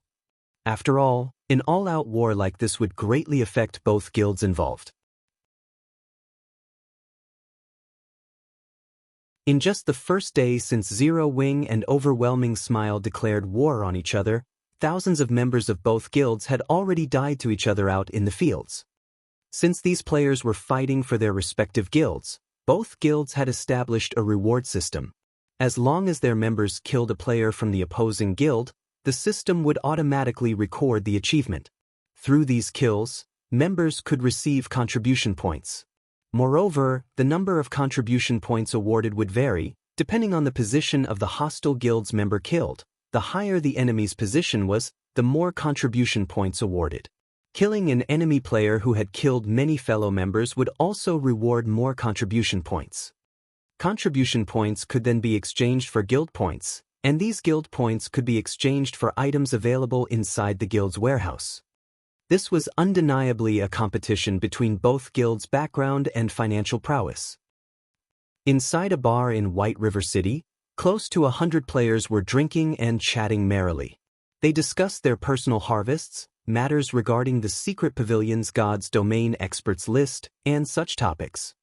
At this stage of the game, the bars throughout God's domain had long since become the place for independent players to exchange information.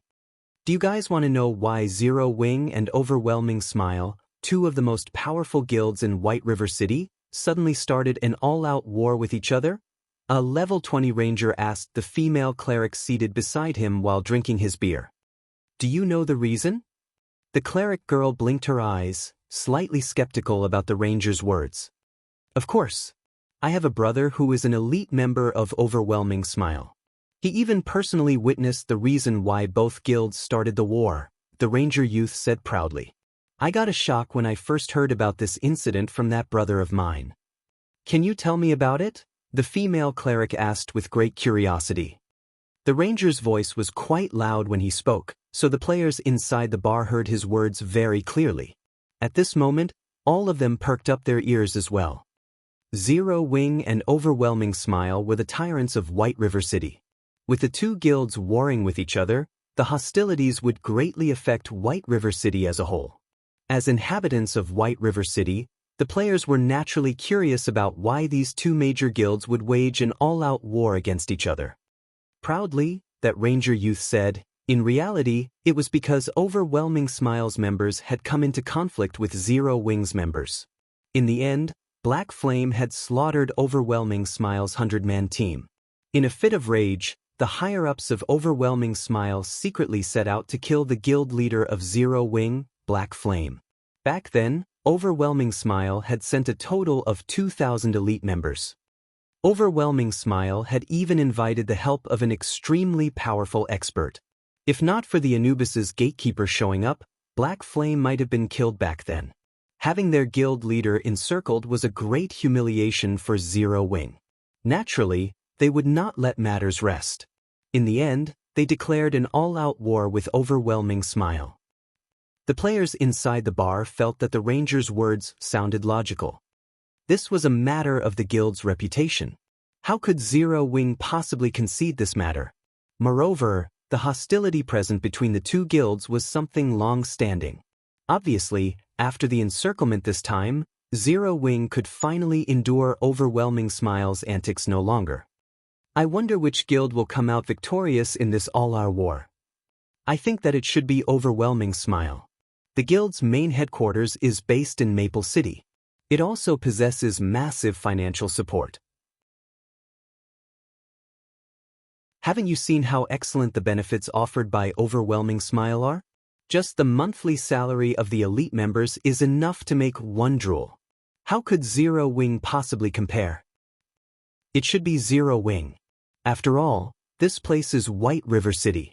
Zero Wing possesses a guild residence here. Moreover, there are plenty of experts in the guild.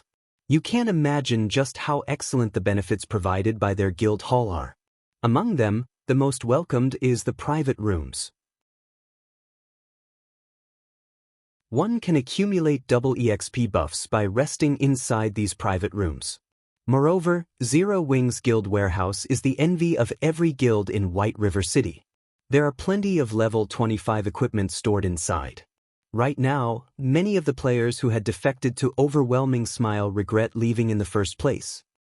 For a time, everyone in the bar discussed the war between the two major guilds. However, a party of 6, seated at a corner of the bar, smiled contemptuously over this matter. It seems that Black Flame only amounts to this much. Leader, must we really go searching for him? A level 26 swordsman murmured. Search. Only after testing him would we know whether or not he qualifies.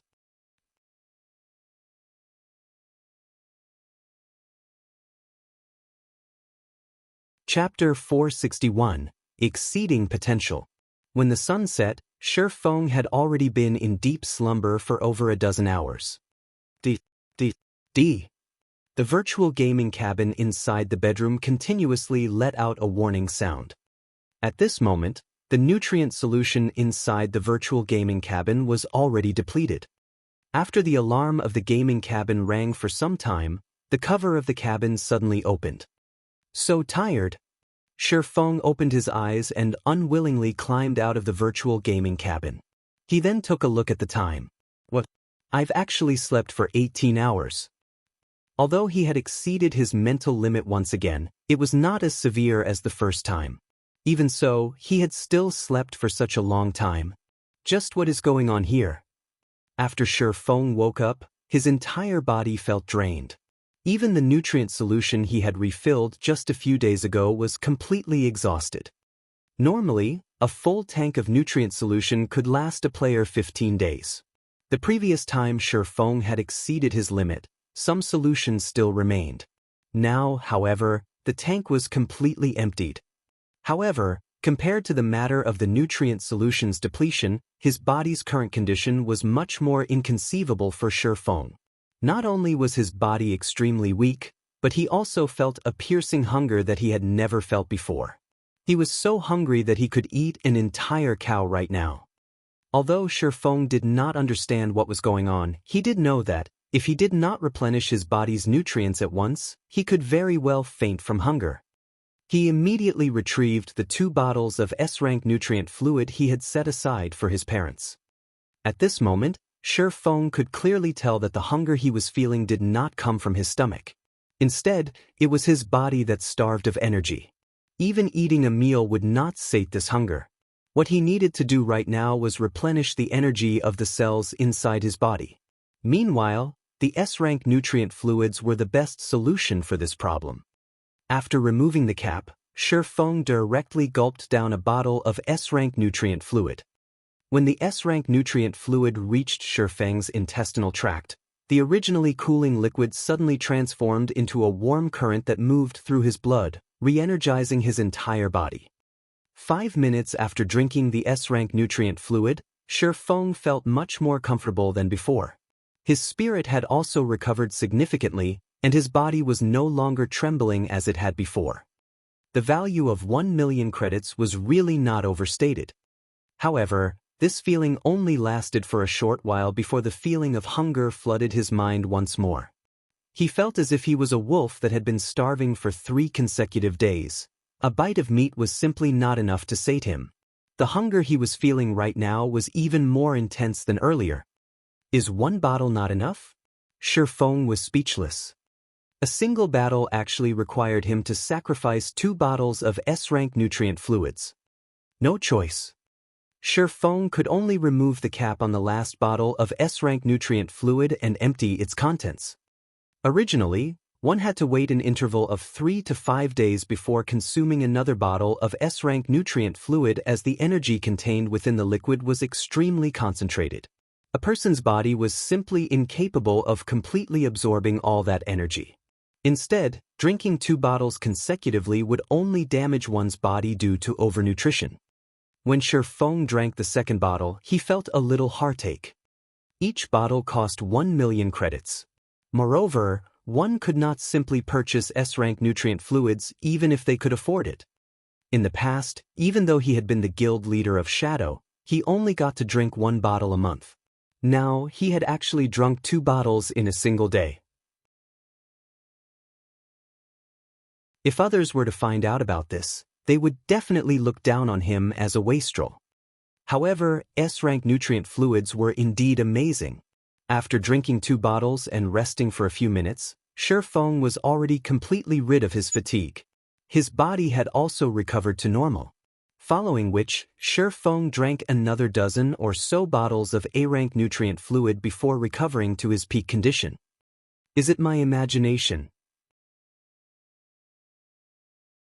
After recovering completely, Shi Feng suddenly discovered that his 5 senses were much more acute than before. Originally, he could never hear the chirping of birds when inside his bedroom. Now, however, he could actually hear it. Besides being able to hear the chirping of birds, when Shifeng looked at his own room, he was also able to see with much greater clarity than before. His mind had also become much faster. Did breaking through my mental limit multiple times allow my brain to become more active? Shifeng's heart was filled with ecstasy. He had tried fortifying his body many times before to increase the flow of blood into his brain, in addition to providing his body with various nutrients. He had done so to develop his brain's potential and boost its activity level, so that he could create his legacy in God's domain. Now, he had actually achieved a breakthrough. The human brain had always been a domain filled with mystery.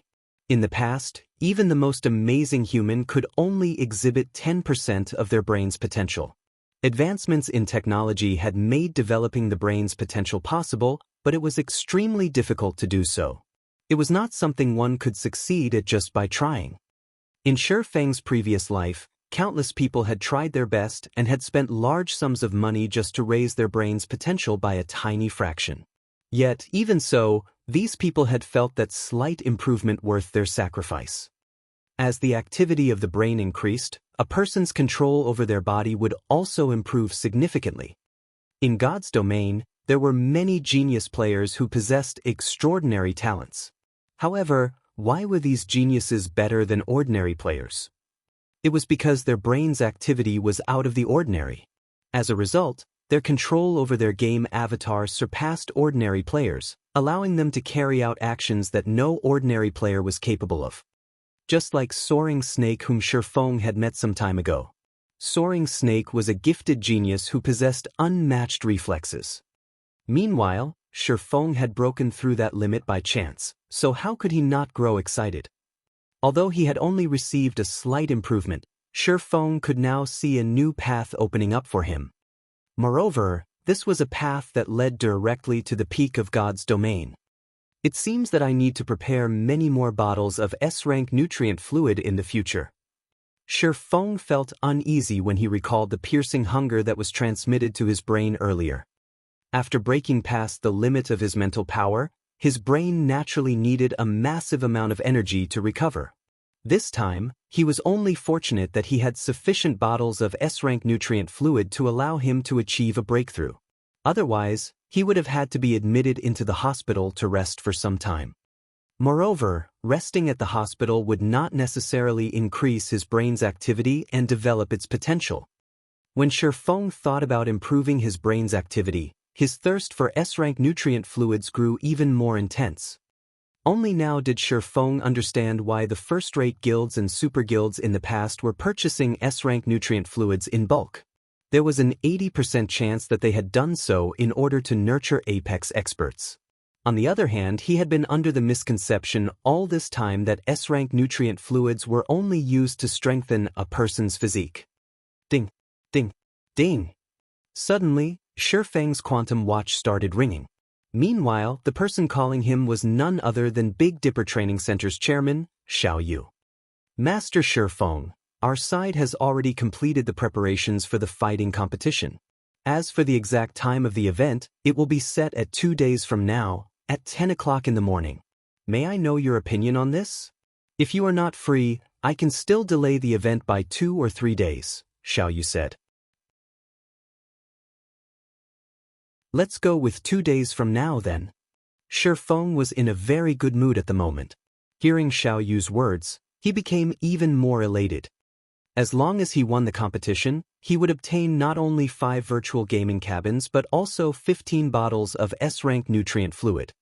I have already sent the information regarding your opponent to your quantum space.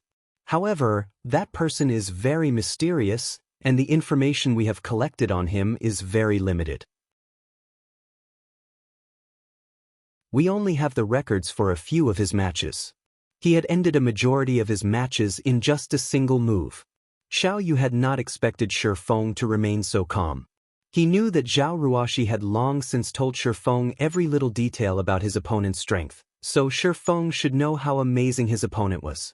Yet now, not only was Shifeng not anxious, but he was even showing a hint of anticipation. I understand. I'll research it a little. Shifeng nodded. I still have other matters to attend to, so I'll be hanging up first. After saying so, Shi Feng disconnected the call. Following a period of rest, Shi Feng was already fully recovered. He still had many matters he needed to deal with in God's domain. Since he had slept for so long just now, he naturally could not delay any longer, which was why he had ended the call in such a hurry. After refilling the nutrient solution inside the virtual gaming cabin, he lay down inside the cabin and entered God's domain once more.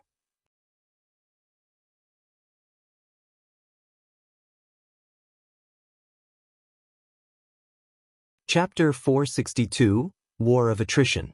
When Shi Feng logged into the game, the location he appeared at was still within White Fog Canyon. At this moment, the sky in God's domain was dusky. There was still over an hour until dawn. It sure is quiet.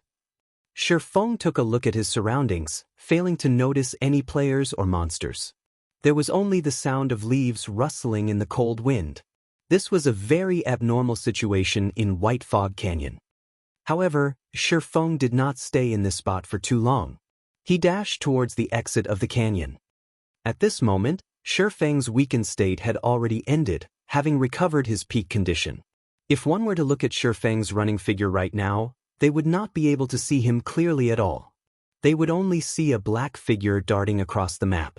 Shi Feng was like a healthy and elegant leopard.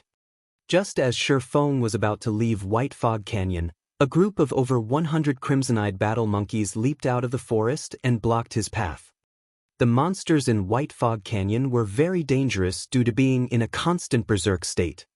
Now that was nighttime, players would have their vision reduced while monsters would not be affected in the slightest. As a result, players would find it much more difficult to fight at night. Facing against over 100 elite monsters, even an elite party would die unavenged. Only a large team of over 100 players could possibly endure the assault of so many crimson-eyed battle monkeys. However, as if he had not seen the monsters in his way, Shi Feng dashed into the group of battle monkeys. The crimson-eyed battle monkeys had similarly charged at Shi Feng like a group of mad cows. However, just when the sabers held by the battle monkeys were about to land on Shi Feng, the weapons struck air and simply brushed past Shi Feng's body. It was as if the battle monkey's target was not Shi Feng at all. He allowed Shi Feng to easily shuttle through them. After their first attack failed, the crimson-eyed battle monkeys turned around and attacked Shi Feng once more.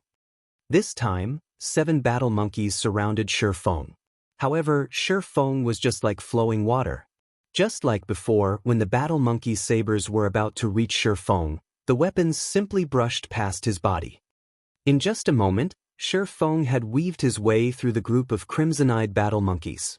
Although the battle monkeys felt enraged by this situation, they could not do anything about it. They could only watch unwillingly as Shi Feng exited the canyon. The improvements brought about by an increase in brain activity sure are significant. Shi Feng was full of smiles as he turned back to look at the crimson-eyed battle monkeys. Although he could defeat such a number of battle monkeys by himself, he definitely would not have been able to effortlessly dodge such an encirclement. This achievement was all thanks to his increase in brain activity. Not only did this change improve his brain's perception of danger, but it had also advanced his control over his own body. Whether it was in regard to an enemy's attack or his own ability to dodge, the ability to control his movements had become very precise and refined. He had already entered the refinement realm. Before, Shi Feng could only barely achieve refinement with his actions, and he could not maintain that achievement for long. He could only be considered to have taken half a step into the refinement realm. Even so, half a step was already an amazing feat. Meanwhile, he had now completely entered this realm, becoming much stronger than he had been before. Even if he had to face Summer Sunshine's assault right now, he believed that he would not end up in such a miserable state where he would be required to use void steps to dodge. After leaving White Fog Canyon, Shi Feng immediately unfurled a return scroll and activated it. Shortly after returning to White River City, Shi Feng discovered that the number of players here were much more numerous than before. The players were all recruiting team members. Money farming team, 17 waiting for 3. DDs are welcomed. Must be level 20 or above. Frozen Waterfall Independent Party Recruiting, 12 waiting for 8. We welcome all sorts of pros. Must be level 21 or above. Equipment must be at least bronze rank. Twilight Lighthouse Independent Party Recruiting. Party is being carried by an expert. Noobs, do not disturb. Equipment must be at least bronze rank. Drops will be auctioned among team members. Many players were recruiting for level 20 team dungeons out in the streets. This situation really surprised Shifeng. Whether it was Frozen Waterfall or Twilight Lighthouse, both were challenging 20-man team dungeons. Their difficulty was considered intermediate among level 20 team dungeons. Currently, even a normal guild team would not necessarily succeed when clearing one. Yet, there were actually so many independent teams recruiting for these dungeons. This situation truly confused Shifeng. He had gone offline for just one day. Just when did the independent players of White River City become so powerful? Aside from the shouts of recruitment by independent players, Shifeng also heard news regarding the all-out war between Zero Wing and Overwhelming Smile. Up to now, the losses suffered by both guilds had already exceeded 2,000 players. Moreover, the battles between both guilds were growing intenser as time passed. In the beginning, the skirmishes that occurred only involved dozens of players, before slowly growing into the hundreds. At this point in time, both guilds were already waging wars involving over 1,000 players. Zero Wing really is amazing. Their total kill count right now has already exceeded 5,000 players. Meanwhile, Overwhelming Smile has only managed to kill around 2,000 Zero Wing members. I know, right? I heard that Zero Wing's Assassin Fire Dance alone has killed more than 300 Overwhelming Smile members.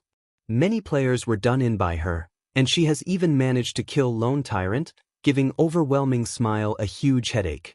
Right now, her fame is no longer beneath Black Flame. Other than Fire Dance, there is also Flying Shadow, another assassin of Zero Wing.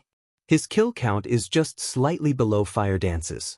Right now, he has already killed more than 200 members of Overwhelming Smile. In addition, there are also Aqua Rose, Violet Cloud, Cola, Blackie, and so on. Every one of them has killed over 100 players already. Other than the core members of Zero Wing, there are also many rising experts in Zero Wing. Among them is a berserker called Shadow Sword. His kill count is over 50. I hear that he has even managed to exchange for a level 25 fine gold equipment with the contribution points he obtained. Say, even though Overwhelming Smile also has a large number of experts, why aren't they able to fight against multiple enemies by themselves like Zero Wing's experts? Just why are Zero Wing's experts so strong? You don't know? I hear that Zero Wing's core members have completed their class change and have become Tier 1 classes already. In terms of attributes and skills, they are much more powerful than us players who have yet to complete our class change. Even when facing a player with the same attributes and equipment, a Tier 1 player can still easily defeat half a dozen Tier 0 players. Moreover, I hear that Zero Wing has over 50 Tier 1 players. Overwhelming Smile is naturally unable to contend against Zero Wing. It can't be, right?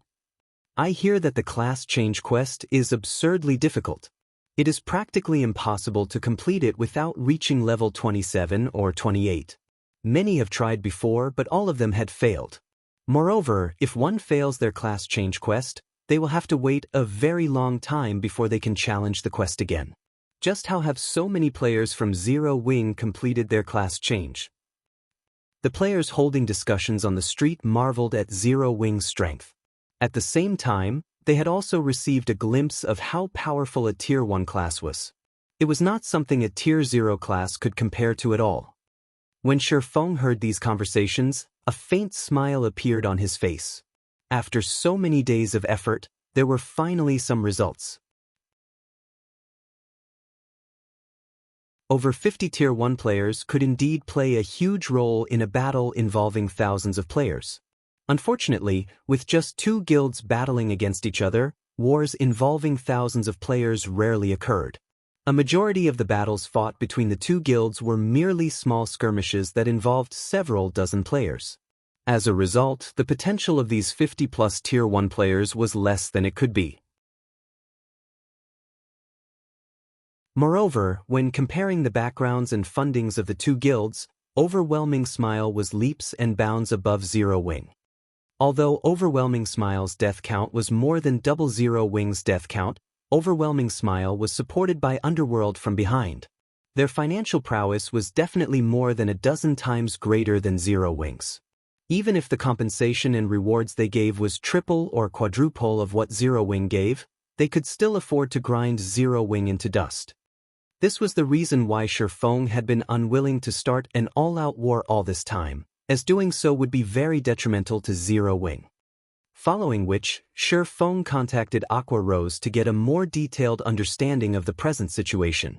He then increased the contribution points awarded for killing enemy players as well as increased the compensation of the guild members who died battling against the enemy. At the same time, he also made preparations to start raiding 50-man team dungeons and 100-man team dungeons. Guild leader, now that we have started an all-out war with Overwhelming Smile, if we increase the compensation and rewards, the expenses of the guild will increase by several times. If the war is extended, this amount will become astronomical. Moreover, the compensation and rewards we are currently giving out are already quite high. Even the guild members feel that they are good. There is simply no need for this extra spending. Aqua Rose knew that Shifeng was rich, but even so, money should not be wasted in such a way. It was especially true for the rewards given out. If the guild members managed to kill 10,000 enemies, even if the guild only gave one additional contribution point for each kill, the guild would still have to pay for the cost of an additional 10,000 contribution points. Not to mention, as the fighting continued, large wars would occur more frequently. At that time, the contribution points the guild would have to pay out would increase by several times. No problem. I'll figure out a way to deal with the matters regarding money, Shifeng said, shaking his head. The reason why he was increasing the amount of contribution points awarded was not for the purpose of exciting the guild members. Instead, he was doing so in order to hasten up the consumption speed of both sides. If it had been in the past, Shifeng definitely would not fight a war of attrition with Overwhelming Smile. Now, however, things were different. He now had a large amount of Starfire ore in his hands. He would let Overwhelming Smile know what it truly felt like to crumble apart.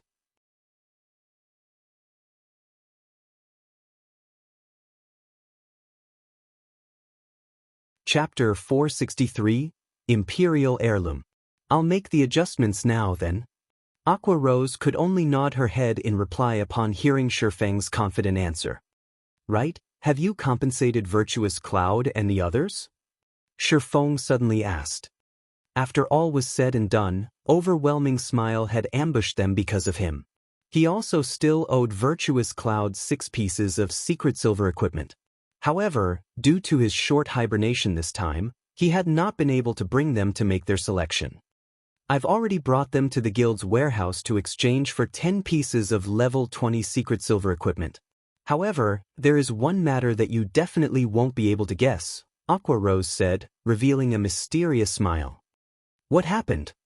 Shifeng asked curiously. After Virtuous Cloud and her party saw our guild warehouse, they were downright stupefied. Originally, they were planning to return to the Black Dragon Empire to continue their development there. Now, however, the party has joined Zero Wing and should be carrying out some high-level guild quests at the moment, Aqua Rose replied. Aqua Rose was very optimistic about Virtuous Cloud's crew.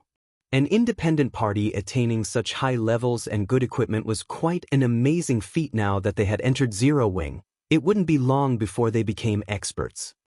In God's domain, though elite players were easy to find, experts were not. Now that Zero Wing was in an all-out war with Overwhelming Smile, it would be a long time before things settled down. After all, it was not possible for either side to defeat the other in one fell swoop. Moreover, battles between two warring guilds consisted mostly of small-scale skirmishes. Large-scale engagements occurred very infrequently. As a result, the importance of players with top-tier combat power grew even greater. If a large group of players took action together, they could easily be discovered, as well as easily countered. However, if a party or an individual took action, they would be highly mobile, hence, they would not be discovered so easily. If Zero Wing could form a party of experts and give a huge blow to Overwhelming Smile from time to time, they could easily force Overwhelming Smile into a passive state. Guild Leader, why don't we start raiding 50-man team dungeons now? Although the benefits we offer could attract quite a number of players to the guild, it is still not enough of an attraction for many independent experts. The things these experts seek are top-tier equipment and room for growth. Meanwhile, we can use the top-tier equipment we obtain from large-scale dungeons to attract these experts, Aqua Rose suggested. After seeing the reactions of Virtuous Cloud's crew yesterday, Aqua Rose came up with this idea. Previously, she had also tried inviting Virtuous Cloud and her party to join Zero Wing, but they had been reticent. However, after seeing the large number of level 25 fine gold and secret silver equipment, as well as plenty of level 20 dark gold equipment, they made up their minds right away. At that time, Aqua Rose had even considered displaying the 2 epic items inside their guild's warehouse. However, the epic items were Zero Wing's trump cards. It would be best if other guilds did not know about the existence of these items, so she had promptly dismissed this idea of hers. If she were to really put the epic items on display, then many guilds would definitely scheme against Zero Wing. Her action would no doubt create many more enemies for Zero Wing.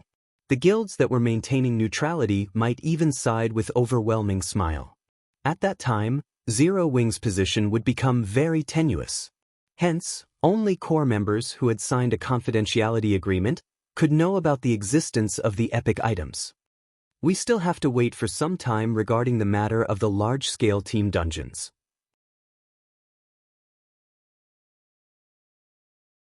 However, we can begin raiding 20-man Hell Mode team dungeons. Shi Feng had been the guild leader of Shadow for many years, so he naturally knew what attracted experts. Although he fully agreed with Aqua Rose's suggestion, large-scale team dungeons were no walk in the park. They needed to accumulate even more strength if they wished to raid one.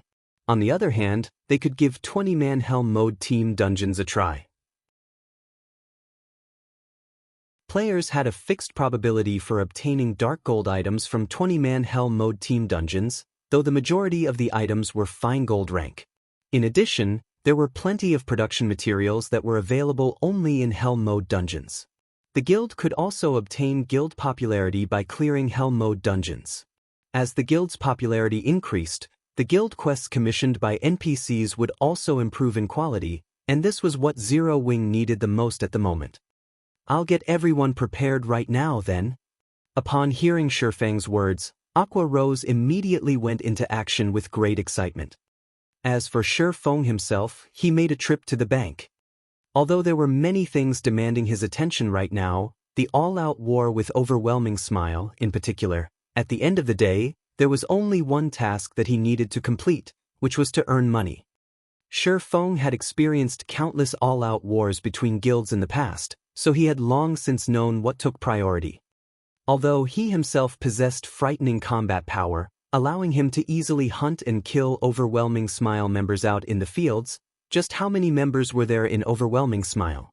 Even if he ran around all day hunting players, how many could he possibly kill by himself? Doing so would allow him to collect the immortal souls of players he killed, but it was still not worth the effort.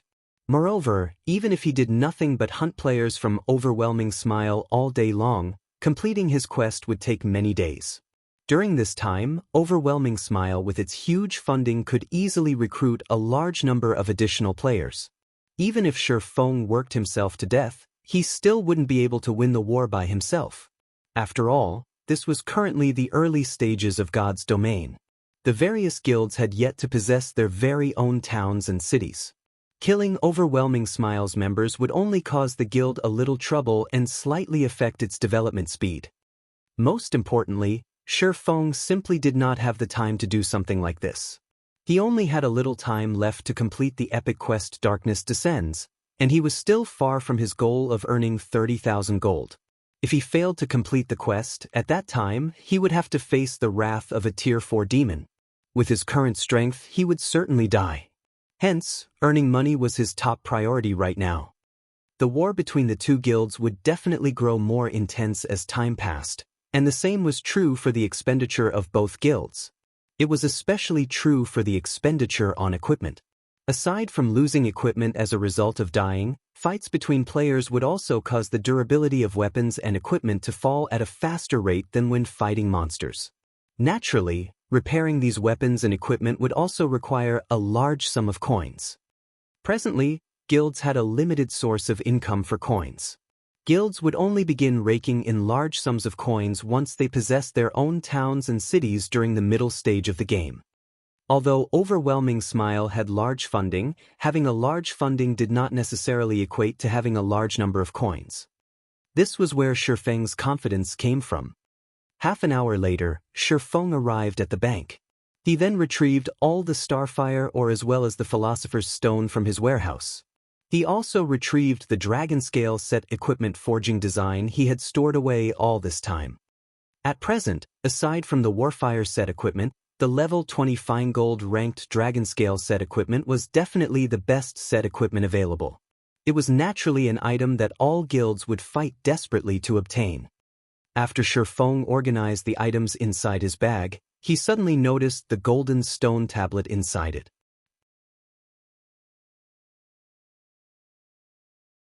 How could I have forgotten about this thing?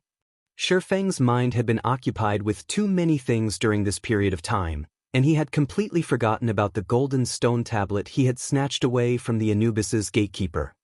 An item guarded by a great lord was definitely not an ordinary item. However, Shifeng had also never heard about a golden stone tablet, so he did not know exactly what function this item possessed. Glancing at it, he was unable to read its information. All that was displayed about the golden stone tablet was that it was an unknown item. Shifeng then used omniscient eyes and started appraising it. The seconds ticked by slowly as countless data flickered in front of his eye. After a total of 22 seconds passed, the appraisal process was finally completed. An imperial heirloom? Shifeng muttered in disbelief when he read the information displayed about the golden stone tablet. You're tuning in to the Wang Lin's Journey YouTube channel. Don't forget to subscribe and join us on this journey to catch the most captivating stories.